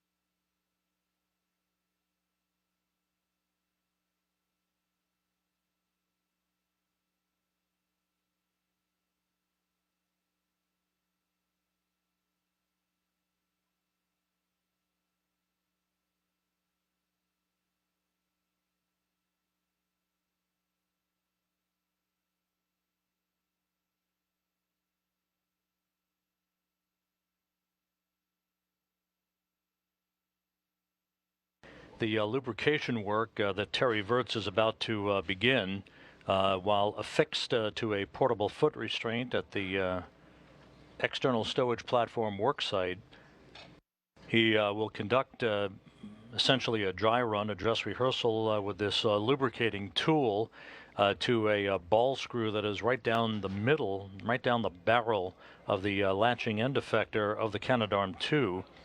He will then lubricate that rigidizing ball screw.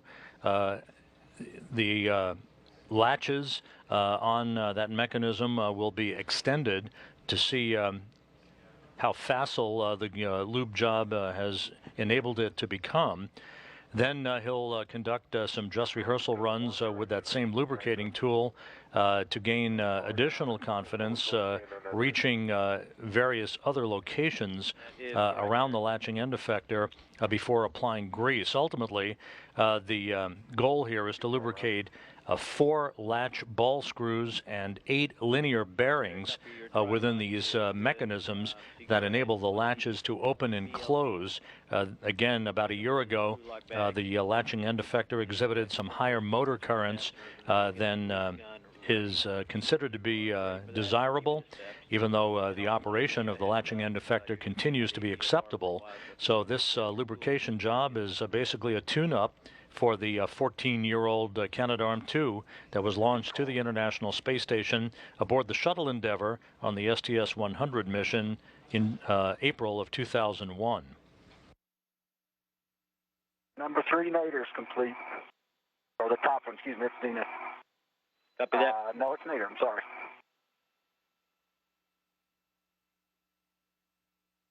So you got the Nader, you still need to work on Zenith, is that correct? No, I've got Zenith and Nader. The only one I have left is number 4. Copy that, working on pedal 4.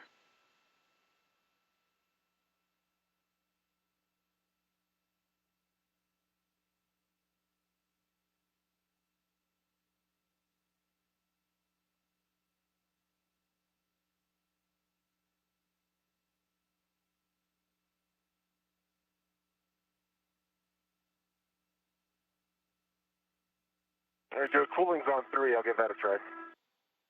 Copy, cooling on 3.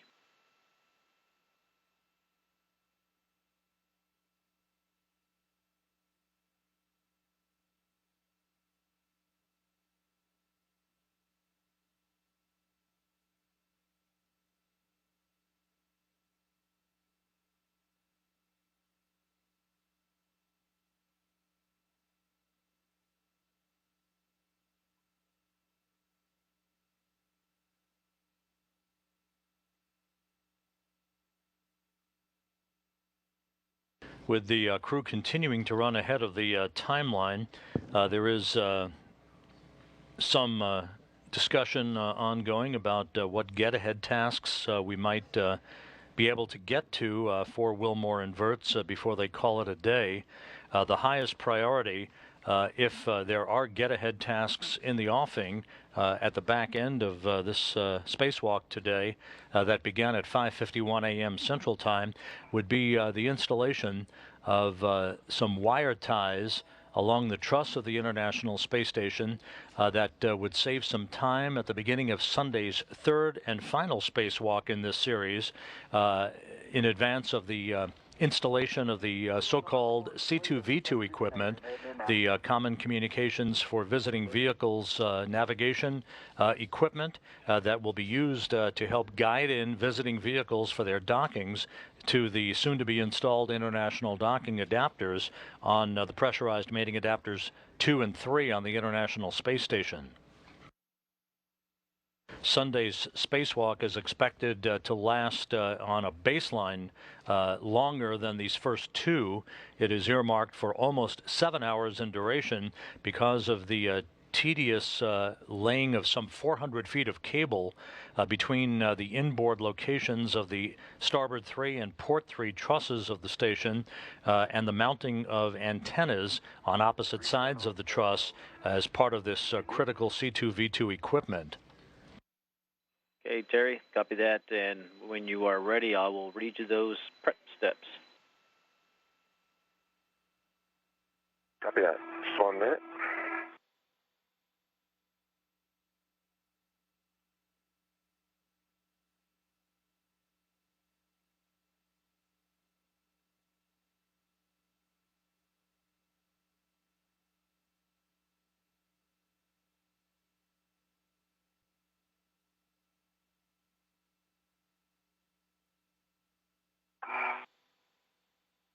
Launch slot number 4, Nader, is complete. That's all of them. Okay, Butch, that's good work. We're going to have you now translate zenith and aft up around the ring there on the end cone. You'll be looking for handrail 652, and we'll want you to do a fair lead around that one as you head towards the starboard nadir pedal. And a caution for you to avoid inadvertent contact with the vent plates near the aft CBM. So you want to pick up this first fair lead first, right? Yes, sir. You can go ahead and get that first one, and then as you come up and over, you'll make your next fair lead on 652.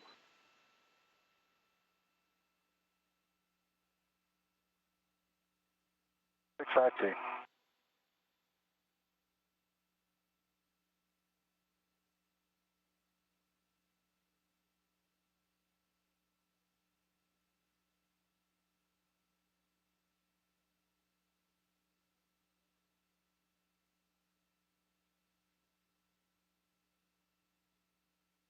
And as we approach the 3.5-hour mark into today's spacewalk, Wilmore has completed all of the preparatory work on the common berthing mechanism on the forward side of Tranquility, preparing all of the pedals, covering the key berthing mechanisms around the circumference of that common berthing port. He is now going to make his way over to the aft side of Tranquility to do the same, to release a series of launch locks to enable the opening and closing of the pedals on the berthing mechanism that will house the new beam module, the Bigelow expandable activity module that will be launched later this year on a SpaceX Dragon cargo craft. Lock because it was kind of a pain to get the BLT locks, but I don't know if that's going to work out. We'll see how it goes. All right, that sounds good. Yeah, we're going to learn a lot as we go today. I got the grease gun in one hand and the BLT right in front of me in the other, in the crew lock bag. Ready for steps. All right, so for prepping the gun, and Terry, I'll read this to you until you get tired of me reading them to you. So remove the tip cover.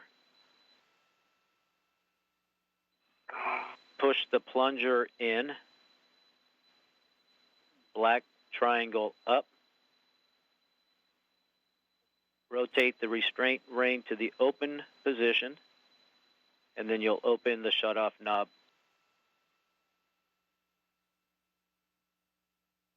Okay, copy that. Stand by one set.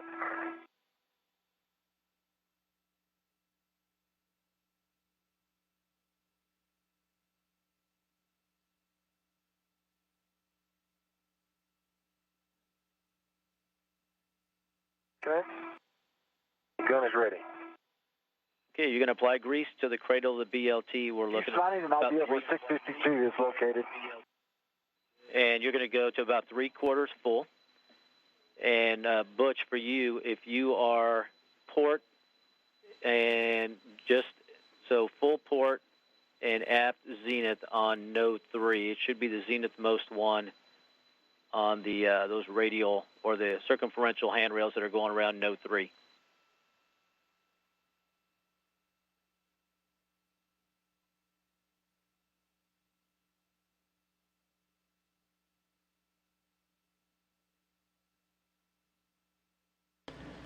So Terry Vert's about to play mechanic. His garage is the International Space Station. The task is to lubricate the end effector on the Canadarm2. All of that work upcoming here in the next few minutes. And actually 652. 654? I'm looking for 652, correct? That is affirmative.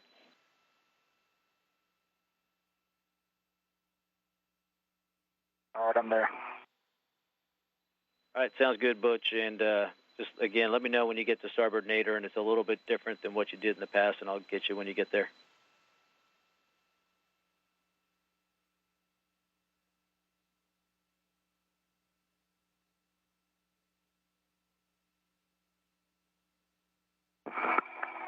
Yeah, I know I'm going from the top down to get to it. And then I'm going around, and then the starboard. Yeah, that is correct, Butch. And the so for one, we'll The cradle's full? yeah, for one, we'll need to know when you get there, and then also when you do the first pedal, the starboard nadir, you are only doing the zenith lock, proceeding to the next pedal, and we'll get that final lock at the very end. Correct, okay. And Terry, copy. You are the BLT The is flow full. knob is enclosed. The lock ring is locked. Yeah, it's about 3/4 full.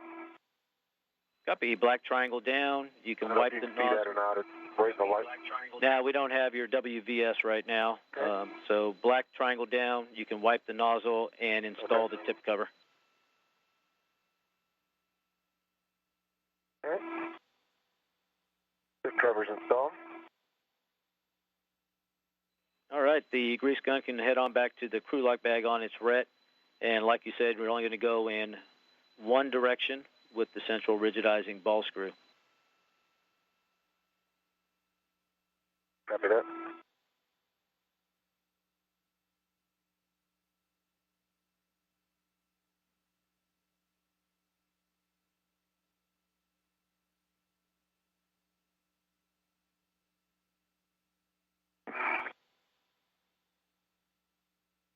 And so, Terry, with the crew lock bag out of your work area, you're going to place the grease cradle on the central ball screw as far as you can go without breaking the plane.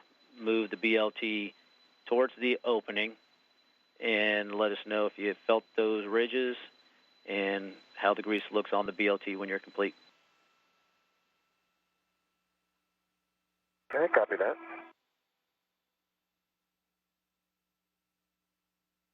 The rigidizing ball screw is right down the center, the barrel of the latching end effector.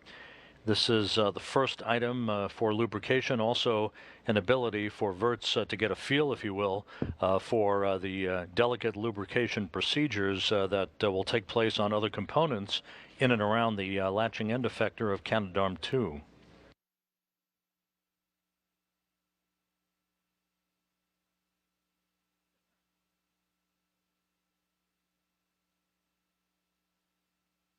Okay, Joe, that was successful. I felt the ridges, and looking at it, you could see the grooves of the ridges. So that was a good run on the central rigidizing ball screw. All right, that's good work and good job there. So now, if you can verify your EMU, tethers, tools, ingress aid are clear of the arm, we're going to have Samantha go ahead and extend the lee latches. So let me know when you can show you are clear. Okay, let me get the BLT back in the crew lock bag. All right, Houston, I'm ready to pull the starboard mater paddle zenith launch lock. That is well stated, and you have a go for that.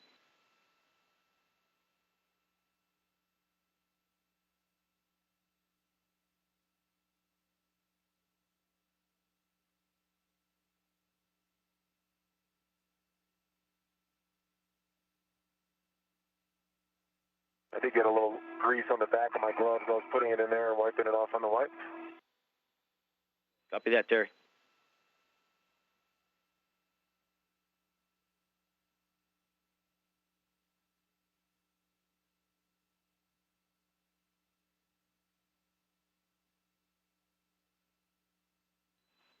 And Terry, as long as the BLT is clear, you're going to be using that for the dry run, so you don't necessarily need to stow it. Yeah, it's already stowed. All right, everything's clear. Man, we're going to have to do this in manual. I'm going to ask you to move station aft a few more centimeters. Okay, and Terry, before we do that, Terry, we're going to have her extend the latches. So if you're clear, we'll give her that go right now. Okay. We'll give her that. I'm clear, ready for latches extended. Copy, go for latches extend.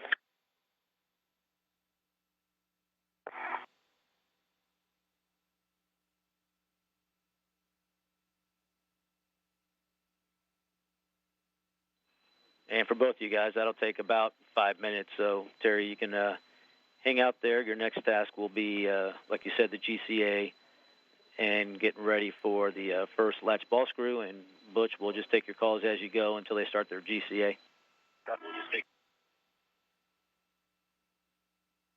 Copy that. I see the latches in motion.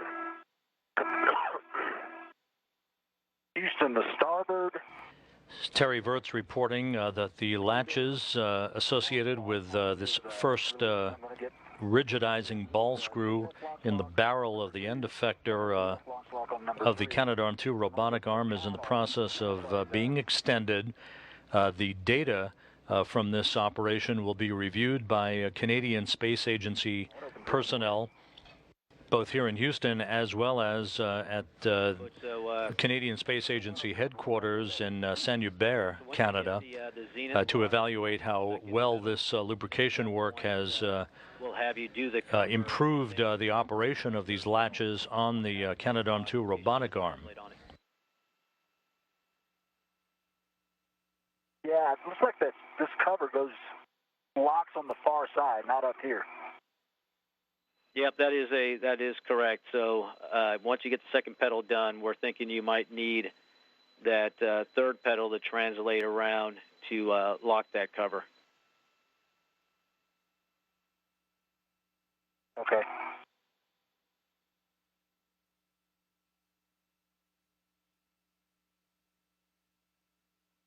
Hey, Terry, latches are extended. They look good. Are we ready for GCA, Joe? Yeah, the column is yours, and you are good for the GCA for the latch number 1. Okay, I see latch number 1, and I think I'm gonna to shoot for the Bravo side. So Samantha, I'd like to go station aft 20 centimeters and nadir 5. Yeah, I'll get my metric guessing is, and I'm ready for GTA, ready for motion. Okay, after 20, nadir 5. Copy. Correct. Houston, I'm going to have to loosen it on this side and then go around. Stand by. Good motion. Stand by, Butch. Hey, Smith, aft another 5 centimeters, please. That'll be towards me. You're clear. Good. Stop motion. Stop motion. All right. That's good, Joe, and let's give this a shot. I can actually see down there pretty decently. I can see down the A side with my light, and I think this is good for a dry run. And GCA. Can we understand GCA complete? GCA complete. Copy, brakes are coming on.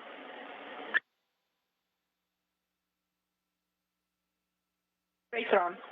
Copy that. Okay. Houston, I recommend that I wait until I get to that nadir side before I back it down. Okay, Butch, copy that. So you may release it and then snap it when you get down there, and that all sounds good to us. We just, whenever you get that snap down, we'll need to know that. Okay. Okay, Terry, I'm back with you. So what we're going to do is do the first dry run on this latch ball screw. It may be painful, but I'm going to go ahead and read you all the steps this first time around to make sure you have a good idea of what we're doing, if that sounds all right to you.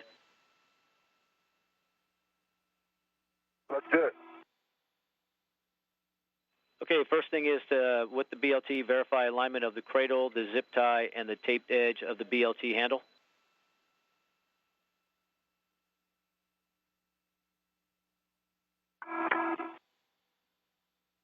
Checking.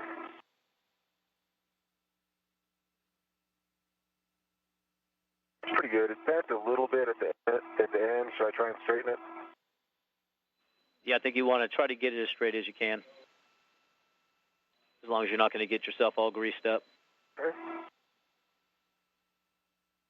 Yeah, that will be an issue. But anyway, I'm good for now.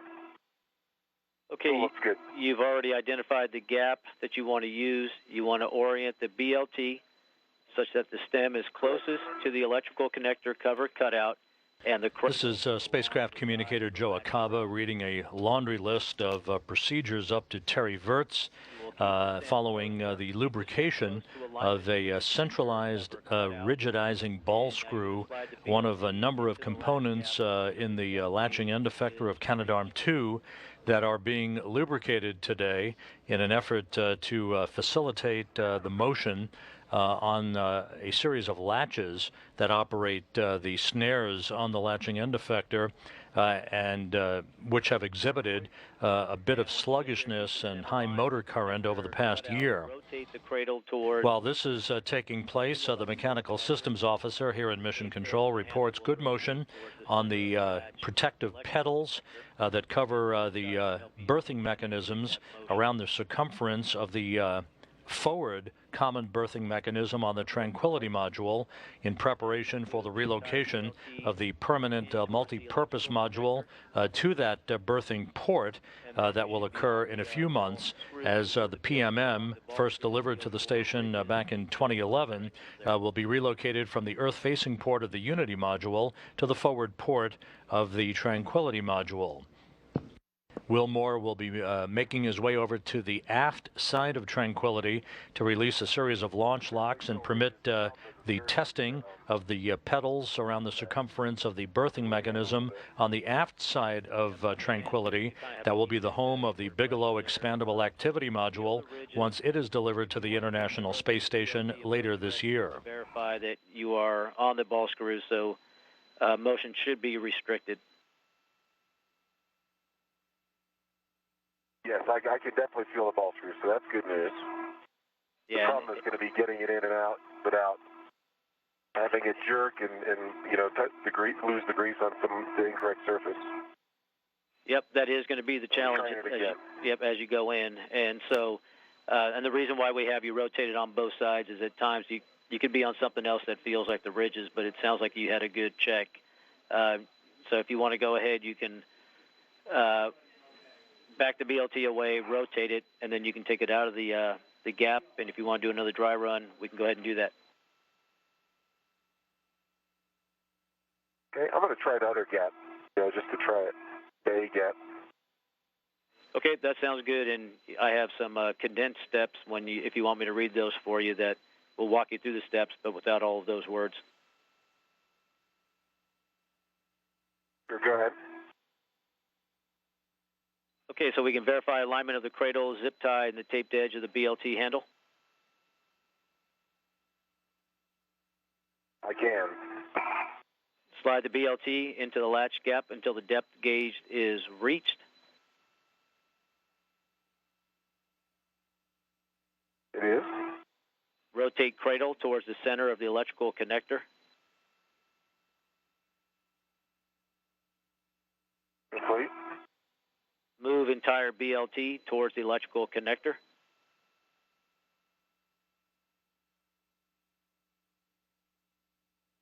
Complete. And then move the BLT along the ball screw to feel for ridges, and you can go in both directions.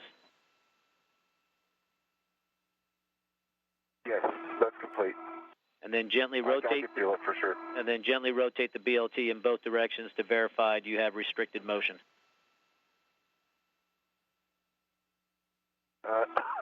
Complete. All right, that sounds like this technique is working well for you. So with that, you can go ahead and remove the BLT from the latch gap.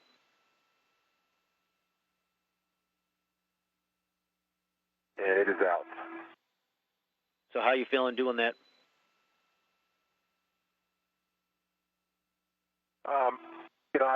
It's a good technique. It's a great tool. It works.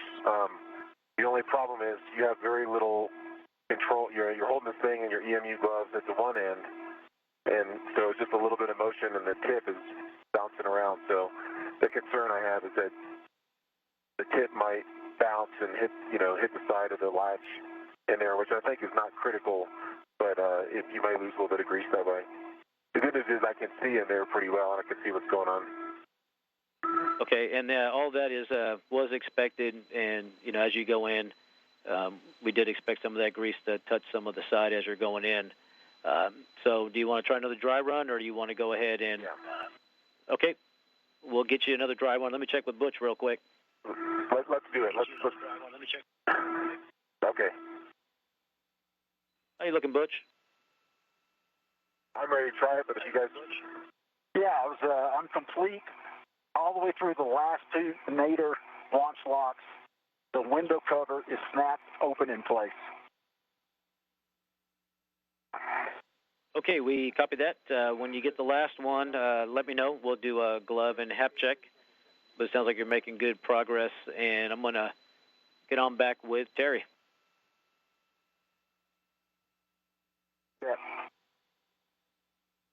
Sorry, Terry, if I cut you off there. So you want I'm happy to try it with grease, but I'll do it a dry run. I'll do a dry run if you need me to. Your call. No, it's all about your comfort level. So we'll leave that up to you. We got the time if you want to do another dry run, or we can go ahead and get the grease on there. Yeah, let's get the grease. Okay, so we'll go ahead. The BLT and the crew lock bag. Okay, you'll trap the BLT in the crew lock bag. You'll get the grease gun. In about a minute, I'm going to have a 30-second handover. So if I lose you, you'll just need to prep the grease gun and fill the cradle. And then I should be back with you, hopefully, by the time that gets done. Copy that.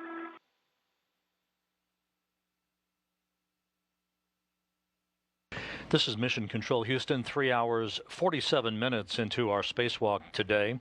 Wilmore and Verts making excellent progress ahead of the timeline with all of their work.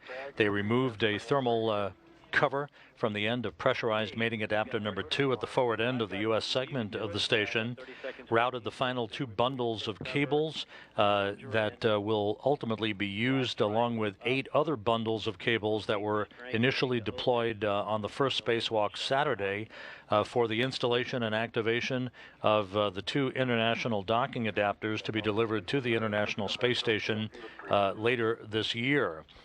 The crew has now moved in opposite directions. Wilmore working at the Tranquility module to release launch locks and enable the mechanical systems officer here in Mission Control to operate the protective pedals around the circumference of 2 berthing mechanisms on both the forward and aft areas of Tranquility, to which the permanent multi-purpose module will be relocated to, and to which the Bigelow expandable activity module will be installed later this year.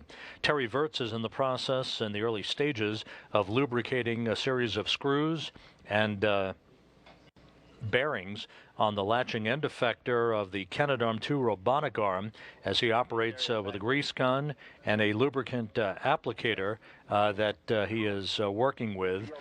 His feet affixed in a portable foot restraint on a spare parts platform on the truss of the International Space Station right next to the Quest airlock. Put the lid on. Yeah, so with the black triangle down, we do want you to wipe the nozzle as much as you can. So start off deep on that wipe and then go ahead and install the tip cover. Copy that. Houston, I am complete with the launch locks. I'd like to understand I'll be picking up my spare lead, and I need to do some mini workstation cleanup. Yep, that's correct, Butch. If I can get a quick glove and hap check from you, and then I'll read you a few steps ahead. And work.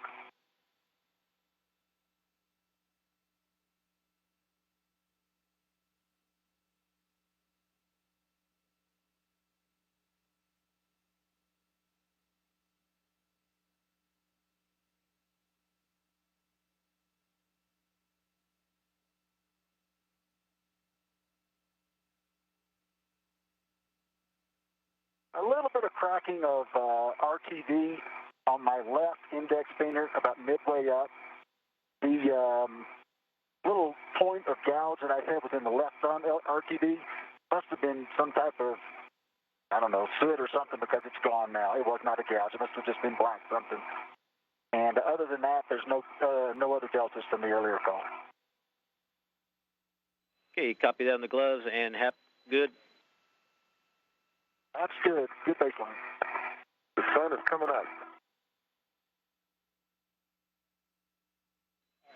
That's a good point there, Terry. So if you want to, if you can, reconfigure for sunlight, and then we'll work with you on getting that first ball screw. Visors down, and I've got the BLT pointed in latch 1, opening Bravo.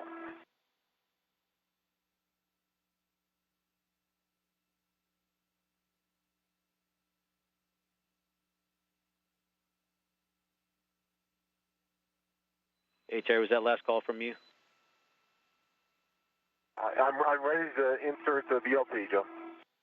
All right, let's get that one done, Butch, or Terry, and then I'll get back with you, Butch, here in just a second. So if you can verify alignment of the cradle, zip tie, and taped edge of the BLT handle. All good. Slide BLT into latch gap until depth gauge is reached. Can work.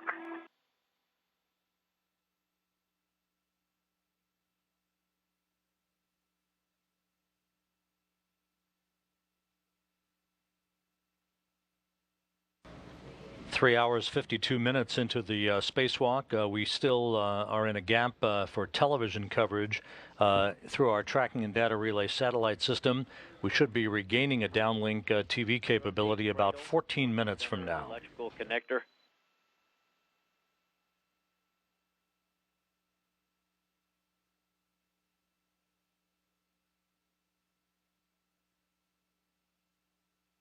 Complete. Move entire BLT towards the electrical connector. Yeah, feel it on, hopefully, latch, or ball screw, rather. Okay, so you can move the BLT along the ball screw to feel for ridges in 2 directions, and gently rotate the BLT in both directions to verify restricted motion. Yeah, I'm definitely on the ball screw, and I've gone back and forth 3 or 4 times. I can feel the ridges, and that's definitely the ball screw. Okay, 2 only required. With that, that sounds great. You can go ahead and remove the BLT from the latch gap, and let me tag up with Butch. That's great work, Terry. Glad to get that first one done. Amen. And that was good. I can see the ridges on there. That's very good news. All right, everybody's very happy down here. So your next step, once you get it out, will be to trap the BLT and get grease onto it. How are you feeling with the steps on the grease gun? You good with those? I am, yeah. You want me to do this first and then GTA?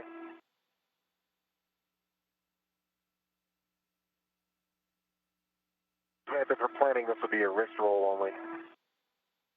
Terry Wirtz reporting good results with the initial lubrication of a latch ball screw and the end effector of the Canadarm2 robotic arm, which is being held rock steady by European Space Agency astronaut Samantha Cristoforetti, operating from a robotics workstation in the cupola. Meanwhile, the aft common berthing mechanism launch locks have been released by Butch Wilmore on the Tranquility module of the International Space Station. So all of that work now complete, and the mechanical systems officer will be sending commands to open up the pedals, the protective covers on the berthing mechanism devices around the circumference of the berthing mechanism itself, just as they did a short time ago with the forward common berthing mechanism on Tranquility. We are approaching the 4-hour mark into today's spacewalk, everything continuing to move along in great fashion, about 12 minutes away from regaining a television signal through our tracking and data relay satellite system. And situated everything. I am now back at the crew lock bag. I'm ready to put it on my BRT, and I think I'm going to watch some pedals move. Is that right? That is correct. One thing we want to ask you to do, Butch, with that crew lock bag, if you can take that integral hook that's on the bag and put it onto the handrail that you removed, we'd appreciate that. Okay, will do.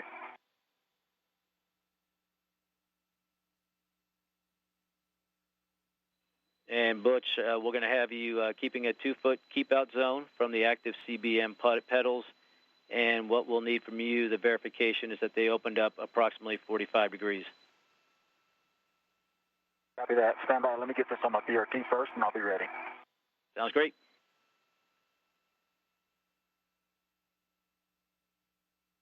Okay. The large small is now attached to the handrail.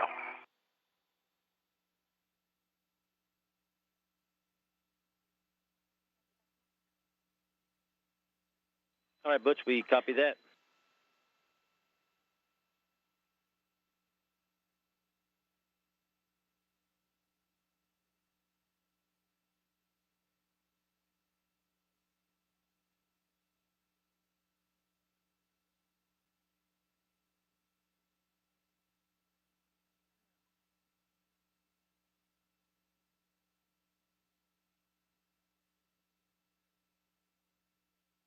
Okay, I'm BRT, good paddles, and ready to the crew lock bag. All right, that sounds good, Butch. Can you tell if those pedals are opened up about 45 degrees? Stand by.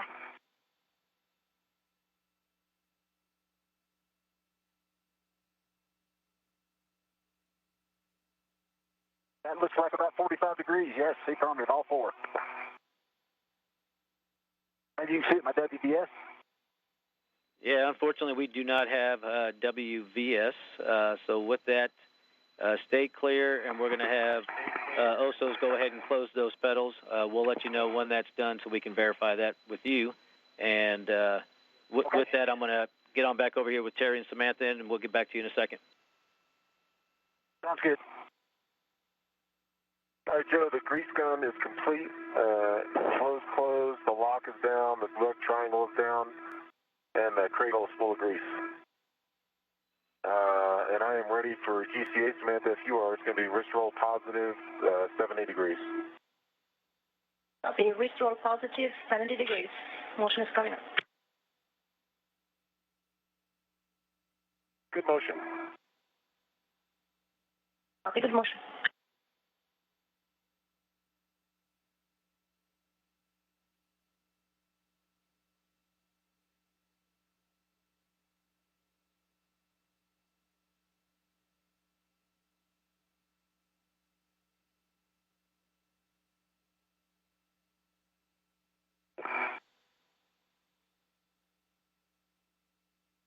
That's a good location, Samantha. That's perfect.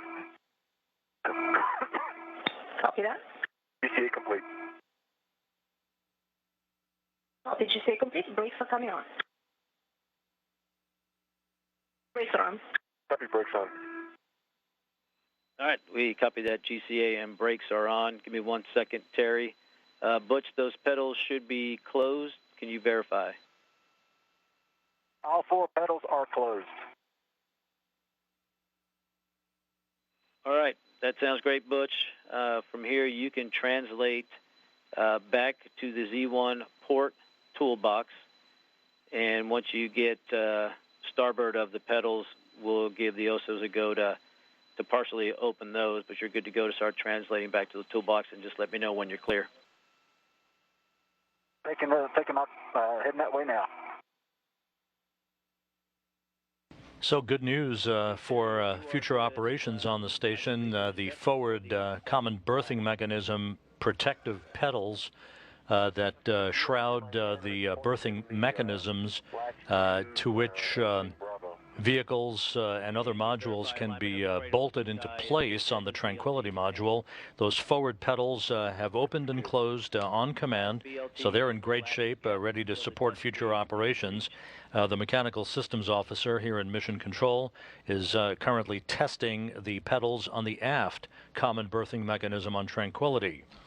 Meanwhile, the Canadarm2 robotic arm has been placed in the sweet spot right in front of Terry Virts so that he can repeat all of the lubricating steps for the greasing of other latch ball screws on the end effector,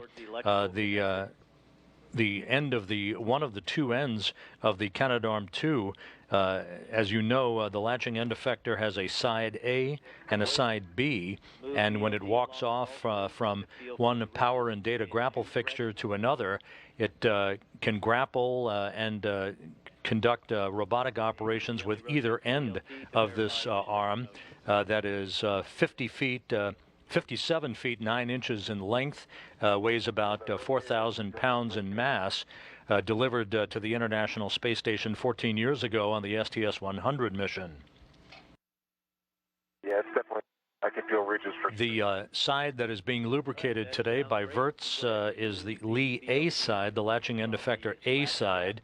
Here's a picture of it. You can see the snares right down in the barrel.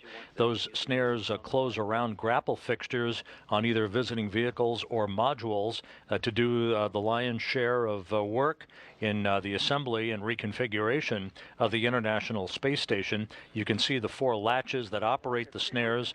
Those latches have become a bit arthritic over the past year and are receiving a lubrication so that they can improve their functionality and decrease the amount of motor current required to drive those latches open and shut.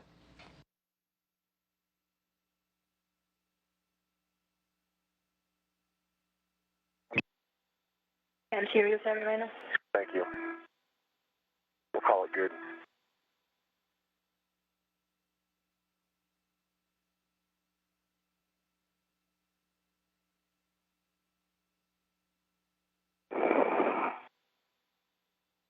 Okay, Terry, I'm back with you. Question for you. We heard that you said that there were some ridges on the BLTs. I want to get your feel if you felt like you got enough grease onto the latch ball screw. Yeah, Joe, looking at it now, there are definitely a lot of grease is gone. You could see ridge patterns there, and I could feel it thumping along as I went in and out. So I'm sure I got it on ridges there. So I think it's good. Okay, then we are happy with those words, and we'll call that latch complete. If you are clear, I can pass over the comm to you and Samantha to rotate to the next latch. I'm clear. I'm getting another wipeout just to have it available, so stand by 1 minute, Samantha. Copy. In Houston, I am now clear of the aft TBM, and you can rotate the pedals. I'm looking. Thank you, Butch, for those words. And I'm at the cupola as well. Yeah, we had that written down. Unfortunately, they're getting ready to do a GCA right now. And at the 4-hour, 3-minute mark into the EVA, you're looking at Terry Virts, his feet planted in a portable foot restraint on a spare parts platform outside the International Space Station, looking down the barrel of the end effector of the Canadian-built Canadarm2 as he continues his lubrication work. And on the first time I didn't notice it, but now I noticed like a noticeable click every time I squeeze it. And I assume it's just because the grease is coming out and it's clicking along and it's as it comes out. I think it's normal. I just wanted to report that. And there's a good view from Virts's helmet camera as you look on the right side of your screen at the end effector of Canadarm2 and those doghouse-looking devices around the sides of the circular end effector. Those are the latches that Virts has been lubricating, all part of the upgrade and lifetime extension for the Canadarm2.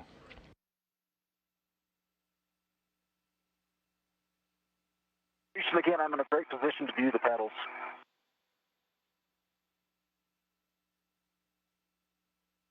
Copy that, Butch, and we're putting that in work to open up those pedals. And Butch, you're good to go to work on the toolbox while they do that.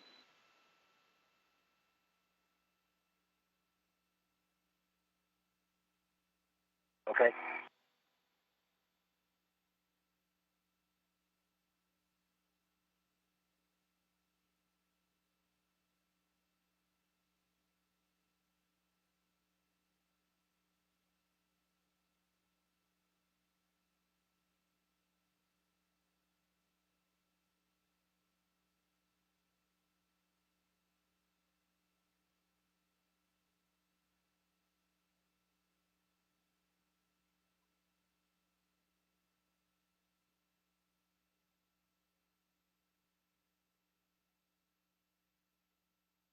The BLT is full of grease. The grease gun is safed. The crew lock bag and tools. My tethers are all clear. Samantha, I'm ready for GCA. Copy, ready for motion. Again, this will be wrist roll only. I should have told you. And this, I think we decided 105 degrees positive, same direction. Copy. And I'm ready. That's good motion.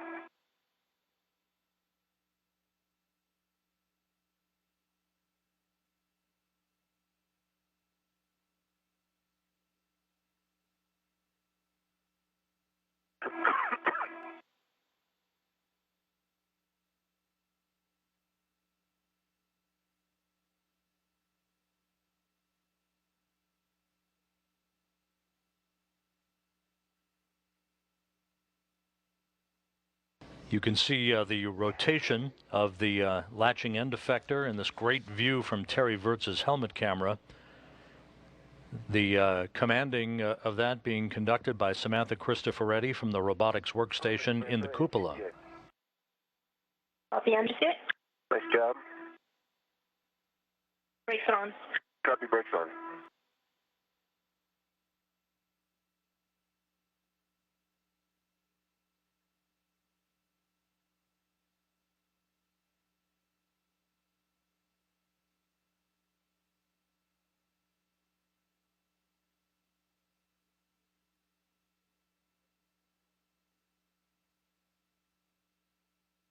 The International Space Station traveling 257 statute miles over the Pacific Ocean, moving from southwest to northeast. Again, a scintillating view from Terry Virts's helmet camera as he continues the lubrication of the latching end effector side A on Canadarm2. Butch Wilmore has completed his preparation of the common berthing mechanisms on the forward and aft sides of the Tranquility module, and he now will move on to a get-ahead series of tasks, that being the BLT into the latch gap until the depth. The installation of a series of wire ties that will save time come Sunday at the beginning of the third spacewalk that he and Terry Virts will conduct.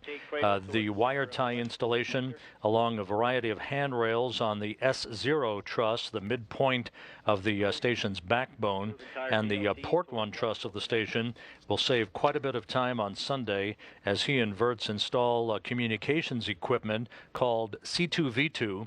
That is the acronym for Common Communications for Visiting Vehicles that will be used to help navigate and provide rendezvous data to visiting spacecraft that approach link-ups to the international docking adapters on the International Space Station. Feel for ridges, 2 directions, and then verify the limited or restricted motion in both directions.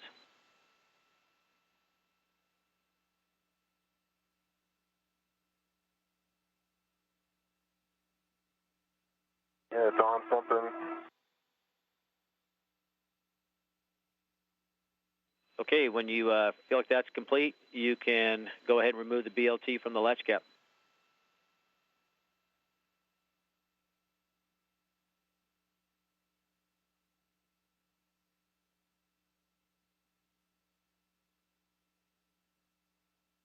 Yep, those are ridges.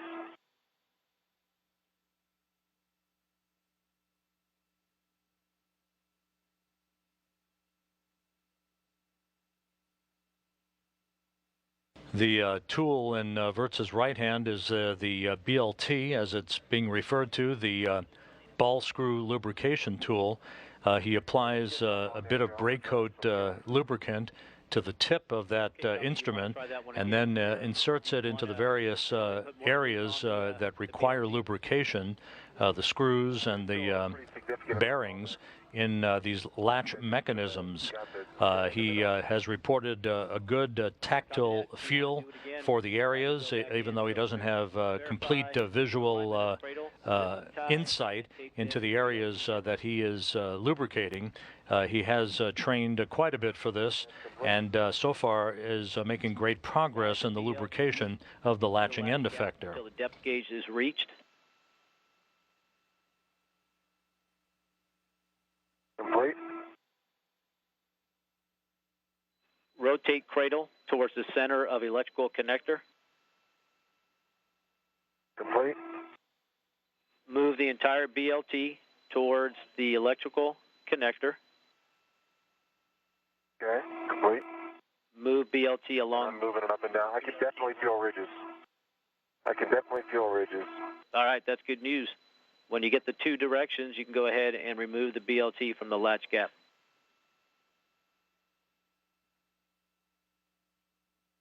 Okay, that's complete.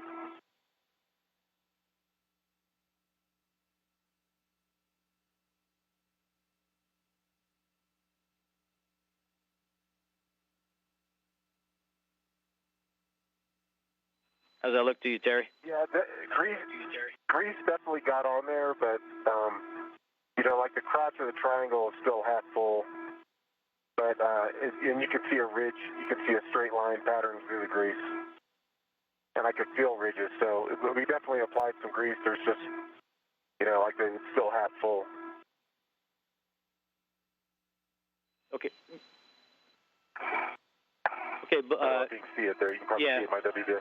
We can. If you start at 3/4 and you're seeing about half full, and you feel like you got some on there, we are comfortable with that. Okay. It's definitely half full and not half empty. Okay, that sounds great. And while you do that, I'm going to take this time while Butch is looking at himself there to give you guys a big picture of where we are today. Roger. Okay, so what Joe, we're ready. Go ahead. what we're looking at, Butch, is to get you on the SCU by around the 6:15 mark, and we think with where you are today, we will get both of the C2, V2 get-aheads done. Once those are done, we'll reevaluate and see if we're going to do anything more.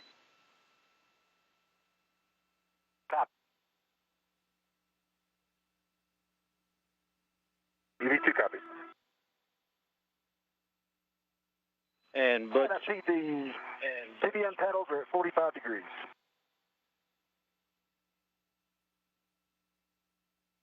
you're reading our minds, Butch, so with that, they're going to go ahead and close those pedals right now.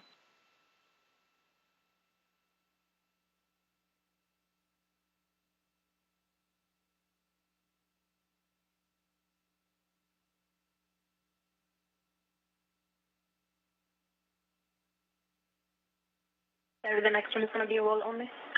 Correct. And that should be the fourth one in this sequence. Copy, brakes are coming off.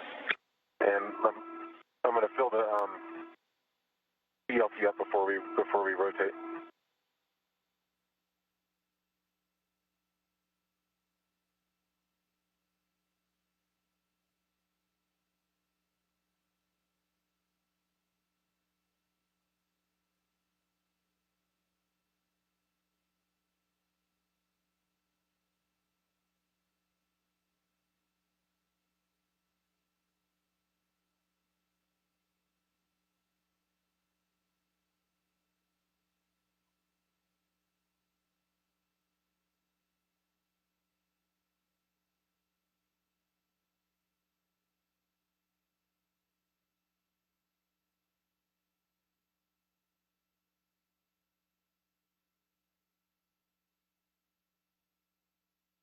You're being liberal with putting grease on here.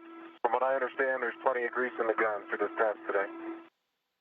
That is a true statement, Terry. And Butch, we're showing those pedals closed if you can confirm.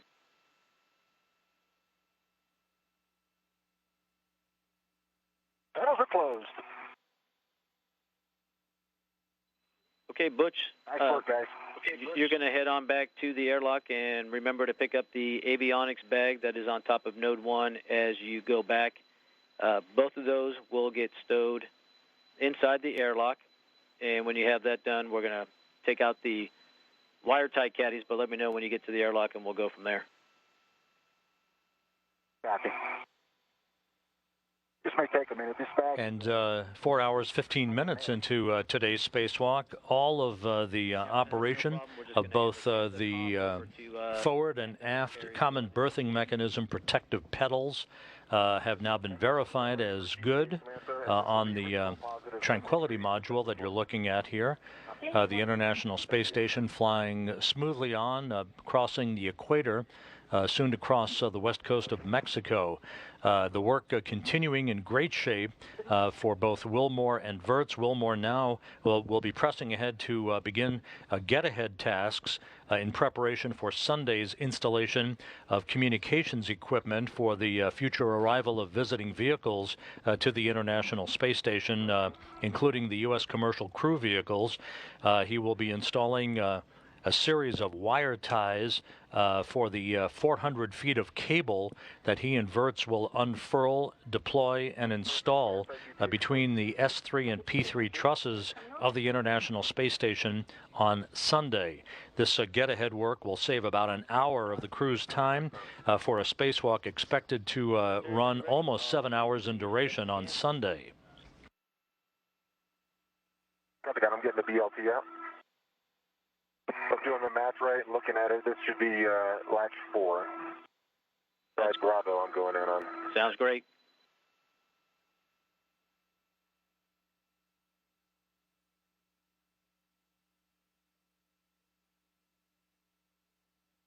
BLT is ready to go. Okay, you're going to slide the BLT into the latch gap until the depth gauge is reached. Depth gauge is reached.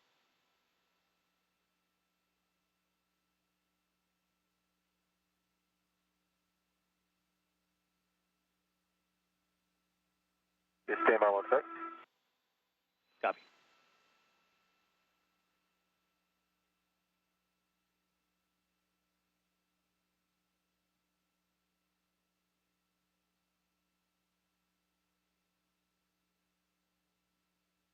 I think I touched something with the grease, with the BLT. There's some missing grease. I'm just trying to see what I touched.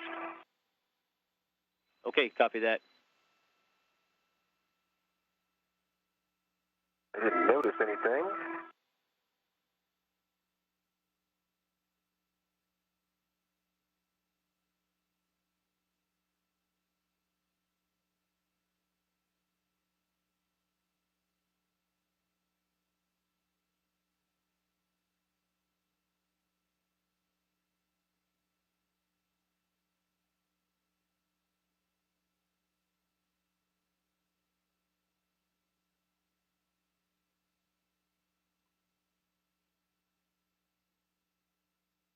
Yeah, Joe, I don't see what happened, but a little bit of grease did come off. So let me refill the BLT.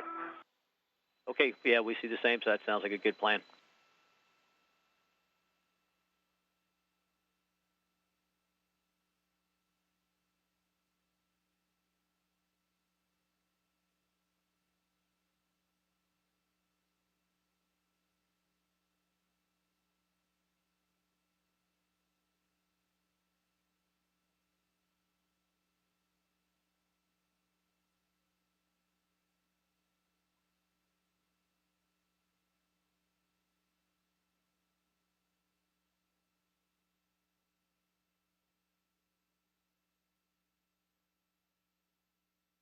Four hours, 20 minutes into the spacewalk, continuing to receive excellent downlink television from the helmet camera on Terry Virts as he continues the lubrication of a variety of components on the latching end effector of the Canadarm2. If you take a look just above the latching end effector itself, you see a rotating dish.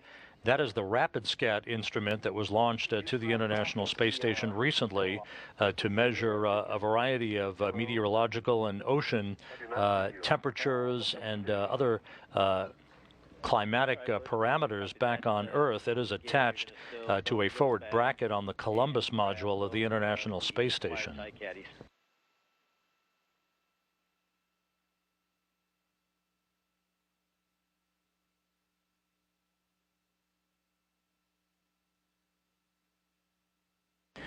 Butch Wilmore is back at the airlock hatch to Quest, where he will be retrieving a device called a wire tie caddy from a staging bag in the airlock. Wilmore again will make his way to the S0 and P1 truss areas of the International Space Station to deploy a number of wire ties in advance of Sunday's third spacewalk, in which he and Terry Virts will be deploying some 400 feet of cable that will be used for the installation of equipment, communications and navigation equipment for the common communications for visiting vehicles that will approach the International Space Station in the years ahead. Keep an eye on it. That is a mystery. I don't see anything with grease on it that shouldn't have grease on it. Something does. Yep, well, that was a good check, though. We appreciate that, since this is the main thing we want to get done today. So it was good to go ahead and re-lube up that BLT. Roger that.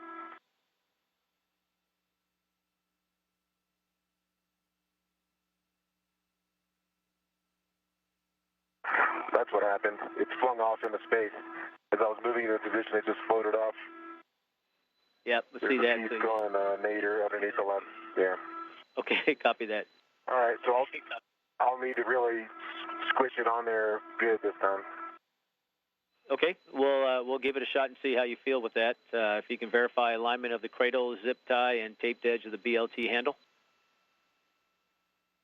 I'm sorry, I'm going to need to put some more grease on the thing. Okay, copy. Yep, understand.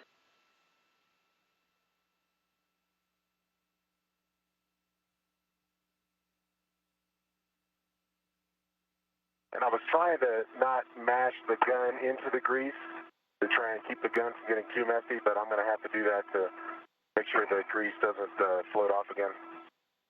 Yep, I understand, and this being the last one, you're doing all the right things, so we'll just get this one right, and we'll cruise on with our day. Sounds good.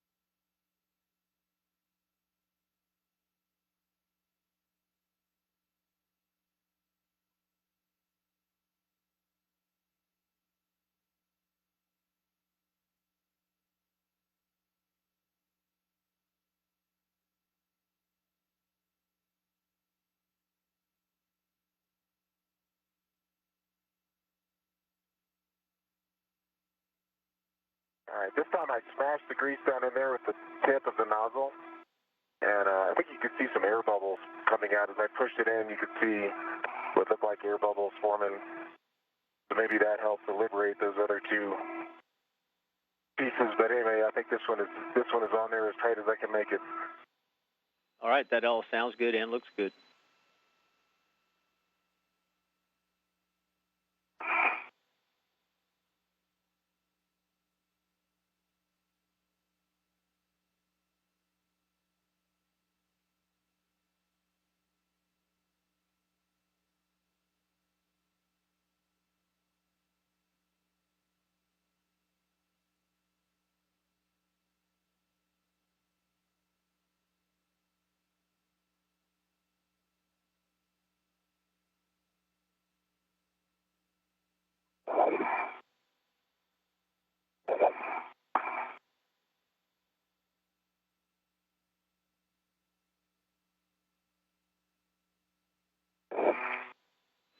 And hey, Butch, while you're stowing things and grabbing the wire tie caddy, just wanted to offer something up. Since you're going to be out working with wire ties, if you wanted to grab your trash bag and put it on your mini workstation, you can feel free to do that.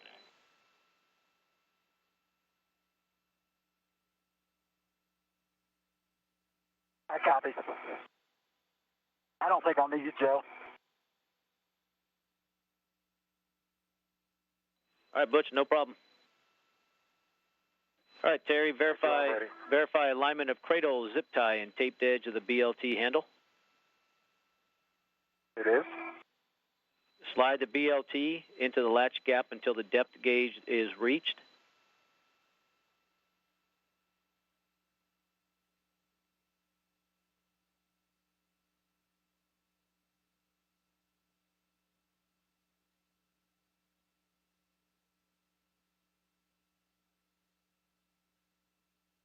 Complete. Rotate cradle towards the center of electrical connector. Complete. Move entire BLT towards the electrical connector.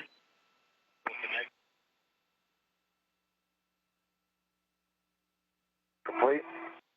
Move BLT along the ball screw to feel for ridges, 2 directions, and note the restricted motion when you move it to both sides. Yeah, I can feel it bumping as it goes along the ball screw. This is Mission Control Houston approaching the 4.5-hour mark into today's spacewalk, which is going swimmingly for Butch Wilmore and Terry Virts. You're looking at the view from the helmet camera for Terry Virts. He continues to lubricate components, screws and bearings and tracks inside the latching mechanisms of the latching end effector at the end of Canadarm 2.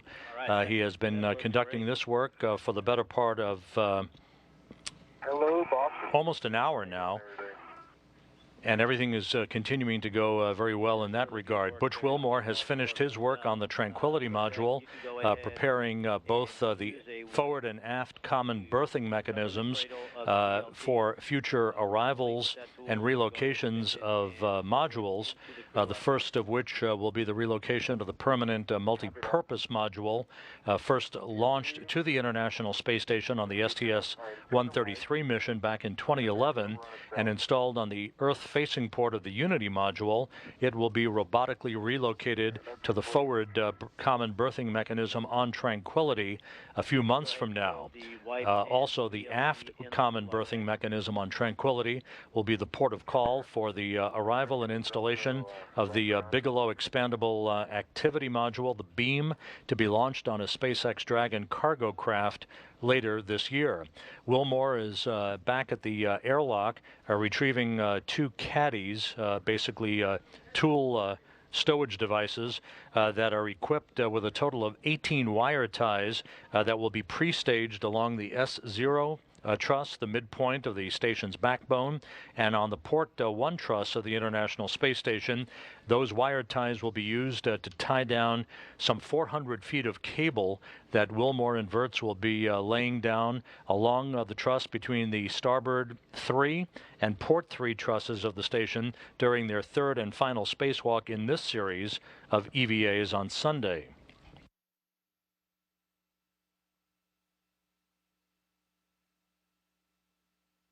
That's complete, Joe. Wirtz has made his way through the lubrication of all four latching end effector ball screws in the mechanisms that activate, open and close the latches for the end effector operations. Wirtz is in the process of lubricating bearing tracks on those latches as well.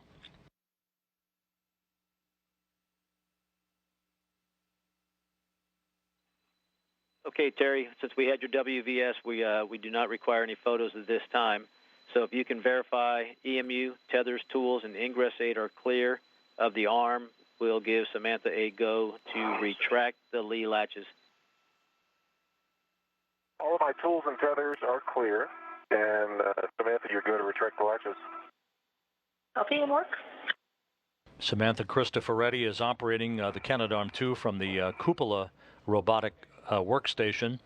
The results and the data received on the facility of the motion of these latches in the wake of the lubrication work being done by Terry Wirtz will be analyzed by Canadian Space Agency and industry engineers responsible for the robotics equipment on the International Space Station. I see him.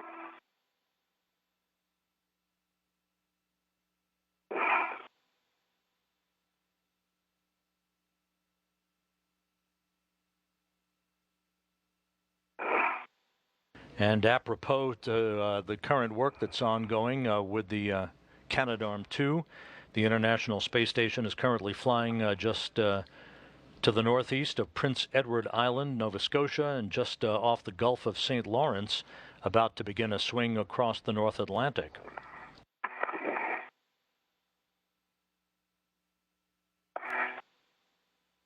And latches are retracted. Looks good.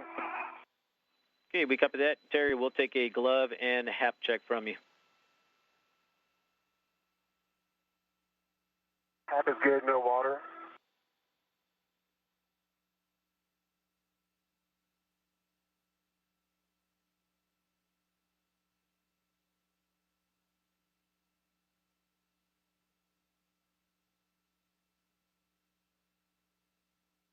And Butch, before you get too far, we'll need a safer check from you and a glove and HAP check as well. Yep, I just got the safer check. Both handles are down. Get my gloves now. Stand by. My gloves are good, Joe. Both gloves have a little bit of grease on the back of them. It's been washed around, so the front of the gloves look the same as they were before. All right, that sounds great, Terry. Got a caution for you. We're going to start working on the linear bearing tracks. So avoid contact with the keep-out zones for the micro switches, and that's the area in between the micro switches. You can go ahead, retrieve the grease gun. I think you've got the prep steps done. And what you're looking at is getting a bead of grease, inch and a half, on both sides of each linear bearing track. So for each latch, you'll be getting 4 beads total. Copy that. I've got a good tally hell on them. Samantha, please prepare for a manual GCA. I'm going to have you pitch it a little bit. Okay, and work.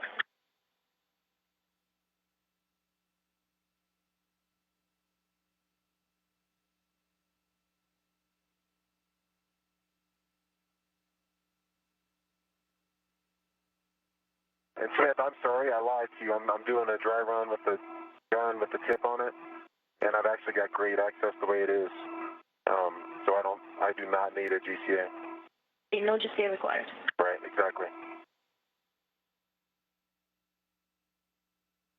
Joe, I've got a good tally ho on the micro switches, and I understand to keep out. I know we're talking about 3 centimeters, and I'll get as far as I can towards the front of the curved coupling. All right, that all sounds great. Terry Wirtz, in this view from a camera on the latching end effector of Canadarm2, watching it do its work as it activates, opens, and closes a series of latches to see how well the lubrication work is going.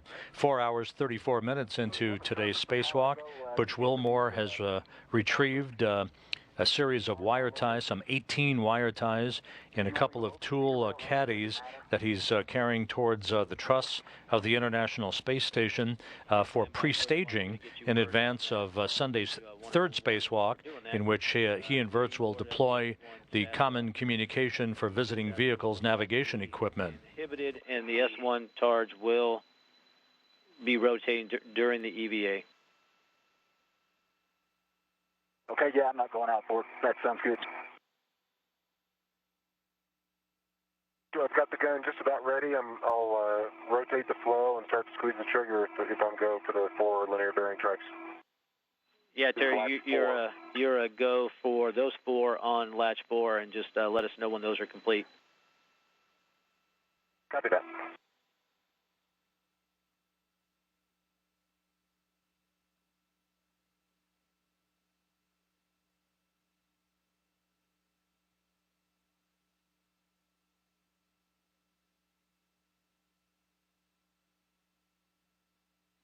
Okay, Butch, what we're looking at is from the aft part of the lab, we think you can get up there going along that strut.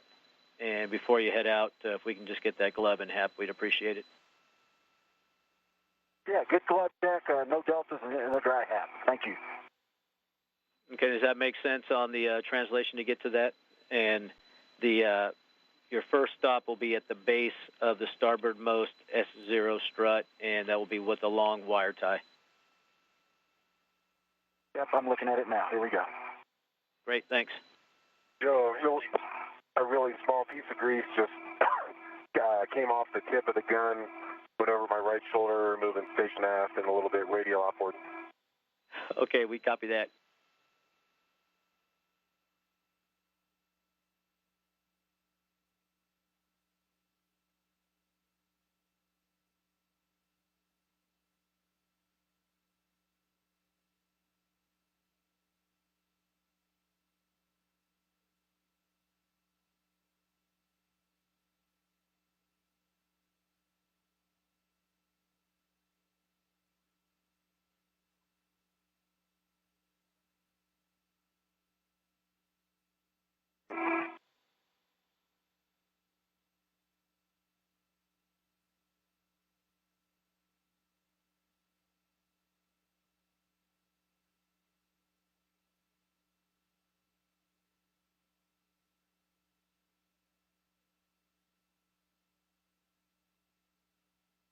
All right, Joe, all 4 surfaces are greased. You want to report? I'm not sure if you can see that in my WBS. Okay, yeah, we see the gun there, but you're saying you got the 4 beads on latch 4? I did, yeah. The going from A to B, the first one I got a decent amount. The second one looks really good. It's a nice even application. The third one is a little uneven, and the fourth one there's a lot of grease on there. Some of it got down there on the cylindrical structure, but I think that's okay down there. And there is a little bit on one of the curvic coupling teeth. Do you want me to try and wipe that off with a wipe, or are we happy with that? Yeah, Terry, we're going to leave that as it is, so no need to wipe. You can go ahead and wipe the tip of the grease gun as required as you go along. And when you are clear of the arm, you and Sam can have the comm to do the GCA to the next latch. Copy that. If I'm clear of the arm, let's go back in the other direction this time. We're still negative 70 degrees. So Copy, withdrawn only. Brakes coming out.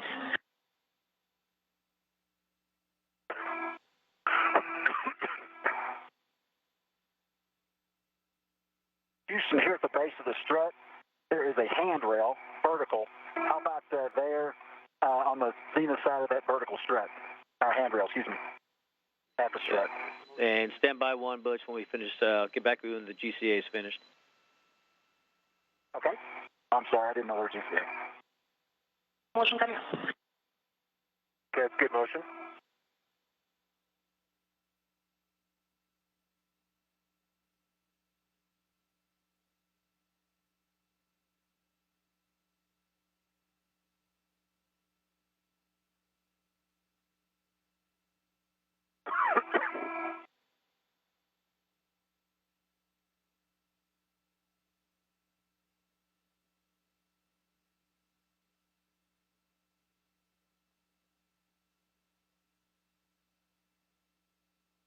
Stop motion.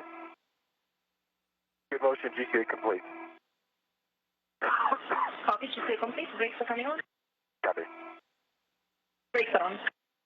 Copy, brakes on. I'm ready to go in, Joe, and the switches are a lot closer this time. The geometry is different, which I think was expected. Yep, that sounds good. And with the brakes on, you are good to go to get the 4 beads on this latch. Good work. All right, Butch, back with you. So, yeah, we're thinking that it's going to be on the strut itself, nadir of that handrail.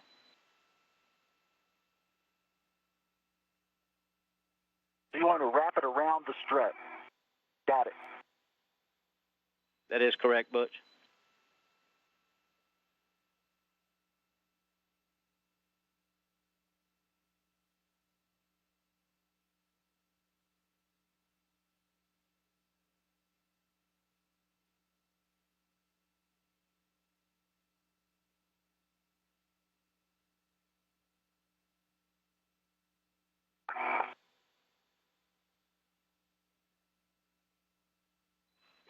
And, Butch, all of these will be 3 twists on those wire ties. Copy.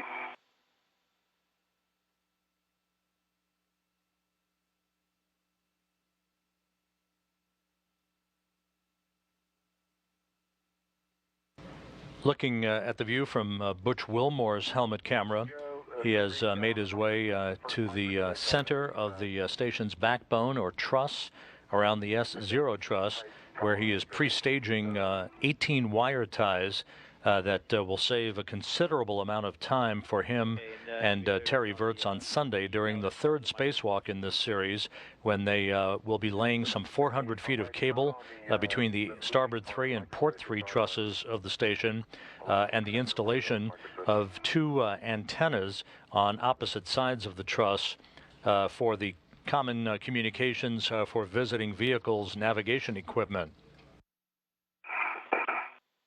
Okay, Terry, you are good to press on and continue. Okay. Meanwhile, Terry Virts continues his lubrication of bearings on the latching devices around the end effector of the Canadarm2 robotic arm. All of that work continues to go smoothly with very little problem. Virts has been affixed for the better part of almost 2 hours now, maybe closer to about an hour and 40 minutes now, to a portable foot restraint on a stowage platform called External Stowage Platform number 2 that is located just outside of the Quest airlock, where he is conducting this lubrication work. And when you are clear, you have a go to have Samantha GCA for the next latch. Okay, sounds good. And I could stick a wipe in there to try and wipe it off if you want, or not. Not required, but thanks for offering. Okay. The grease gun is safe. Samantha, let's go 110 degrees, wrist roll negative. Copy.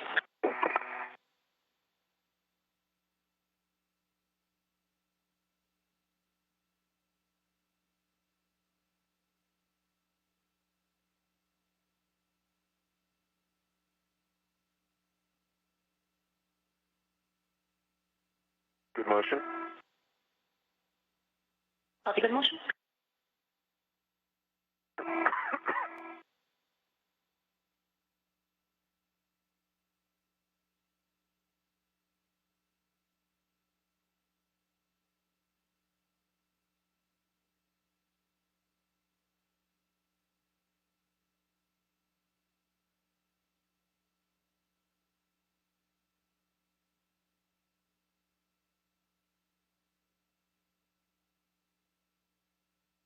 Motion, that's perfect. As we approach the 4-hour, 45-minute mark into the spacewalk, the crew continues to work ahead of the timeline. The belief is that the lubrication work is moving along much faster than had been predicted pre-flight, and we do expect to be able to complete all of the lubrication work, all of the screws, all of the latches and the bearings that were earmarked for this maintenance on the end effector of Canadarm2. And Butch, your next one will be handrail 3437, which is just zenith from where you are there, and maybe a little bit starboard. Okay. The International Space Station flying 257 miles over the Mediterranean, passing just to the southwest of the boot of Italy. And Butch, those will be either long or small as you have, and on 3437, it will be the port standoff. Found it.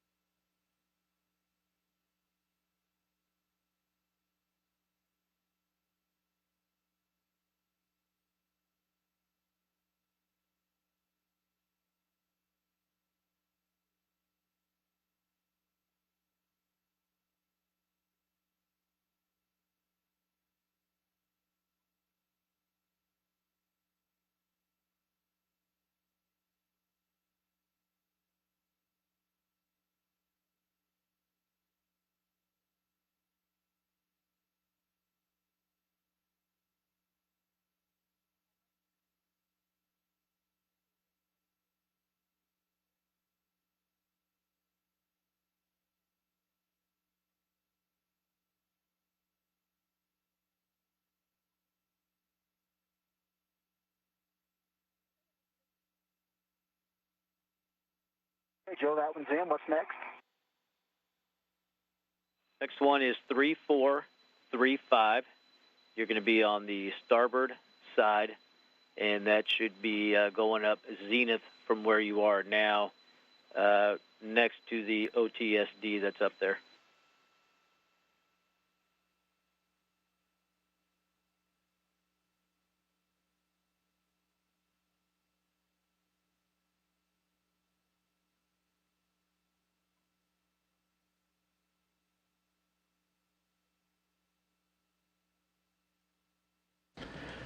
Here in Mission Control, spacecraft communicator Joe Acaba directing Butch Wilmore as to the specific choreography of this get-ahead work that he is doing in pre-staging 18 wire ties that will be used to secure 400 feet of cable on Sunday for the installation of the Common Communications for Visiting Vehicles navigation equipment. Okay.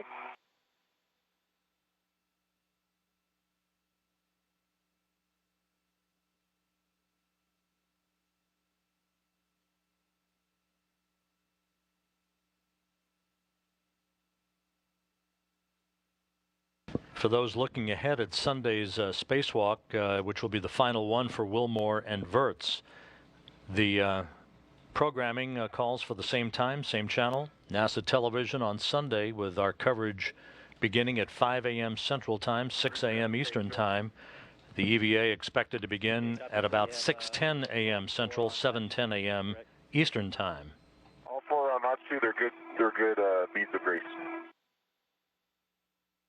All right, with that, when you are clear, you have a go with Samantha to the GCA to the last latch. And just so you guys know, we'll have some Radicom up here for the next few minutes, so we'll stay with you as much as we can. Okay, copy that. And I'm just double checking my time. And we'll be passing out of range of our tracking and data relay satellite system for a downlink TV capability about 5 minutes from now. A short handover between satellites on the TDRS network. We'll regain that TV capability about 6 minutes after the hour. Good motion.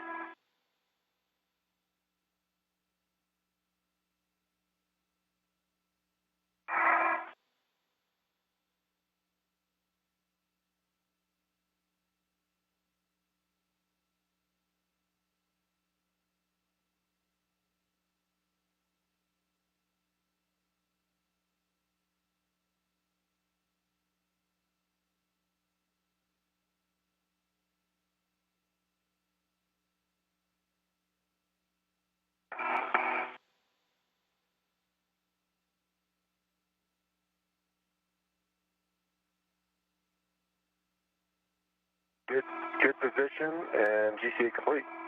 Okay. Brakes on. Happy brakes on. You have the next handrail for me, Joe? I do. It's 3434, which will be just up zenith from you, and you'll be looking for the zenith standoff. And that's more... Zenith 3434. Yep, it'll be more starboard. And Terry, when you are ready, you can go ahead and get those last four. And big picture, we're looking at about 450 right now on PET, so we think you're in good shape to work the get-aheads on the lee lube, and the next will be working with the equalization brackets, and we'll just continue with those get-aheads. Sounds perfect. Yeah, I think we'll be able to get them all done. We'll see how fast they go. Yep. Just take your time. Methodical is good, but you're making good work of this.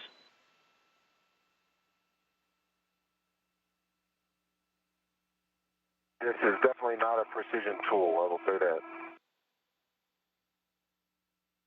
Nor a clean tool. No, it's not. All right, I'm starting the linear brackets on latch 1. Copy and watching.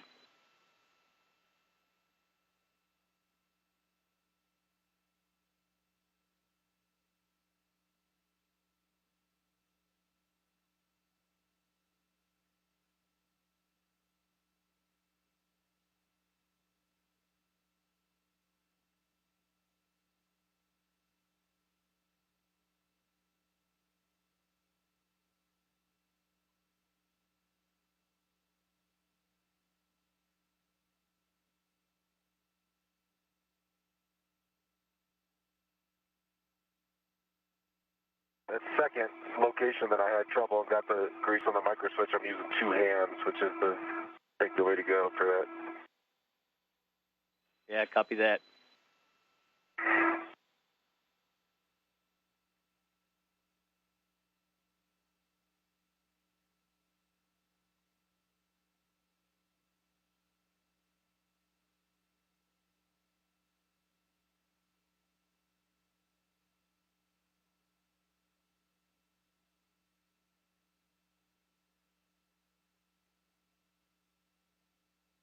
Okay, Houston, what's next?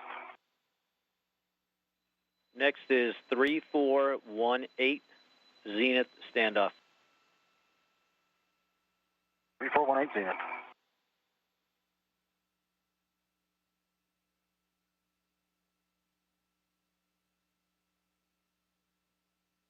Those 4 complete, Joe. They all look good. Safe in the gun. Okay, once you get the gun safe and retracted, we'll get you started on the equalization brackets. And Terry, just wondering how you feel. You've been in that APFR for a while. I'm doing good, actually. The temperature is not an issue. It hasn't been a problem. Okay, sounds great. Thanks. It's more tiring than I thought. I thought this was supposed to be easy. A lot of handwork here, but I'm doing good. Yep, you're looking good as well. All right, Joe, the grease gun is safe. It is holstered in the crew lock bag, and I'm going to move it out of Okay, that sounds good. And when you are clear of the arm, we'll give Samantha a go to extend the latches.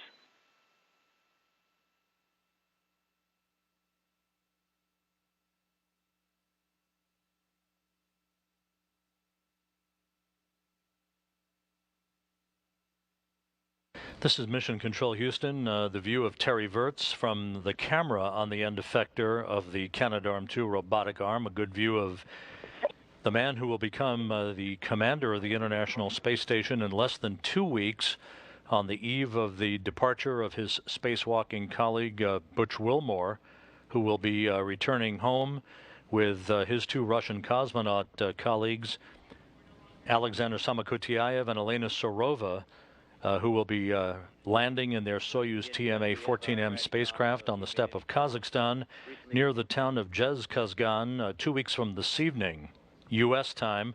the early morning hours of March 12th at the landing site. Wilmore will hand over command of the International Space Station on March 10th to Wirtz, who will be commander during the Expedition 43 increment that will last 2 months from mid-March until mid-May, when he returns home with Samantha Cristoforetti and Anton Shkaplerov. Okay, Terry, we have a caution for you to avoid grease contact with the electrical connectors and micro switches. So if you need a GCA, we can go ahead and do that. Let Samantha know if it's wrist roll or translation. And when you're in a good spot, we just need the safe call before you go ahead and move any of those equalization brackets. Okay, I think I'm in a good spot to try the first one. And just for your essay, I did see the linear bearing, the mechanism way after the push the grease a little bit, so at least a little bit of grease got on there, I know that. For latch 1 only, I couldn't see the other 3 latches. Okay, that sounds great. So you'll apply about 5 pounds of force into the equalization bracket and move it from side to side along the long axis, maybe 1/4 of an inch. And we just want to see that the movement is smooth. Okay, copy that. And I could touch the outside of the latch shroud, is that correct?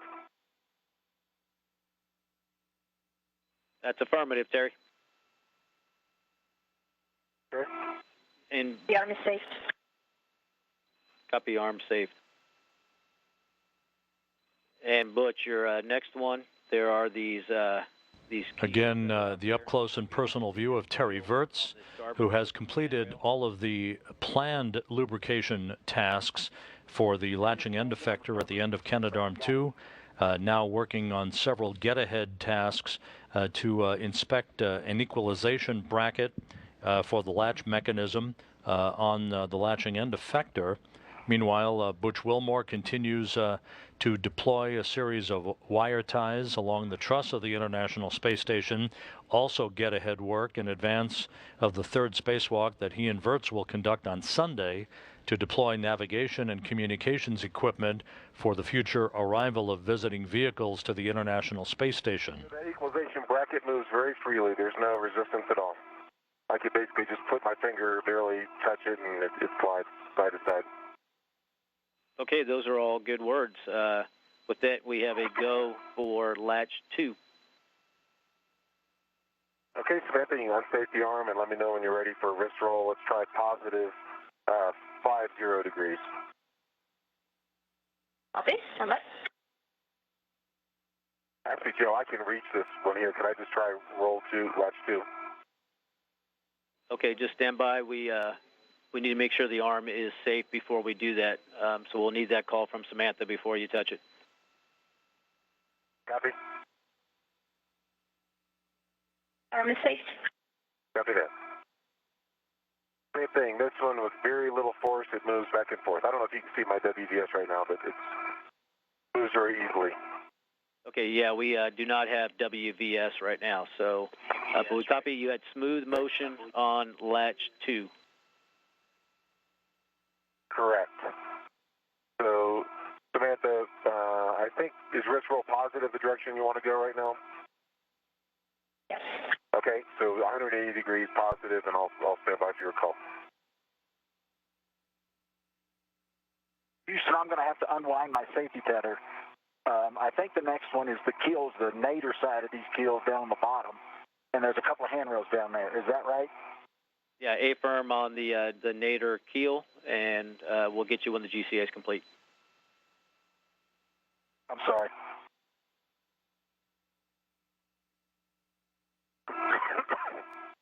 With the work outside by both Wilmore and Wirtz moving ahead in excellent fashion, the current plan is for about another hour's worth of get-ahead work for Wilmore and Wirtz, at which point they'll start to collect all of their equipment and begin to clean up all of their various work sites in preparation for returning to the Quest airlock.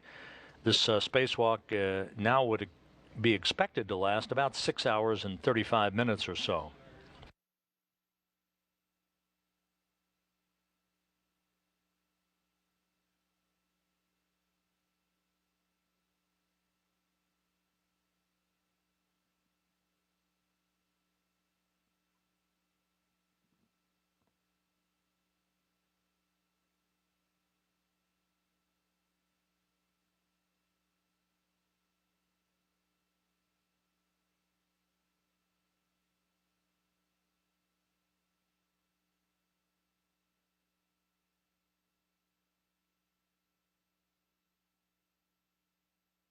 That's good motion, Smith. Go another 20 degrees, please. I'll be 20 degrees. Good motion.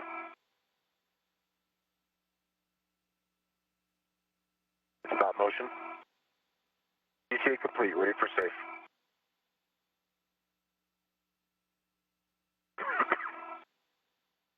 Army safe. Copy that. So you ready for the bracket on latch 3? Hey, Terry, before you do that, we need to get a glove check front and back in between all of these. So with 1 and 2 done, if I can get a glove check from you, again, looking at the front and the back of the glove as well.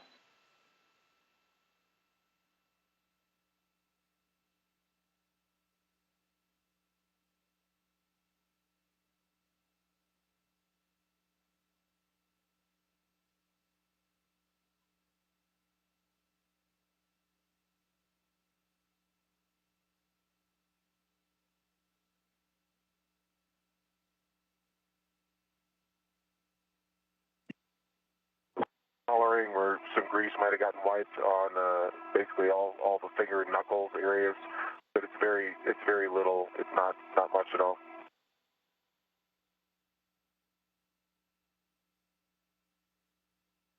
There's no visible grease that could get on or in an electrical connector on either glove. Okay, Terry, we're happy with that, with those glove checks, and so you have a go. You're going to try to get both 3 and 4 from this one position? Correct. And both 3 and 4 move very freely with no problem. And I don't know if you can see what I'm doing here, but the technique, you could just barely touch it like that and slide it, and you don't even need to get near the electrical connector. But 3 and 4 are both good. Good motion. Okay, copy that. 3 and 4 are both good, and we'll just need another glove check after doing those. Okay. No change to either glove.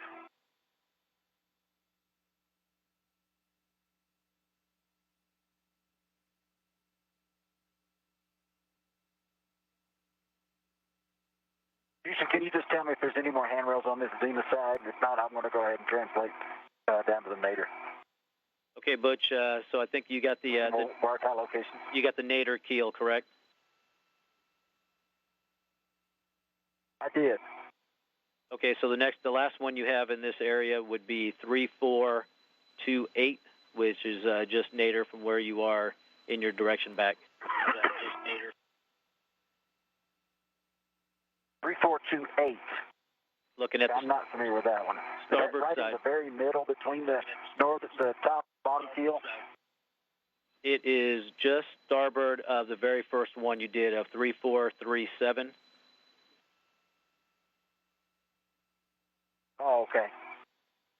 So I need to go ahead and backtrack then. I'm good for that, right? Yes, sir, you are, and it'll be on the starboard side of that. Okay, here we go. And Terry, back with you. We just want to verify that you are pushing in on the brackets with that about 5 pounds of force and then moving the brackets side to side.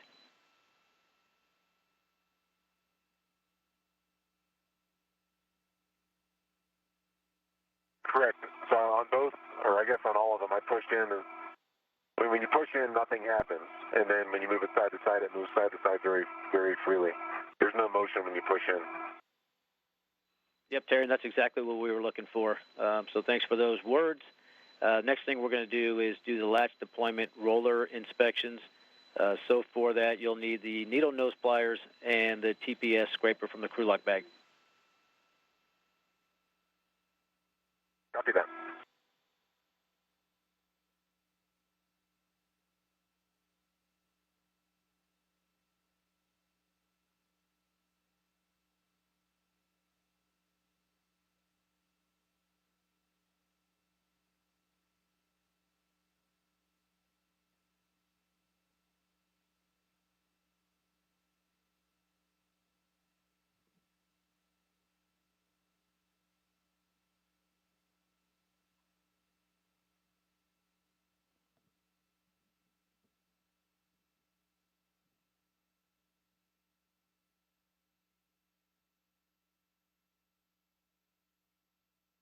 Okay, which handrail am I looking for now again?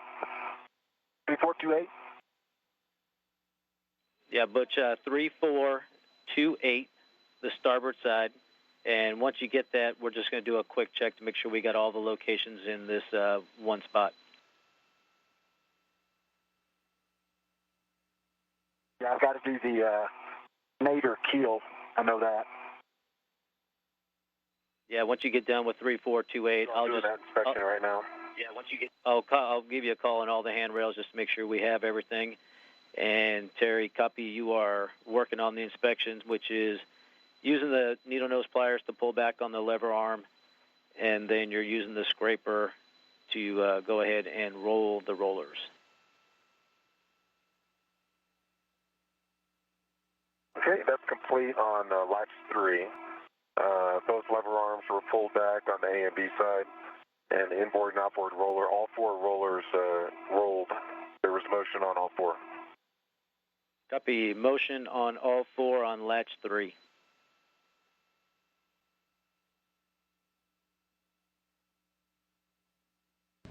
At the 5-hour, 7-minute mark into today's spacewalk, Terry Virts verifying the operation of deployment rollers and equalization brackets, various components in the latching end effector of Canadarm2.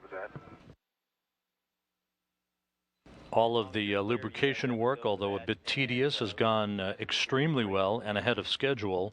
Virts affixed to a foot restraint on a stowage platform near the Quest airlock, with Samantha Cristoforetti operating the Canadarm2 from a robotic workstation in the cupola.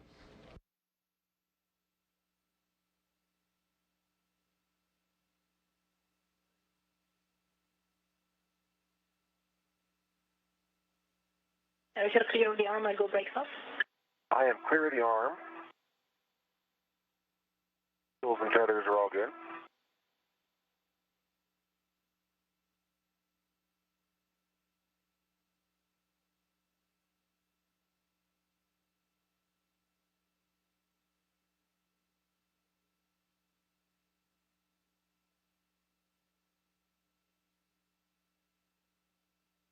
Terry, I'm ready for motion when you are. Okay, this will be plus wrist roll, Samantha, 70 degrees for latch 4, and I'm ready for motion. Okay, motion coming up. Okay, starting GCN. Good motion.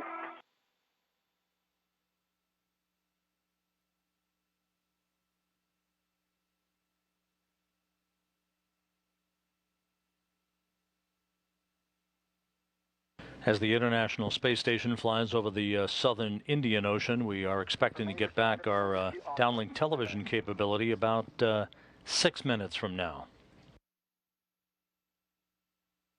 All right, GCA complete. Copy, GCA complete. Brakes are on. Sorry, guys. No problem. Yeah, Butch, on 3428, it would be the... And am I on the nadir side of the... Yeah, A-firm, nadir or starboard on that handrail, that's correct. No, the keel, the nadir keel. Okay, so say that again, Butch, for the nadir keel. The nadir, is it the nadir side of the nadir keel?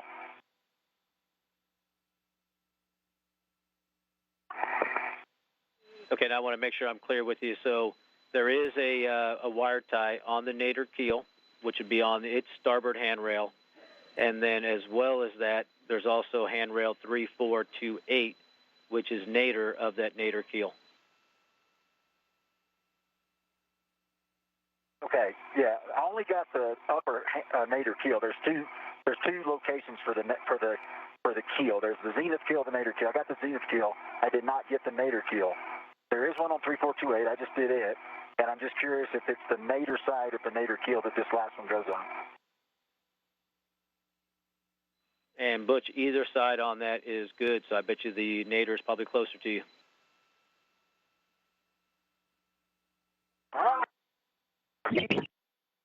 So all 4 rollers roll freely on latch 4, no problems.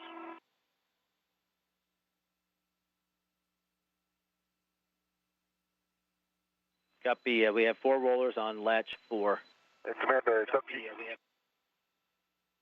For planning, we can go continue positive for 110, or if you need to unwind the arm, 180 negative, your call.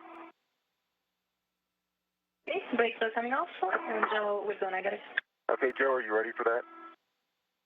Standby 1. Okay, standing by. Fuels and tethers are clear.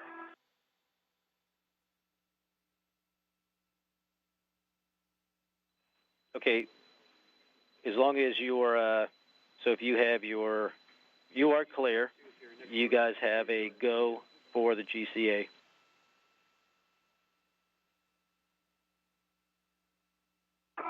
Copy that. I am clear. Tools, tethers, everything's clear. And Smith, I'm ready for you to start GCA and start motion when you're ready.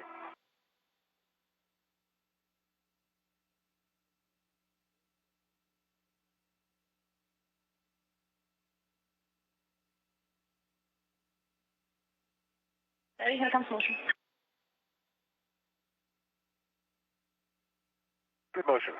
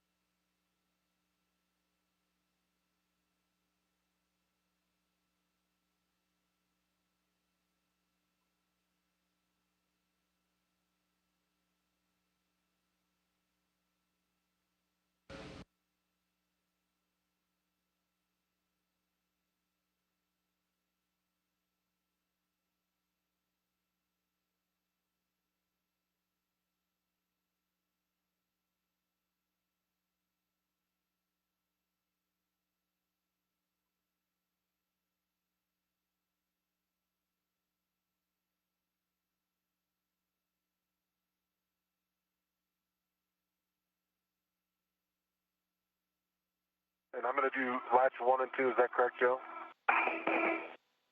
That is affirmative. Another 20 degrees, please, Samantha. 30 degrees more. Good motion.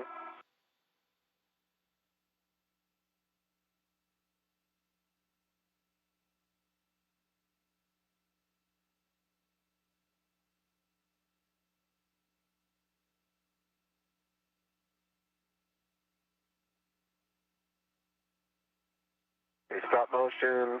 GCA complete. Brakes on. Brakes on. Thank you. Good job. And am I ready to do latch 2, Joe? You have a go for latch 2. Back latch 2.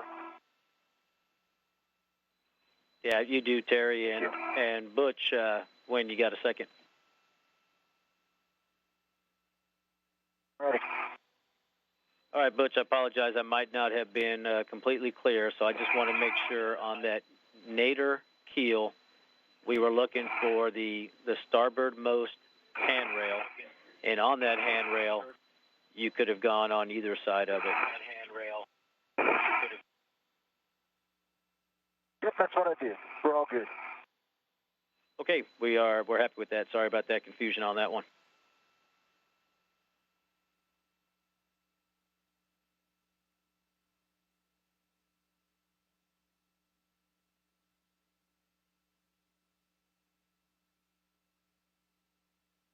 Five hours, 15 minutes into the spacewalk. Wilmore and Wirtz at different work sites, moving right along with get-ahead work. Wilmore pre-staging a series of wire ties for the laying of some 400 feet of cable on Sunday associated with the Common Communications for Visiting Vehicles hardware, navigational hardware that will be used by visiting vehicles, including the new U.S. commercial crew vehicles that will be approaching the International Space Station for their link up to international docking adapters that will be installed later this year. Terry Wirtz continues some get-ahead work with the lubrication and inspection of bearings in the latching end effector of the Canadarm2. All of this work proceeding extremely well. This followed the removal at the beginning of today's spacewalk of the thermal cover at the end of pressurized mating adapter number 2 at the forward end of the Harmony module. The routing of the final 2 bundles of cables for the international docking adapters, 10 cable bundles in all, now properly situated, connected, and routed for international docking adapter installations to take place later this year. That's all 9. That sounds great. We're showing that task complete, and I think we're going to have you, if you're feeling good, heading on over for the next set of the C2V2 wire ties.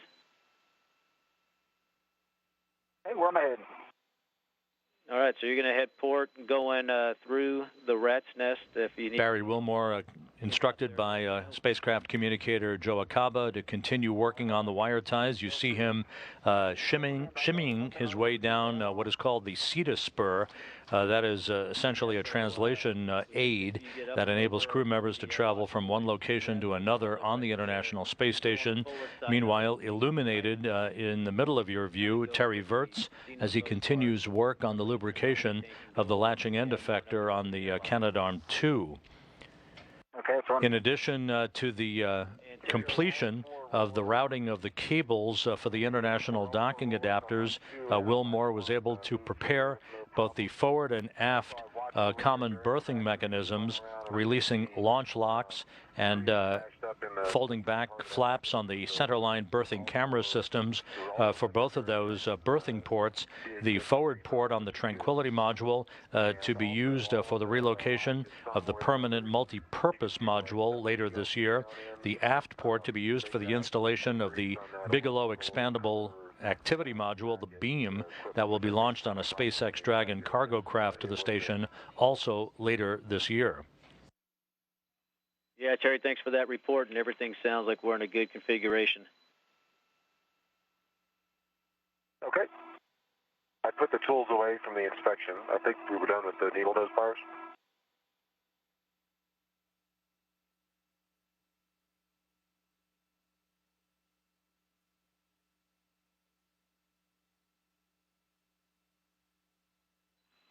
And Terry, that is correct. I just want to make sure I knew where I was taking you next. So we're going to work on the lubrication of the equalization bracket and the rollers.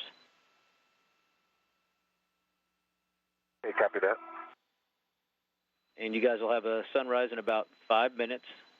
And Terry, as we do this, we'll leave it up to you on what you can get from the location that you're in and the GCA. So if you read out things as you do them, that'll work for us. For each equalization bracket, we're looking for both sides.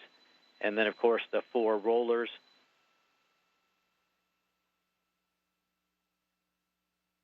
Okay.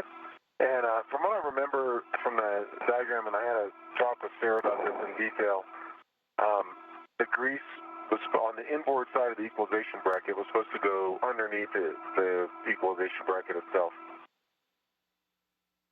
And the curved coupling is right there. It's going to be hard to, I could probably squeeze the tip in, but it's going to be hard to get grease right up into that location just because of where the curved coupling is. The latches did not extend a tremendous distance there.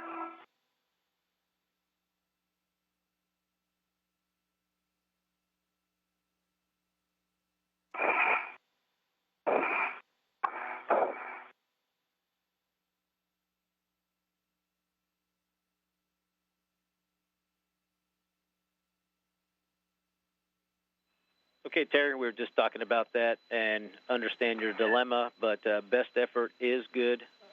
So whatever you get on there will be sufficient. Okay, copy that. Did you say I'm go for the equalization bracket and the rollers? Yep, that is affirmative, and I think the best way is just to read them as you go. Sounds good. The rollers should be pretty easy. Equalization bracket's going to be tougher. Concur. Houston, I'm at handrails 6006 and 6007. If you can give me a little GCA from here to my first location. Okay, stand by 1.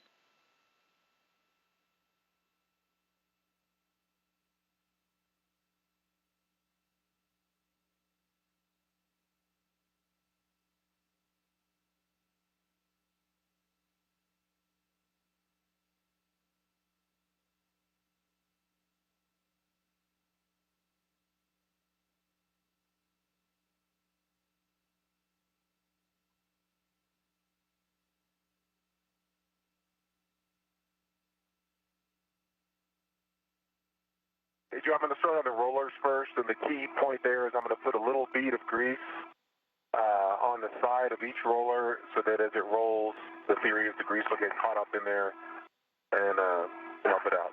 Just one bead of grease on each of the 4 rollers per latch. That is correct. 1 bead on each roller.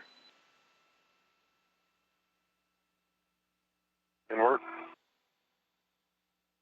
And Butch, we're still looking.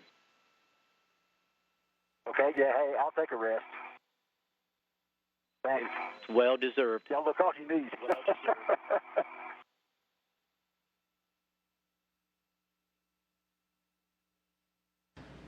At the 5-hour, 22-minute mark into today's spacewalk, Butch Wilmore is continuing with his deployment of wire ties at various locations on the truss of the International Space Station in advance of Sunday's spacewalk that he and Virts will embark on.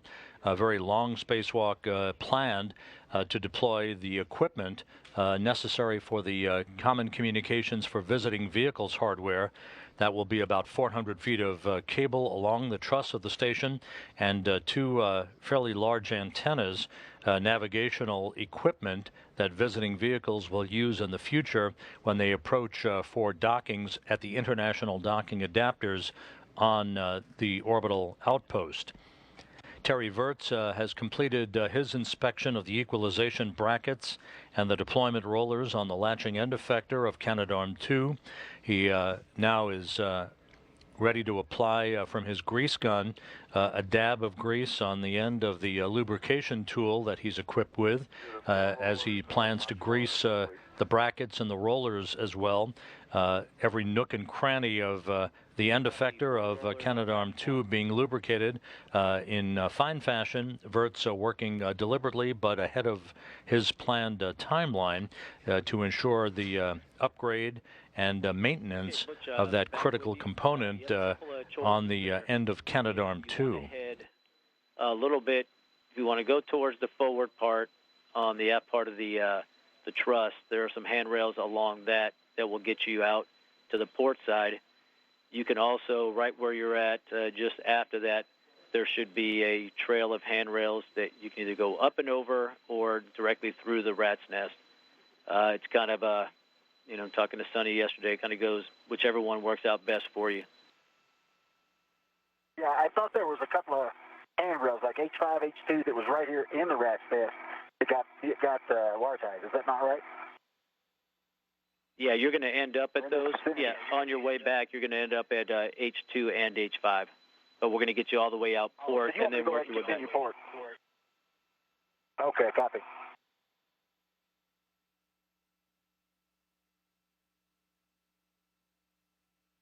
The 4 rollers on latch 2 are complete. 4 rollers on latch 2. And Butch, if you are going to H2 and H5, so if those are nearby, let me know and I can let you know where to put those. Yeah, I don't know where they are. That's my whole issue. I haven't been able to find them yet. Okay, now I'm with you. Why don't we just have you head out port, and then on your way back, we'll vector you into H2 and H5. Okay. Heading forward. These wire ties being pre-staged by Wilmore are on struts and handrails on the S0 truss at the middle point of the backbone of the International Space Station, as well as on the Port 1 truss.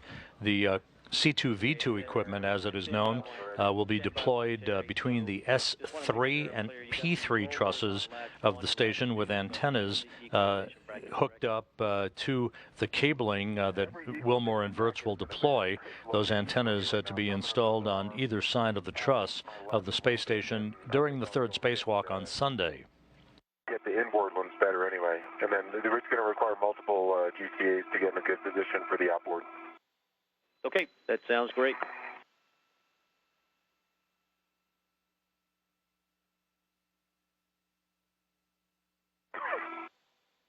My tools and tethers are clear. And Samantha, actually, I'm going to have you go station nadir the first, and I'll do the outboard on the ones that are top to me right now. So if you could please go station station nadir about 20 centimeters. Copy, it will be station nadir 20 centimeters.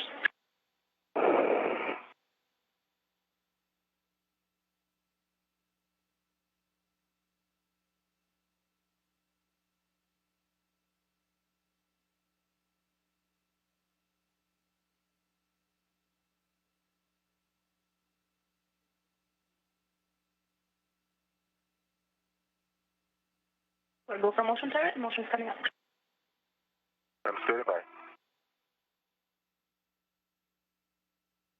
Good motion. Good motion. All right, that's good nadir. Can you go starboard about 10 centimeters? Okay, starboard 10.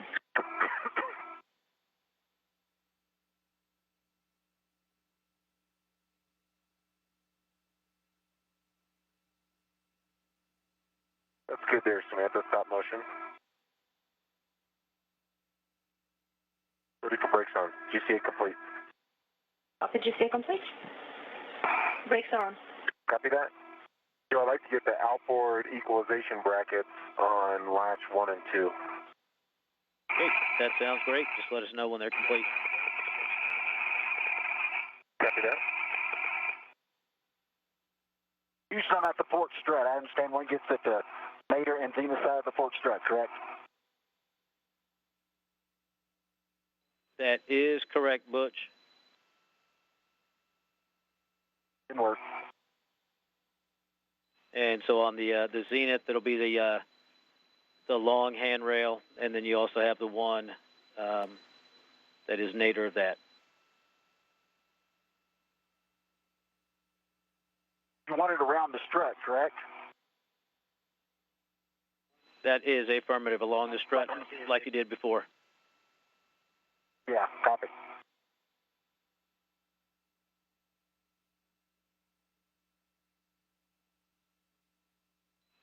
And Butch, for the lower one, it'll be above the nadir handrail, but on the strut itself. Okay. I know it's all clear as mud.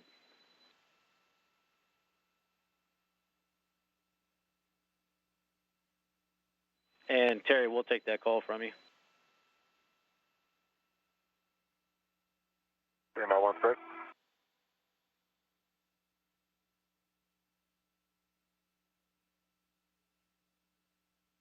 Okay, got 2 good beads of grease on latch 1 and on latch 2 on the outboard equalization bracket location. Copy, latch 1 and latch 2 outboard. I'm going to try and do latch 3 inboard from here. This actually might be a good location for that. Copy.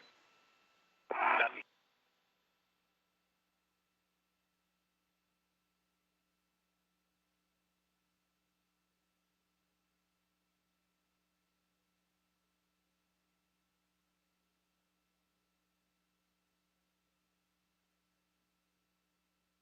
Nah, can't reach it.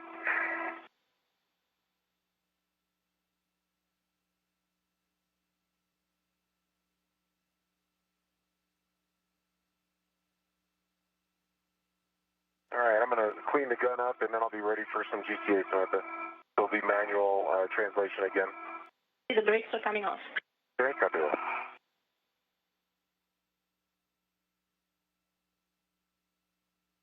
Five and a half hours now into today's spacewalk, the International Space Station flying from southwest to northeast, just to the east of Wellington, New Zealand, about to move into an orbital sunrise.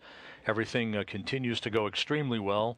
Both Wilmore and Virts working on get-ahead tasks. Wilmore continuing to deploy wire ties, saving a tremendous amount of time in advance of the third and final spacewalk that he and Virts will conduct on Sunday to install the communications equipment for visiting vehicles arriving at the station to dock in the future to the international docking adapters. Virts continues with some get-ahead work on the lubrication of certain components on the end effector of Canadarm2. Copy. Stand by 1, I'll go to single. Copy.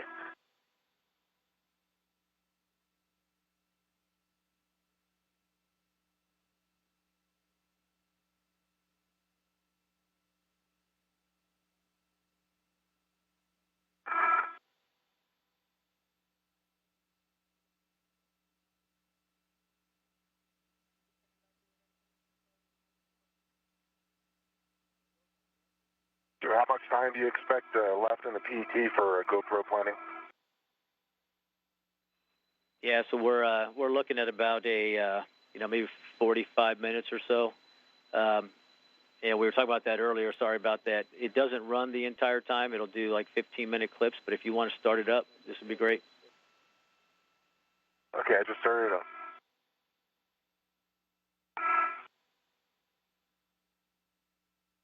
Okay, Terry, I'm ready for motion if you are. 180 degrees wrist roll. And everything is clear, Samantha. Let's start GCA, ready for motion. Good motion. A good view of the wrist roll on the end effector of the Canadarm2 being operated from the station's cupola workstation, a robotic workstation in the cupola by Samantha Cristoforetti. She is rotating the wrist joint of the end effector to present the next area of rollers that Wirtz will attempt to lubricate. Again, he has completed all of the planned lubrication for the end effector. He's working on get-ahead areas now.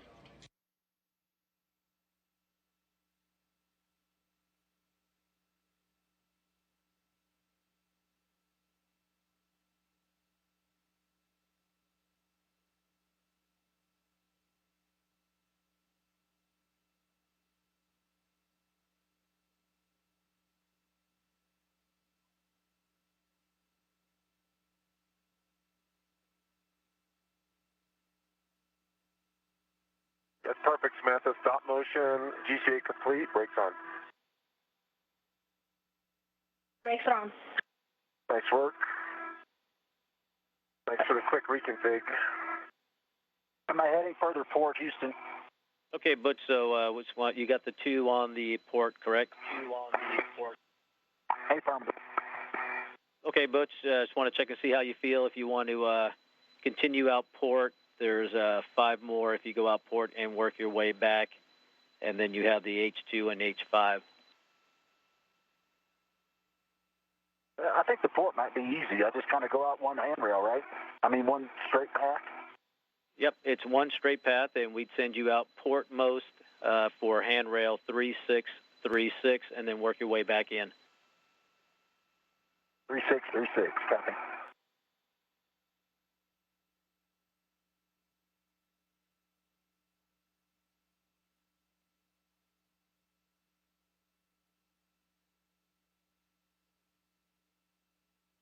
All right, Joe, I'm doing the outboard equalization brackets on latches 3 and 4 right now. Copy, Terry.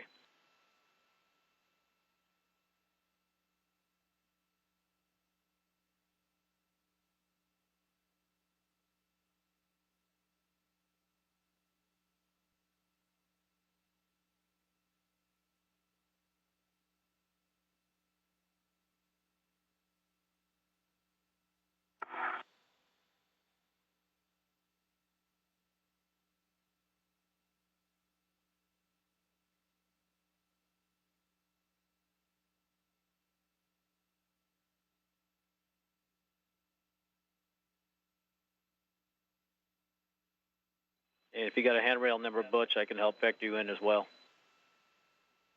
I'm at 3548 right now.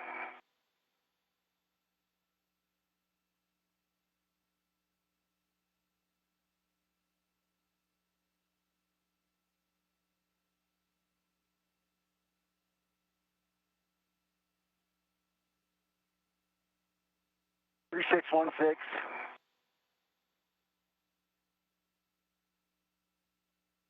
And I'm ready for GCA in manual mode.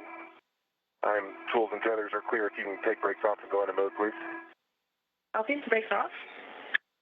And you're about 5 handrails out, Butch. I'm looking for what now? 3636? 3636 and 3637, both starboard standoff.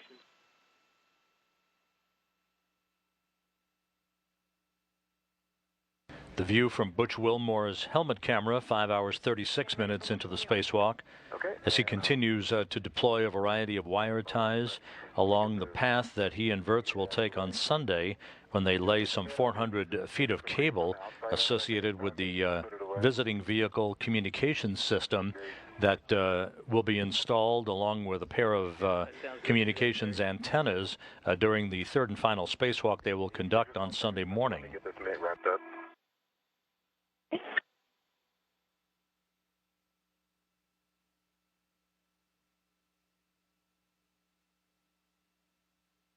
And back to the view from Terry Virts' helmet camera as he continues some of the get-ahead lubrication work associated with the maintenance and lubrication of the end effector at the end of the Canadarm2, the Canadian-built robotic arm that is now 14 years on the International Space Station. On 3 and 4, we had you on the inboard on 3 and 4, is that correct? The ones I just did were also outboard. I haven't done any inboard yet. Okay. All 4 outboards should be complete. Okay, with that, then we have you with all 4 inboards remaining. Correct. Okay, that's what I agree.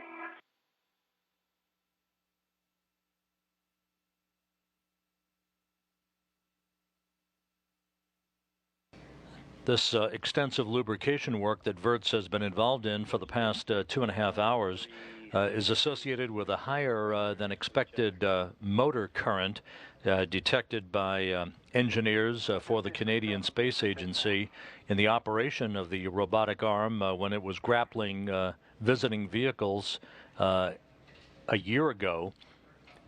The latching mechanisms that enable the snares to close around a grapple fixture were operating, but at a higher motor current than is typically expected.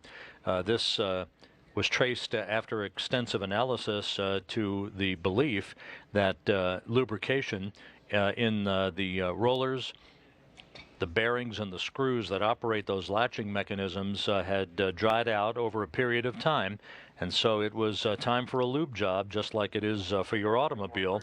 And Virts has been conducting that work for the majority of this spacewalk. Zenith, we'll call it 20 centimeters and port 10 centimeters. Okay, Zenith 20, port 10. Ready for GTA. So Zenith is coming up. Good motion.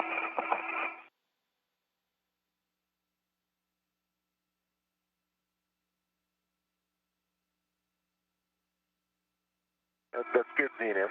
257 statute miles beneath Terry Virts, French Polynesia, as the International Space Station moves from southwest and northeast across the Pacific. Brakes are on. All right, Butch, your next ones, you're heading home in the right direction. So 3620 and 3621. Don't sound so happy. 3621, 3620. And both of those are on the starboard standoff. Copy.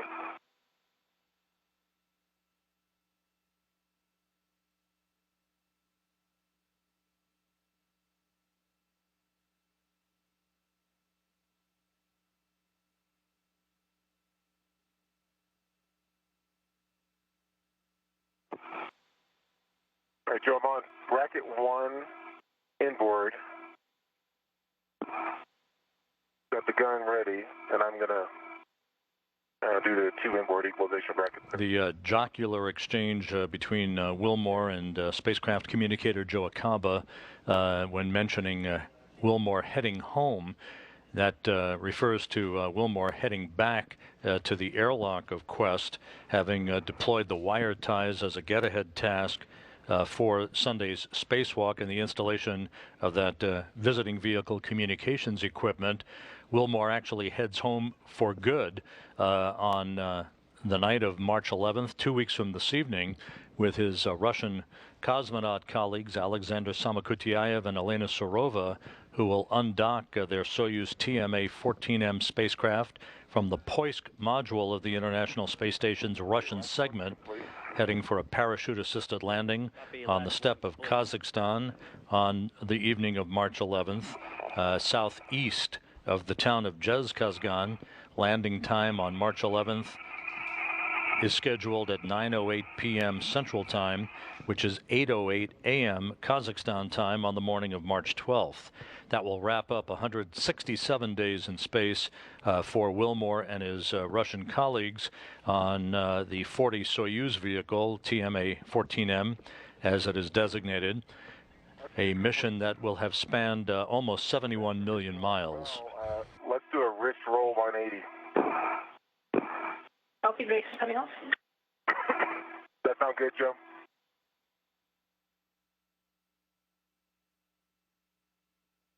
Okay, stand by, Terry. Okay, standing by. So, Terry, wondering if you can, will you be able to get the rollers on 3 and 4, do you think, from where you are right now? Yeah, that's a great call, Joe. Let me get those. That's an easy task. Stand by, Okay. brakes are coming on. Stand by.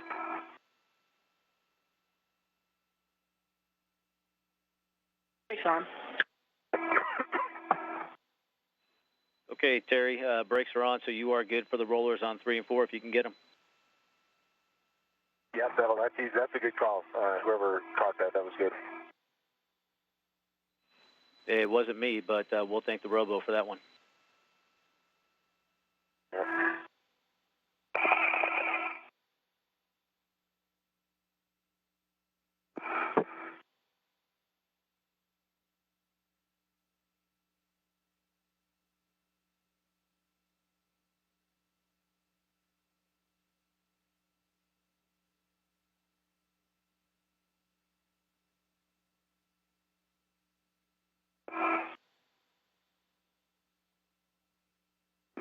All right.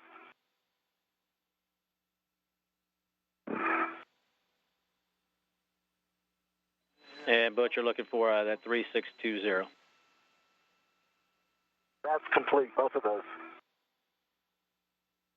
And you're on fire. All right, the next one we have still going inboard is on S0. It's 3543 on the starboard standoff. 3543 on S0, copy.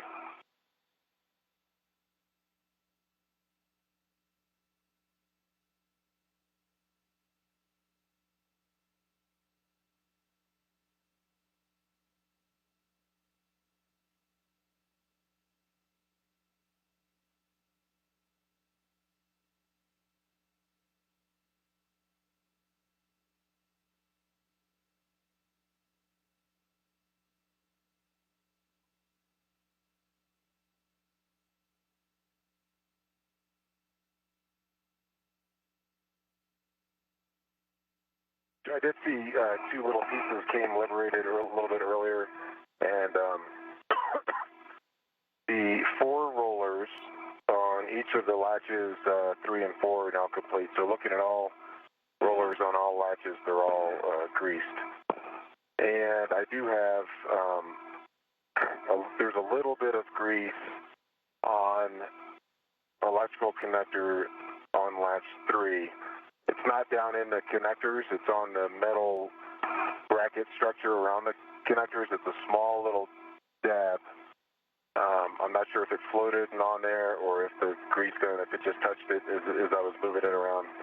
There is a little bit of grease on that. I think I could take a wipe and this clean, pristine wipe that I have and just move it and clean it off if you'd like that.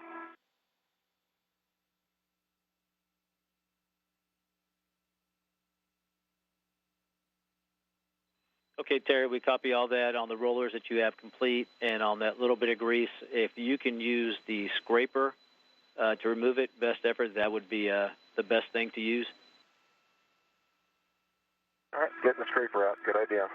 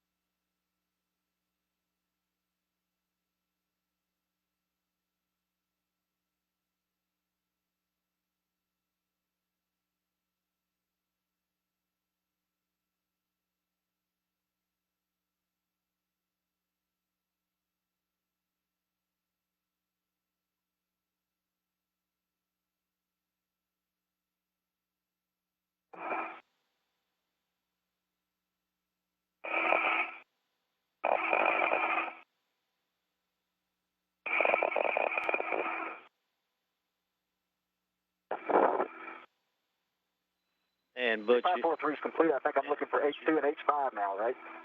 affirmative, Butch.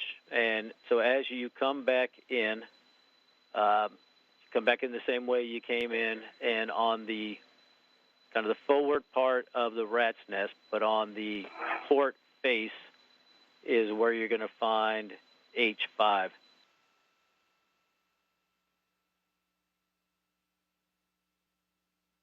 Okay. So it's on the tray that all the cables are on the rat's nest, but it's going to be on the port face of that tray.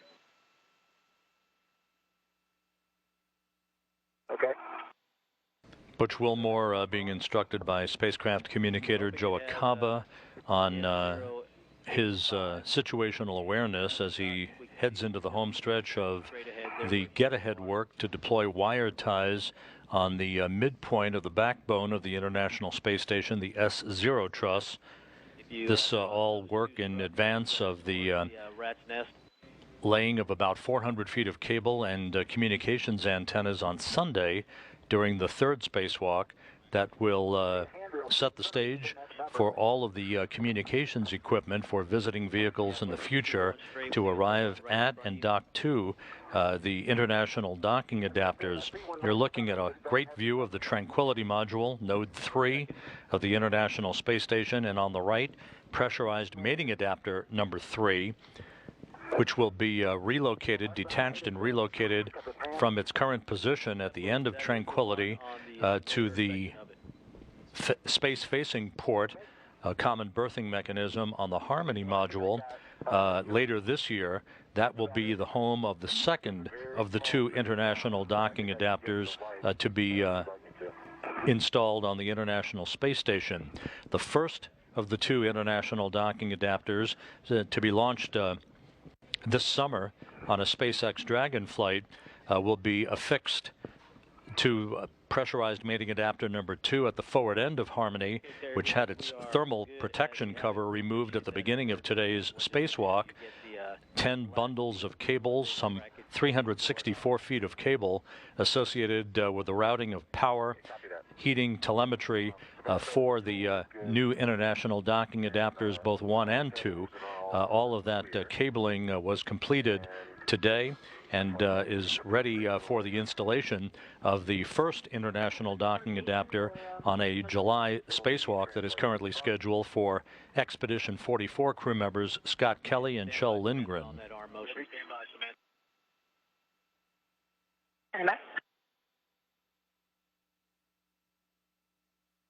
The brakes are off. For planning purposes, it'll be a 180 wrist roll. Stand by on motion. Okay, and we are good down here for motion. You guys are good to proceed. Stand by 1 sec. Let me get this screw lock bag out of your way.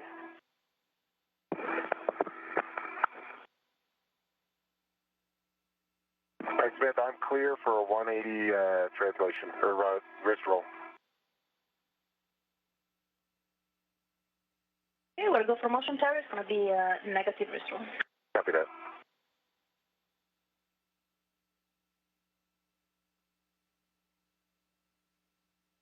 Good motion.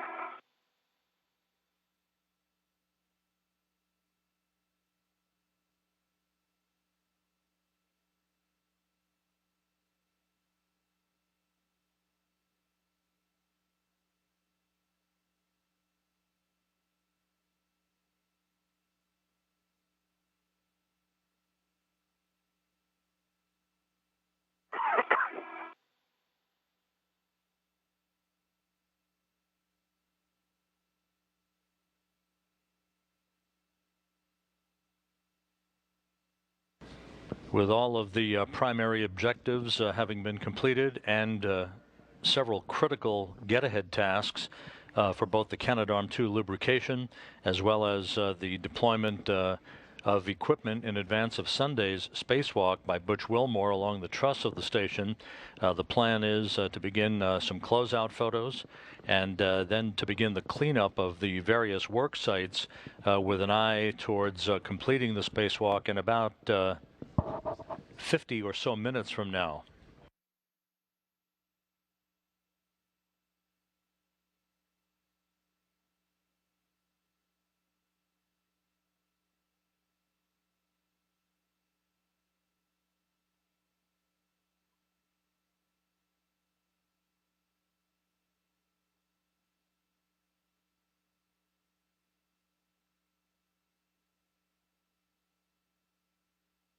Good motion, Samantha. You can stop motion now and go brakes on, GTA complete.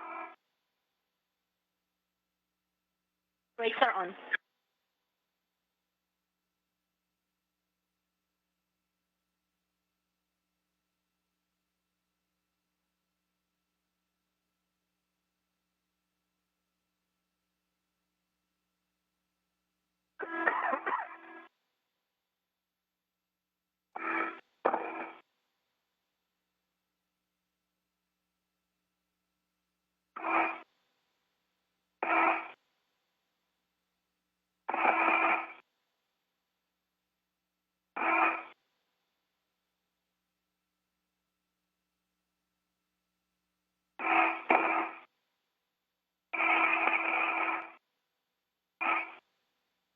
Okay, Joe, I've got the gun armed, and I'm ready for the inboard equalization bracket on 3 and 4. Okay, copy that, Terry. Inboard on 3 and 4. And Butch, we're with you for the last one.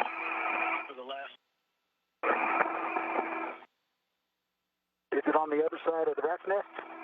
It is kind of right in the middle of the rat's nest. So from where you were, if you head along that same tray, it's kind of right in the middle of that tray, a little bit to the starboard side.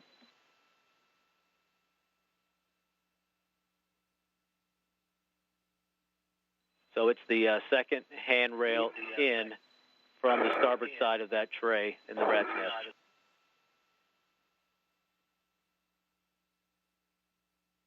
The International Space Station approaching Baja California, moving from southwest to northeast.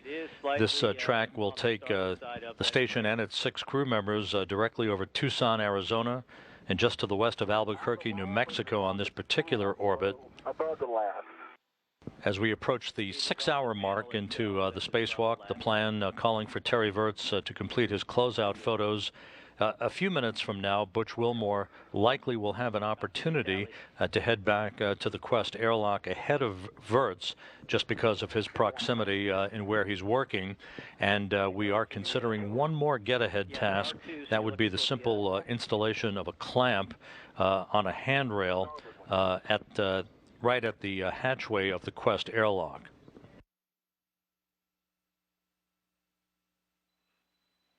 So we're looking at your right hand, Butch, the right handrail. Okay, stop it. Joe, I'm going to declare victory here. So doing your accounting, are we done with all the possible brackets here? Yep.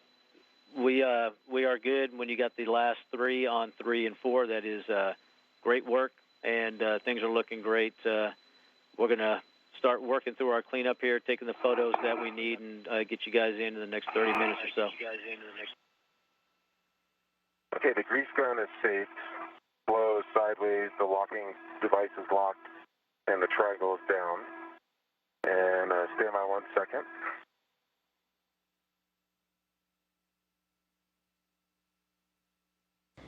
And this view from the helmet camera on Butch Wilmore gives you a great understanding of what the term rat's nest means as he finishes the pre-staging of a series of wire ties along a tray at the S0 truss of the International Space Station.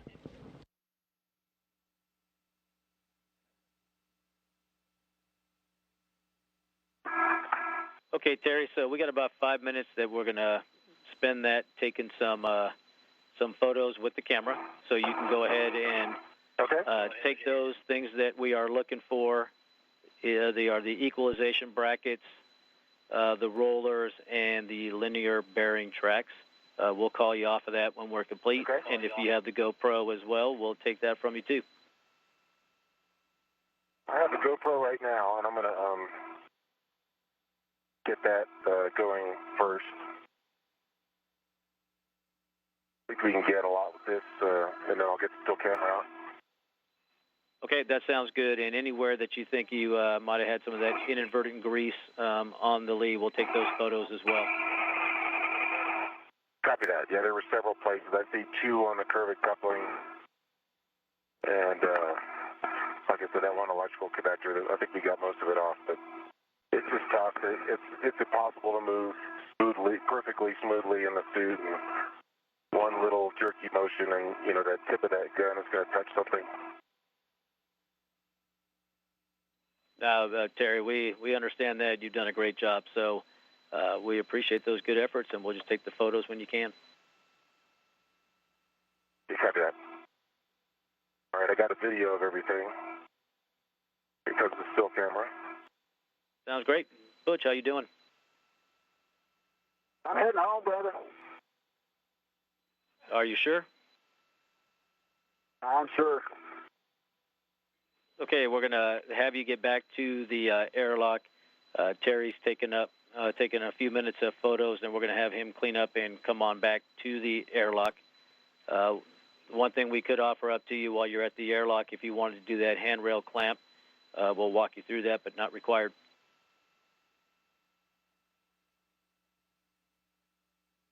I'm going to stop here a second and take a picture, Joe. That's an even better idea. We just went over California. You know, just to be honest, this lighting is brutal. It's a very bright background, and I'm in shadow right now, so I don't know how good these pictures are going to be. Okay, we copy and understand. We'll just take your best effort and see what we get. Sounds good.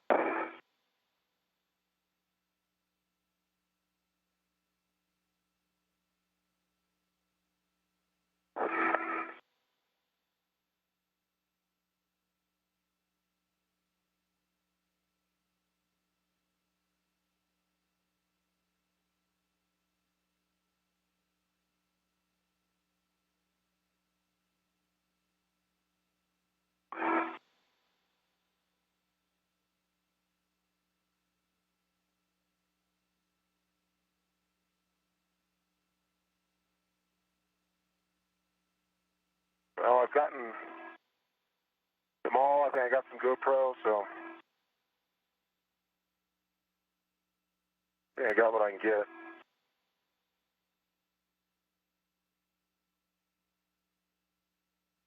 All right, Terry, we are happy with those photos, so we're going to start wrapping things up there with the first thing is with the grease gun. When you're ready, I can walk you through the steps to make sure we have it safe, and then we'll go ahead and put that on the crew lock bag using the wire ties. Okay, copy that. Let me get the camera put away and Copy that. We'll get that on the bag, and then we'll do an inventory of that crew lock bag. sounds good. Put this thing away.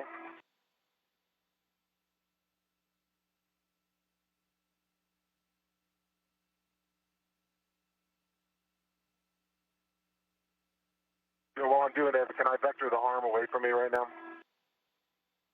I'm going to need that for APFR egress, right? That is affirmative. As long as you are clear of the arm, we can go ahead and give Samantha the go for that.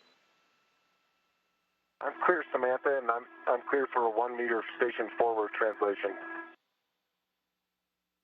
Okay, I copy that. And we also have the latches extended. Do we get those done after GCing away?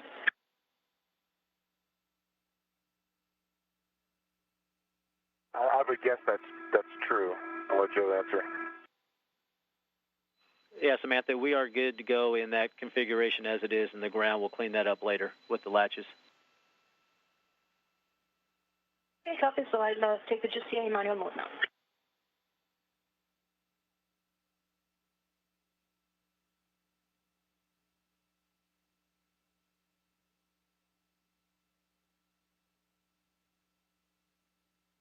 Samantha, my tools and tethers are clear, so for GCA station forward 1 meter.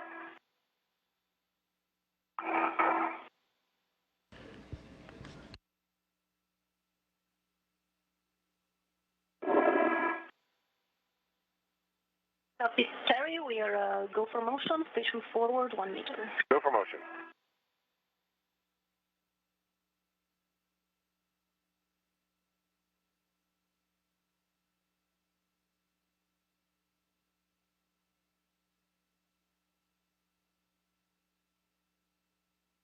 Good motion.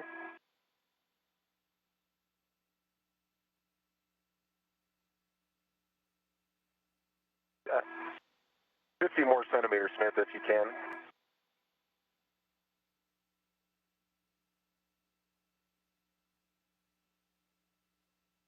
That's a good position right there.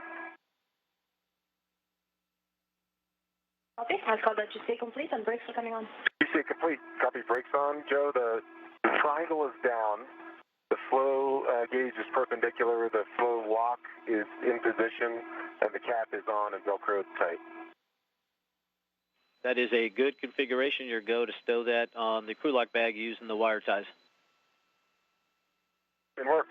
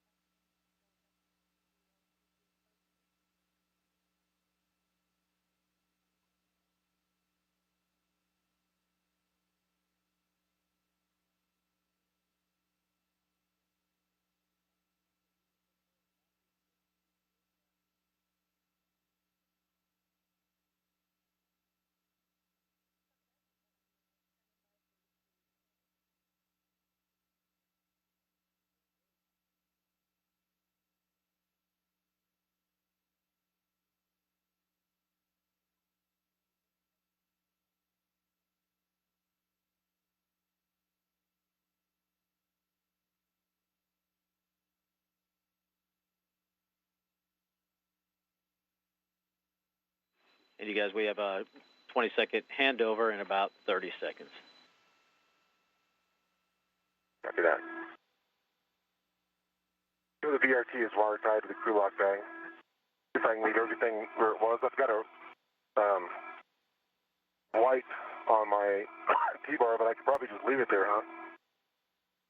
Yeah, and stand by. We'll do an inventory here. This is Mission Control Houston, 6 hours, 5 minutes into the spacewalk. The crew members are in the home stretch of this excursion outside of the Quest airlock, their second in 4 days, to prepare the station for the arrival of commercial crew and other visiting vehicles, to new international docking adapters, and in the case today, the additional work of lubricating various components in the end effector of the Canadarm2, the Canadian-built robotic arm that has been a workhorse for station assembly in the 14 years it has been at the International Space Station. Apropos to that, the International Space Station is currently flying over Quebec at an altitude of 257 statute miles. Butch Wilmore has completed the pre-staging of a series of wire ties that will be used in the securing of some 400 feet of cable that he and Terry Virts will lay out between the S3 and P3 trusses of the International Space Station on Sunday during their third and final spacewalk in this sequence for Expedition 42.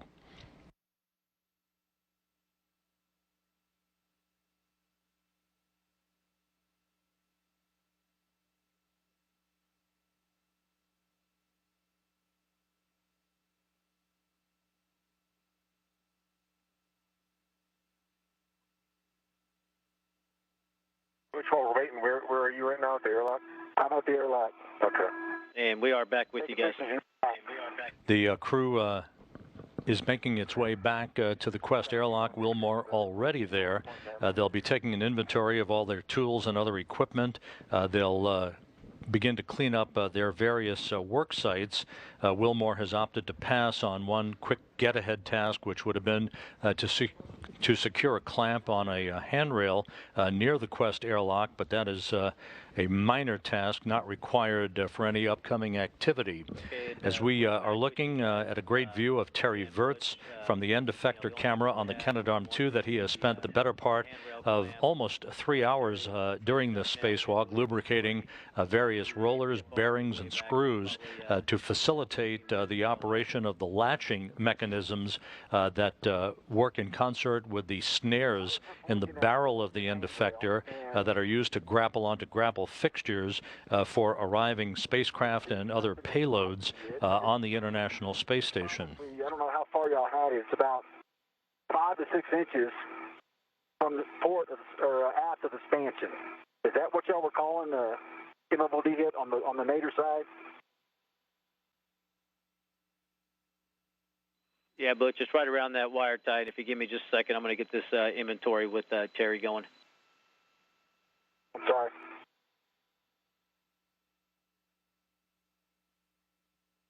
You want me to just call it out, Joe? Sure, you call what you got, and if we miss anything, I'll read it up to you. All right, there's a BLT wrapped around a mitt wipe in the left-hand side. In the right-hand side, there's an eel nose pliers, a tool scraper. Those are on rets. There's 1-2 mitts on internal rets.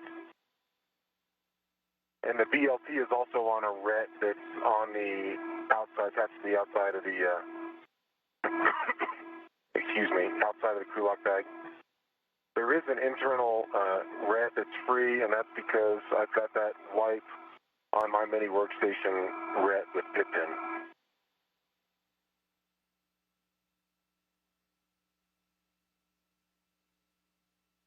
On the outside of the crew lock bag, I've got a grease gun on a ret and 2 wire ties holding it down.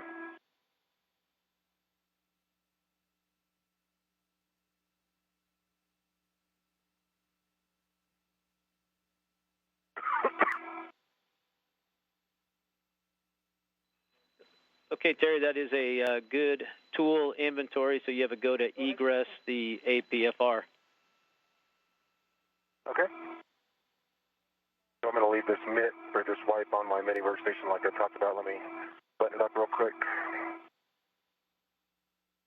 Yeah, and Butch, I think we're in a good config where we are right now with Terry getting out of the APFR, so I think we'll just hold off on that handrail clamp till next time. Well, I was going to say, I took some pictures of it. Y'all can assess if you really want to put a clamp on it. It feels pretty smooth. I mean, I didn't touch it with my glove. I rubbed my hook from my waist tether on it. But anyway, you can look at the pictures and intel. Yeah, we copy all that, Butch. So if you want to just stand by, enjoy the view for a few, and we'll let you know when Terry's got the APFR in and coming towards the airlock. Sounds good.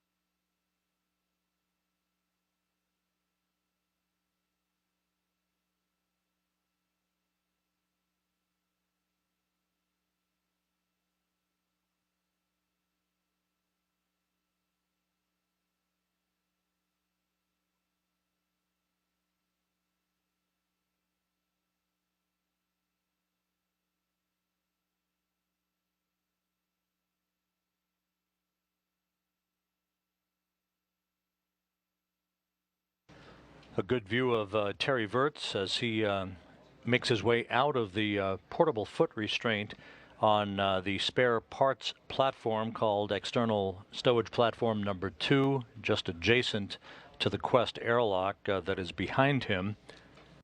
He has been in that worksite location for the better part of about 3 hours now, working to lubricate various components of Canadarm2, all of that work, including get-ahead work in the lubrication tasks, all of that complete.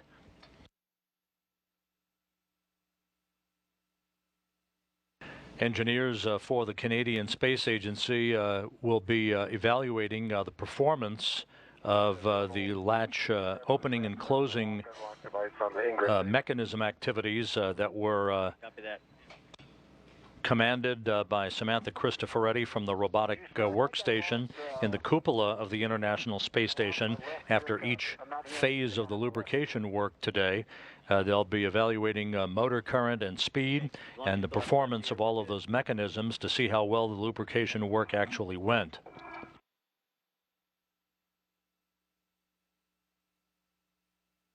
it. I'm putting the Ingress aid down.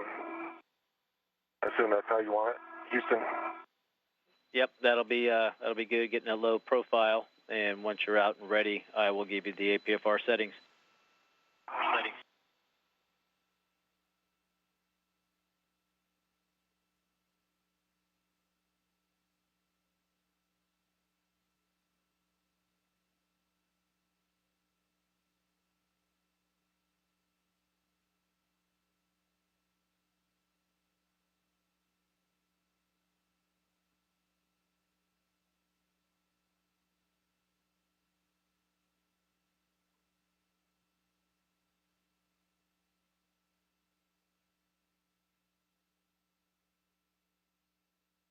Okay, that's down. Okay, looks good.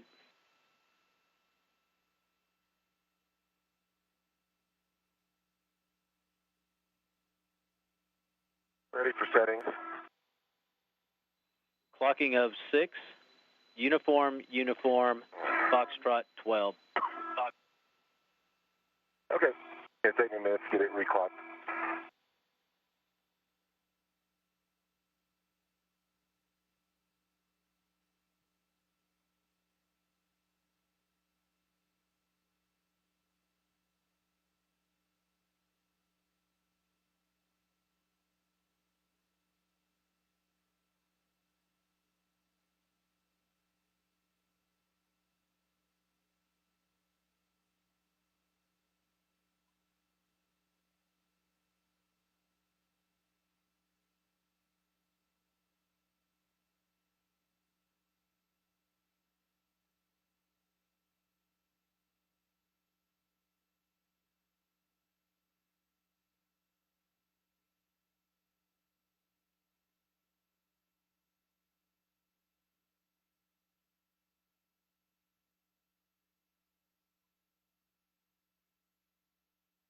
And Terry, you got a red on that APFR, I assume, right?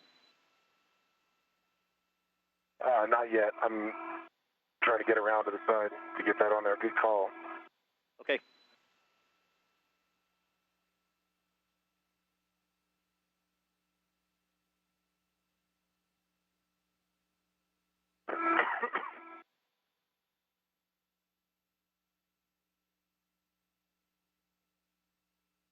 I was going to the red point. Let's go to the boot plate.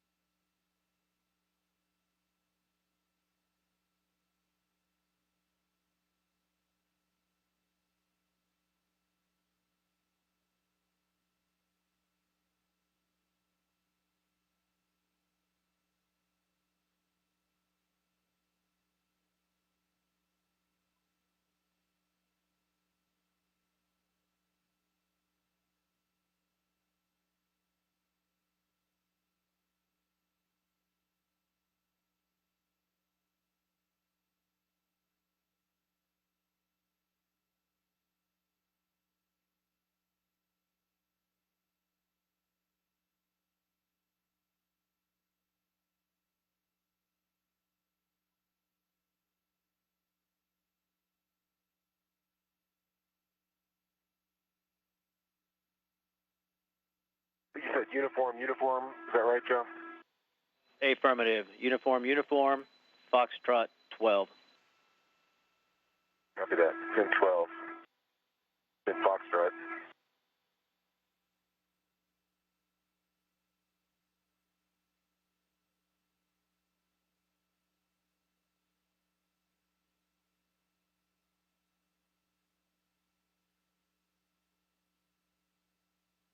This is Mission Control Houston. Terry Virts cleaning up his work site near the stowage platform adjacent to the Quest airlock.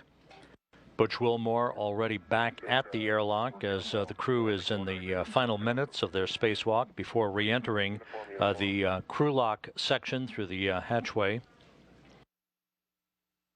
They'll hook up to umbilicals in the crew lock and wait for the repressurization of the crew lock once they close the hatch. That will mark the official end of today's spacewalk. The International Space Station about to pass into an orbital sunset, orbiting just to the north of Seville, Spain. On this pass that will take the complex and its 6 crew members over the northern coast of Africa and crossing over eastern Algeria. Affirm, Terry, do the rotation of the collar and then push on the paddles. Yeah, there we go. Got a corrosion or something in there. By the time it went.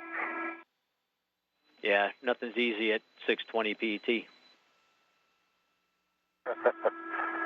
That is true. It wasn't easy at 320 PET or whatever that was. Copy that. You're looking for a 6 on that clocking.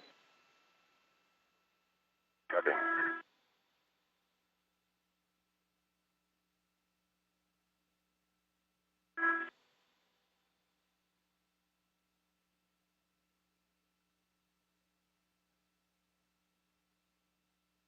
All right, the collar's on black.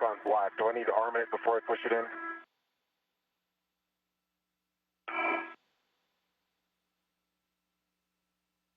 Yeah, you can just, you should be able to just push that in. Just push it in, right? Yeah, okay. Yeah, that's good. I'm pulling as hard as I can, wiggling it, it's not coming out. That's good. Okay, Black on black, 6 o'clock. And I see uniform, and the ingress aid is pointing down at the Earth.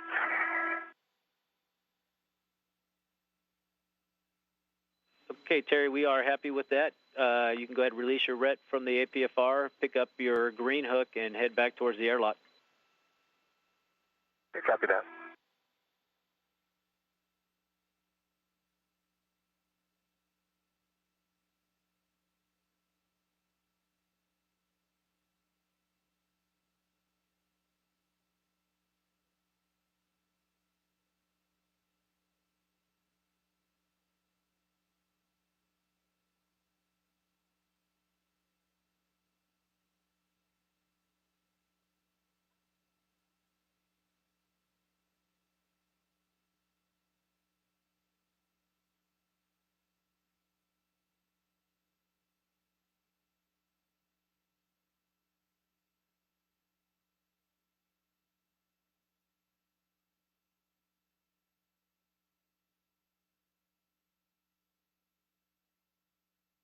All right. APFR is good. Relock bag's good. I'm working on my green hook now. Copy.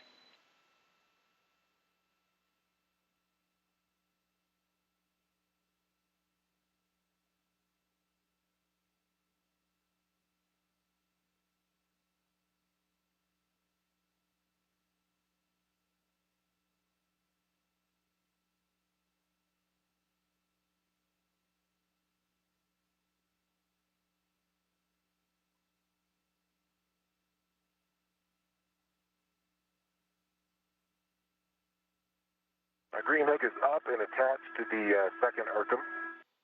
And safety tellers pull me back home. We're in a good config. That sounds great. Head home, and Butch, Terry's on his way. Outstanding. Nice work, guys.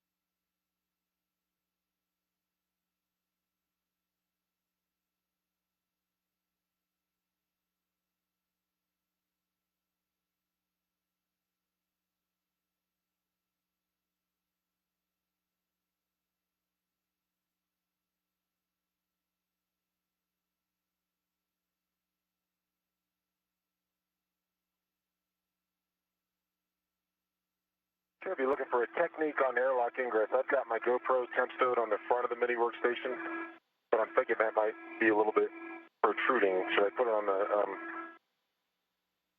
swing arm? Yeah, you can go ahead and do that, Terry, to make yourself as streamlined as possible. And we were thinking of having you go in with your crew lock bag, kind of the way it is if you want to just move your BRT kind of forward and to your side. But whatever makes it easier for you to get in. Sounds good. Okay, sounds good. I'll throw the crew lock bag in first and then go in. All right, Butch, here I am. I see you, brother. Tether looks good. Welcome back. Thanks. We're the cable guys, now we're the grease monkeys. Here I am. Yep, you guys have life after NASA. That's good work.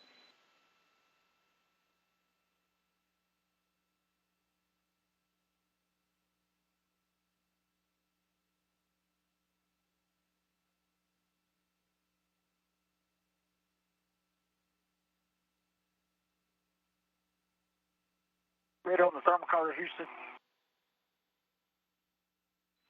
Say that again? Ready to open the thermal cover.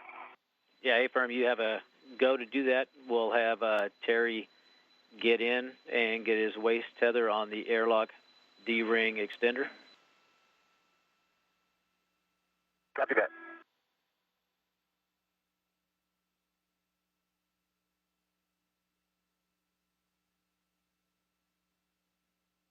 Do you think putting GoPro on the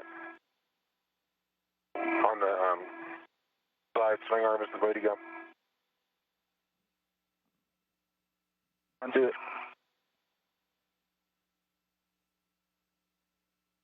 Gotta turn a little bit. A little more.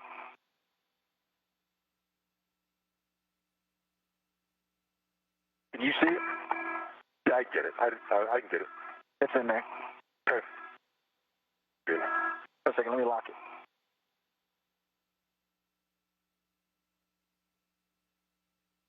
Okay. Nope, nope. Not in there. Come here.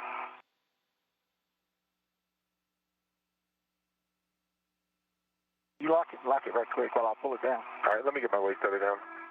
Then I'll be good. This is Mission Control Houston, approaching the 6.5-hour mark into today's spacewalk. Everything was accomplished by the crew: the removal of a cover from pressurized mating adapter number 2, the completion of the routing of the final bundles of cables that will be installed and hooked up to the international docking adapters once they arrive at the International Space Station.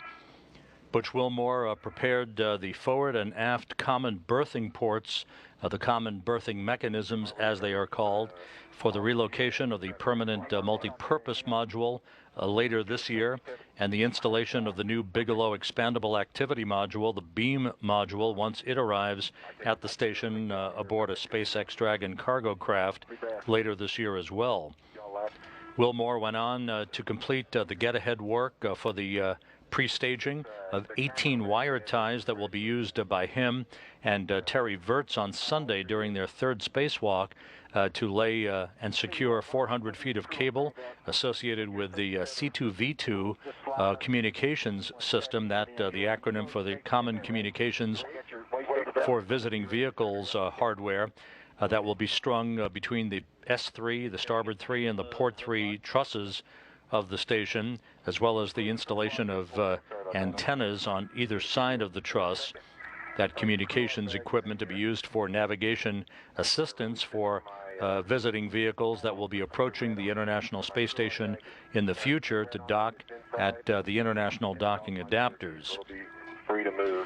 And the better part of 3 hours spent by Terry Virts lubricating rollers, brackets, and screws in the latching mechanisms of the end effector of the Canadarm2 robotic arm. All of that went extremely well. So the crew has made excellent use of its time today. Its second spacewalk in 4 days, and the second of 3 to be conducted, with the next spacewalk planned for Sunday morning with our coverage on NASA TV scheduled to begin at 5 a.m. Central Time, and the start of the spacewalk scheduled at 6:10 a.m. Central Time on Sunday morning.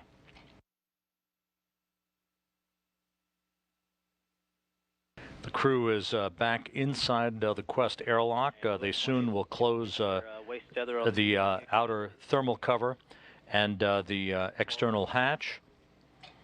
And then we'll stand by for the repressurization of the airlock that will mark the official end of today's spacewalk that began at 5:51 a.m. Central Time. I got my safety tether. It's out of your way. Thanks. And I'll move inboard towards the hatch. All right. I am waist tether on the D-ring extender, bell down, black on black. Going to get my safety tether. Copy that. It's a different airlock with that PMA cover in here. Oh, yeah. And there was a lot of maneuvering to get in here.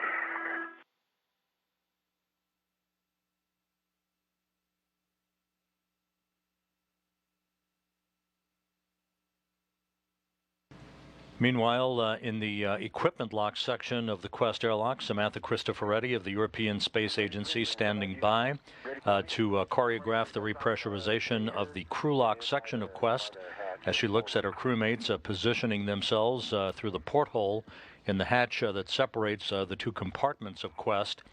Cristoforetti was at the controls of Canadarm2 from the robotic workstation in the cupola, working with Terry Virts to fine position the end effector of the Canadarm2 during his work to lubricate its various components. You're going to need to come in more.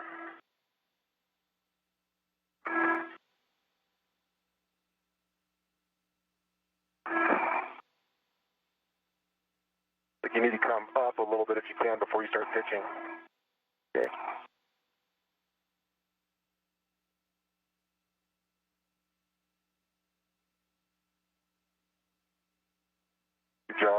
Great job on the thermal cover.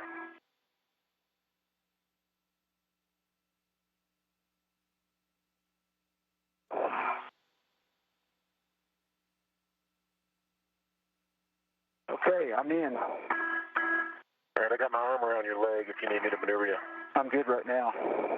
Okay, we show both you guys in the airlock. We'll need you to remove the SCU from the pouch and attach it to your DCM and make sure we get the SCU locked.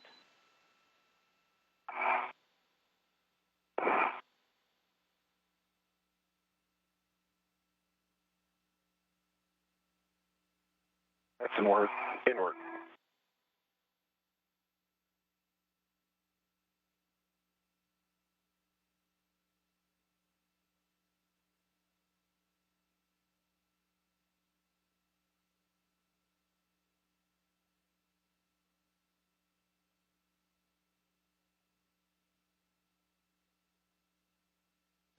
Once the crew lock section of Quest is repressurized to 14.7 pounds per square inch, Cristoforetti will open up that hatch, and she should be assisted by Anton Shkaplerov in bringing the two crew members back inside the equipment lock and to help them doff their helmets and then eventually the rest of their extravehicular mobility unit gear.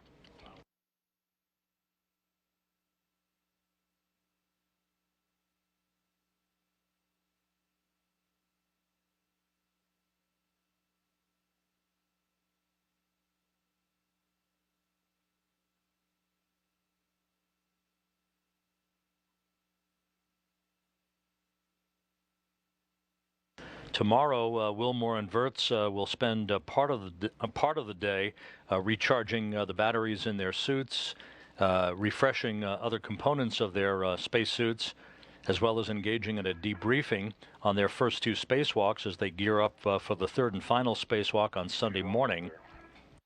Take your time. Thing has a lot of bend radius force in it. In the wee hours on Thursday at about 3:16 a.m. Central Time, There will be a reboost of the International Space Station using the thrusters on the ISS Progress 58 cargo craft that is docked to the aft port of the Zvezda service module. The 4-minute, 45-second firing of those thrusters will raise the apogee of the station's orbit. The SCU is locked on one. In the first of two such reboosts over the next several days that will set up the correct altitude and phasing for the departure of Butch Wilmore, Elena Serova, and Alexander Samokhutyaev in their Soyuz TMA-14M spacecraft 1 week from tonight. EV1 water's off with a message. I should say 2 weeks from tonight on the evening of March 11th. Okay, Butch, if you haven't done so already, you can close the hatch thermal cover and attach the Velcro strap. Yeah, I had. Terry kicked it, but let me see if I can grab it. I can't. Going further. I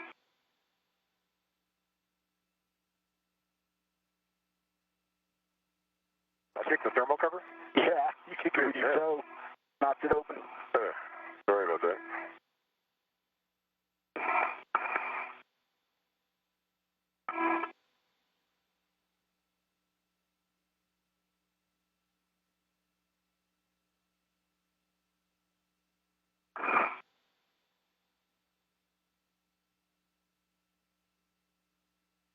Houston, it's 180. It's all the way open, like flying 180 out. I'd have to go all the way out to reach it.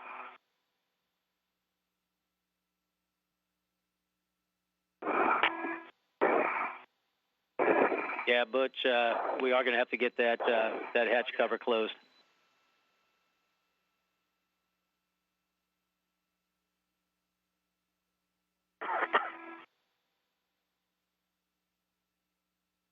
Sorry, Butch, is there a tether maybe you can block it with? Can you pull me back in? I got it. Yeah. It's still there. Okay, I fine, don't yeah. lower the pitch just attached, but it's definitely still there. Copy. We're still thinking If about you it. want, I can hold the mic there. Maybe it makes some sense to you. I got your leg.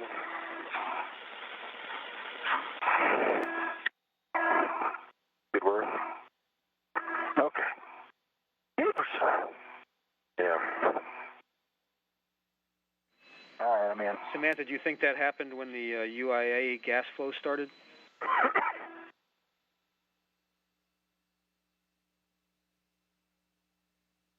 I think they were still working on connecting the SCU when it started, but just now it has stopped completely, just as we were talking.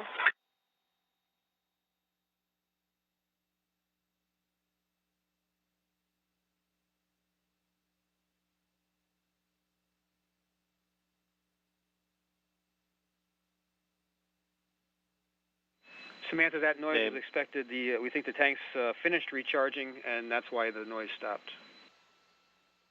Houston, you copy? Your thermal cover's closed. Sounds great, thanks. Okay, Butch, we copy the thermal covers closed. Good job, and we've exceeded our 2-minute time frame. So if you can verify outer hatch is clear of hardware, you can go ahead and close and lock the hatch per the decal. Didn't work.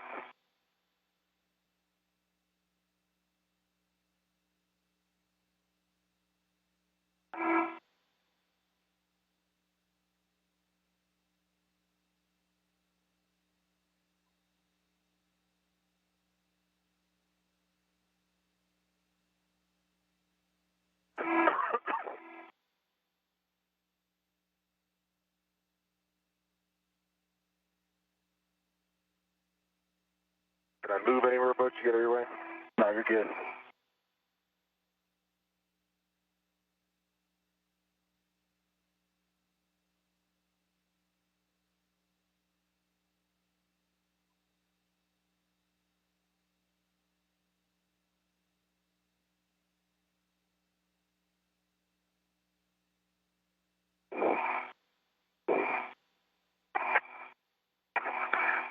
Hatch is closed and locked.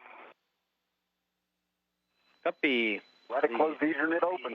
Yep, that is good. Copy that is closed and latch. With that, gentlemen, it was a pleasure and an honor. I'm going to hand you over to Samantha, and she's going to pick up with you in the pre-repress of the repress cue card. Yo, that was a great job. Good day by all. Thank you, guys. Message. Thanks a lot, Joe. I'm picking up in step 4.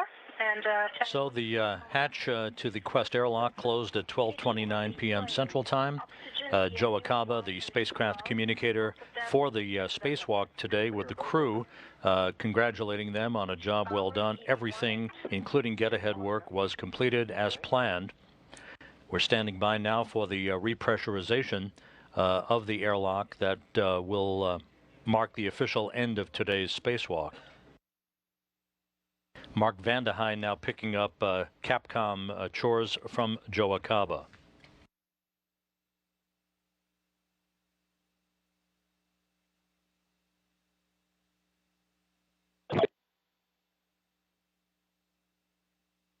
EV1's an SU. EV2's an SU. copy EV1 and 2 and SCU. EV1 and EV2 or 2 actuator to press. Here we go. This is the fun.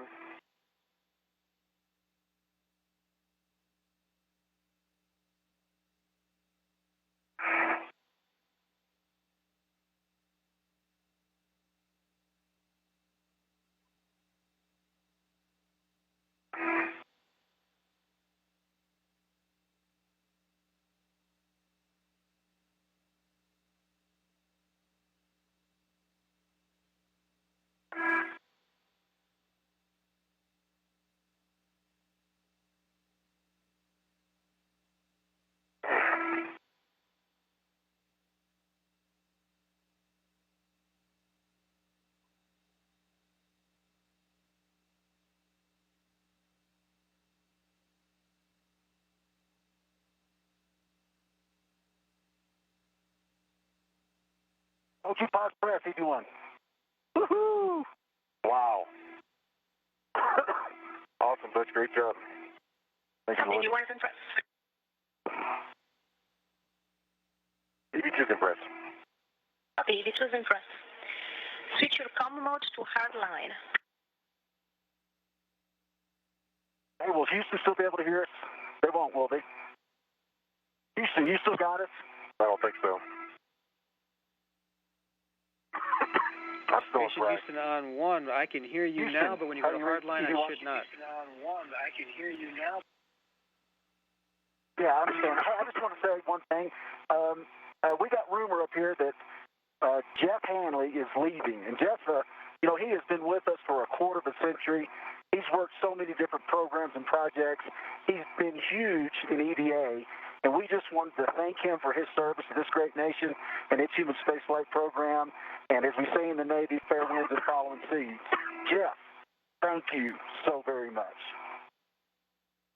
I second that. Thanks, Jeff.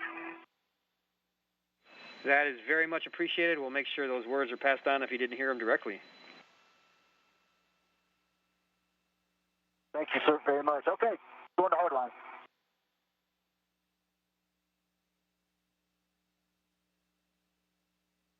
Butch Wilmore extending congratulations to Jeff Hanley, a former flight director who now heads up the EVA or Spacewalk office here at the Johnson Space Center, soon to be retiring. I have enough sign if you need me to slow down, or close 50 if you need me to stop.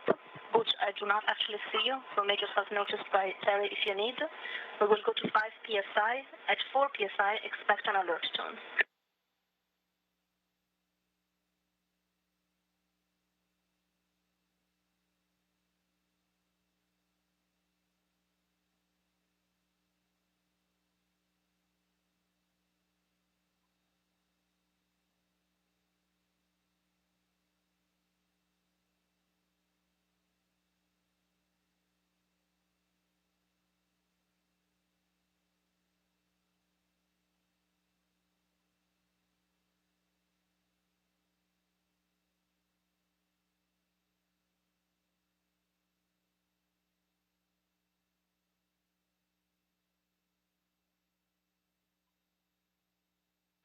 This is Mission Control Houston. The repressurization of the Quest airlock is underway at 12:34 p.m. Central Time, marking the official end to today's spacewalk at 6 hours and 43 minutes. Again, the spacewalk began at 5:51 a.m. Central Time, just ended at 12:34 p.m. Central Time with the repressurization of the Quest airlock. The official elapsed time, 6 hours, 43 minutes for today's spacewalk, the second of three for Butch Wilmore and Terry Virts.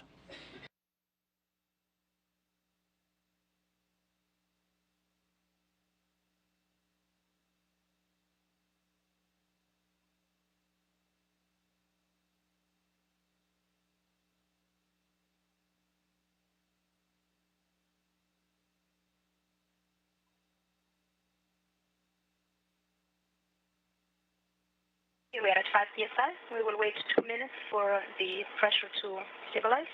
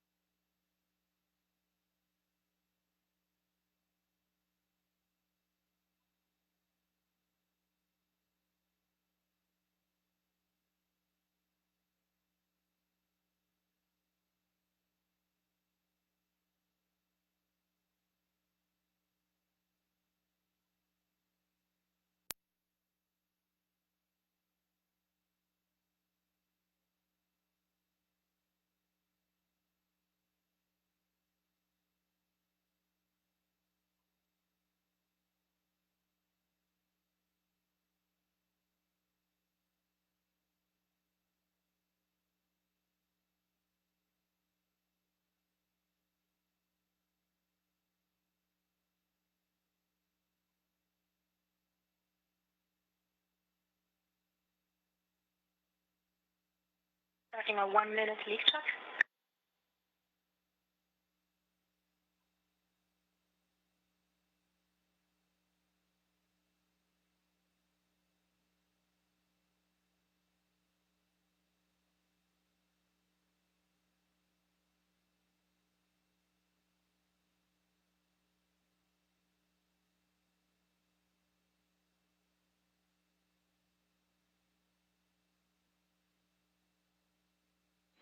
Houston copies.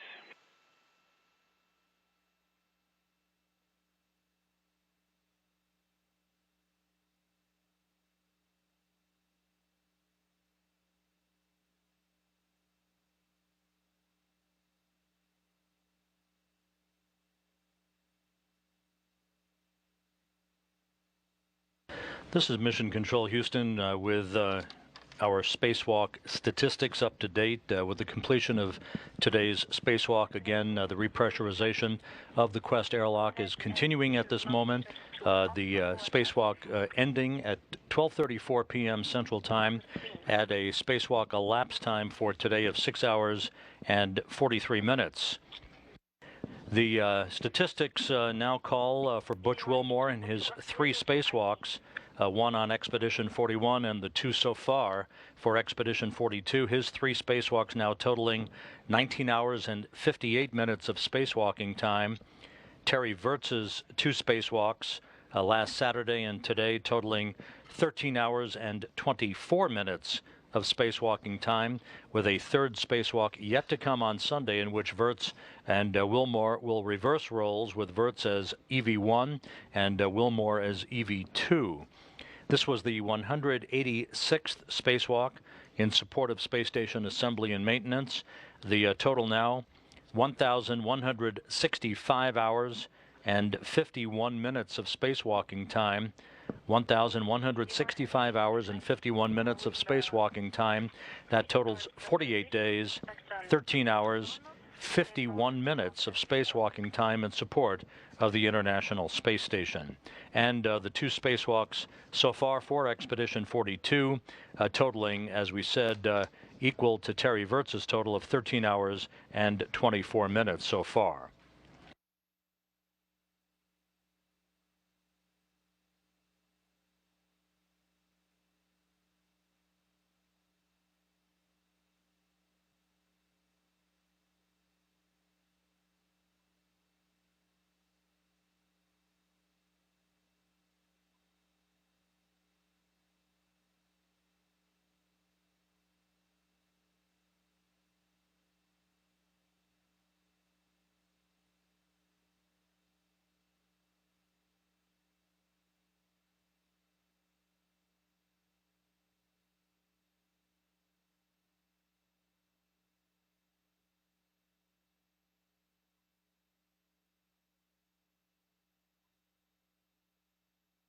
Once again, the spacewalk today lasting 6 hours and 43 minutes. The spacewalk on Saturday was 6 hours and 41 minutes. So consistency is the name of the game for Wilmore and Virts so far for their two EVAs outside of the Quest airlock. The crew lock section of Quest is in the process of repressurizing to its total of 14.7 pounds per square inch. Once it reaches that point, the repressurization will be completed, and Samantha Cristoforetti will be ready to open up the hatch separating the crew lock, in which Wilmore and Virts are currently residing, and her section, the equipment lock section. She then will be able to bring the two spacewalkers back inside to help them doff their suits.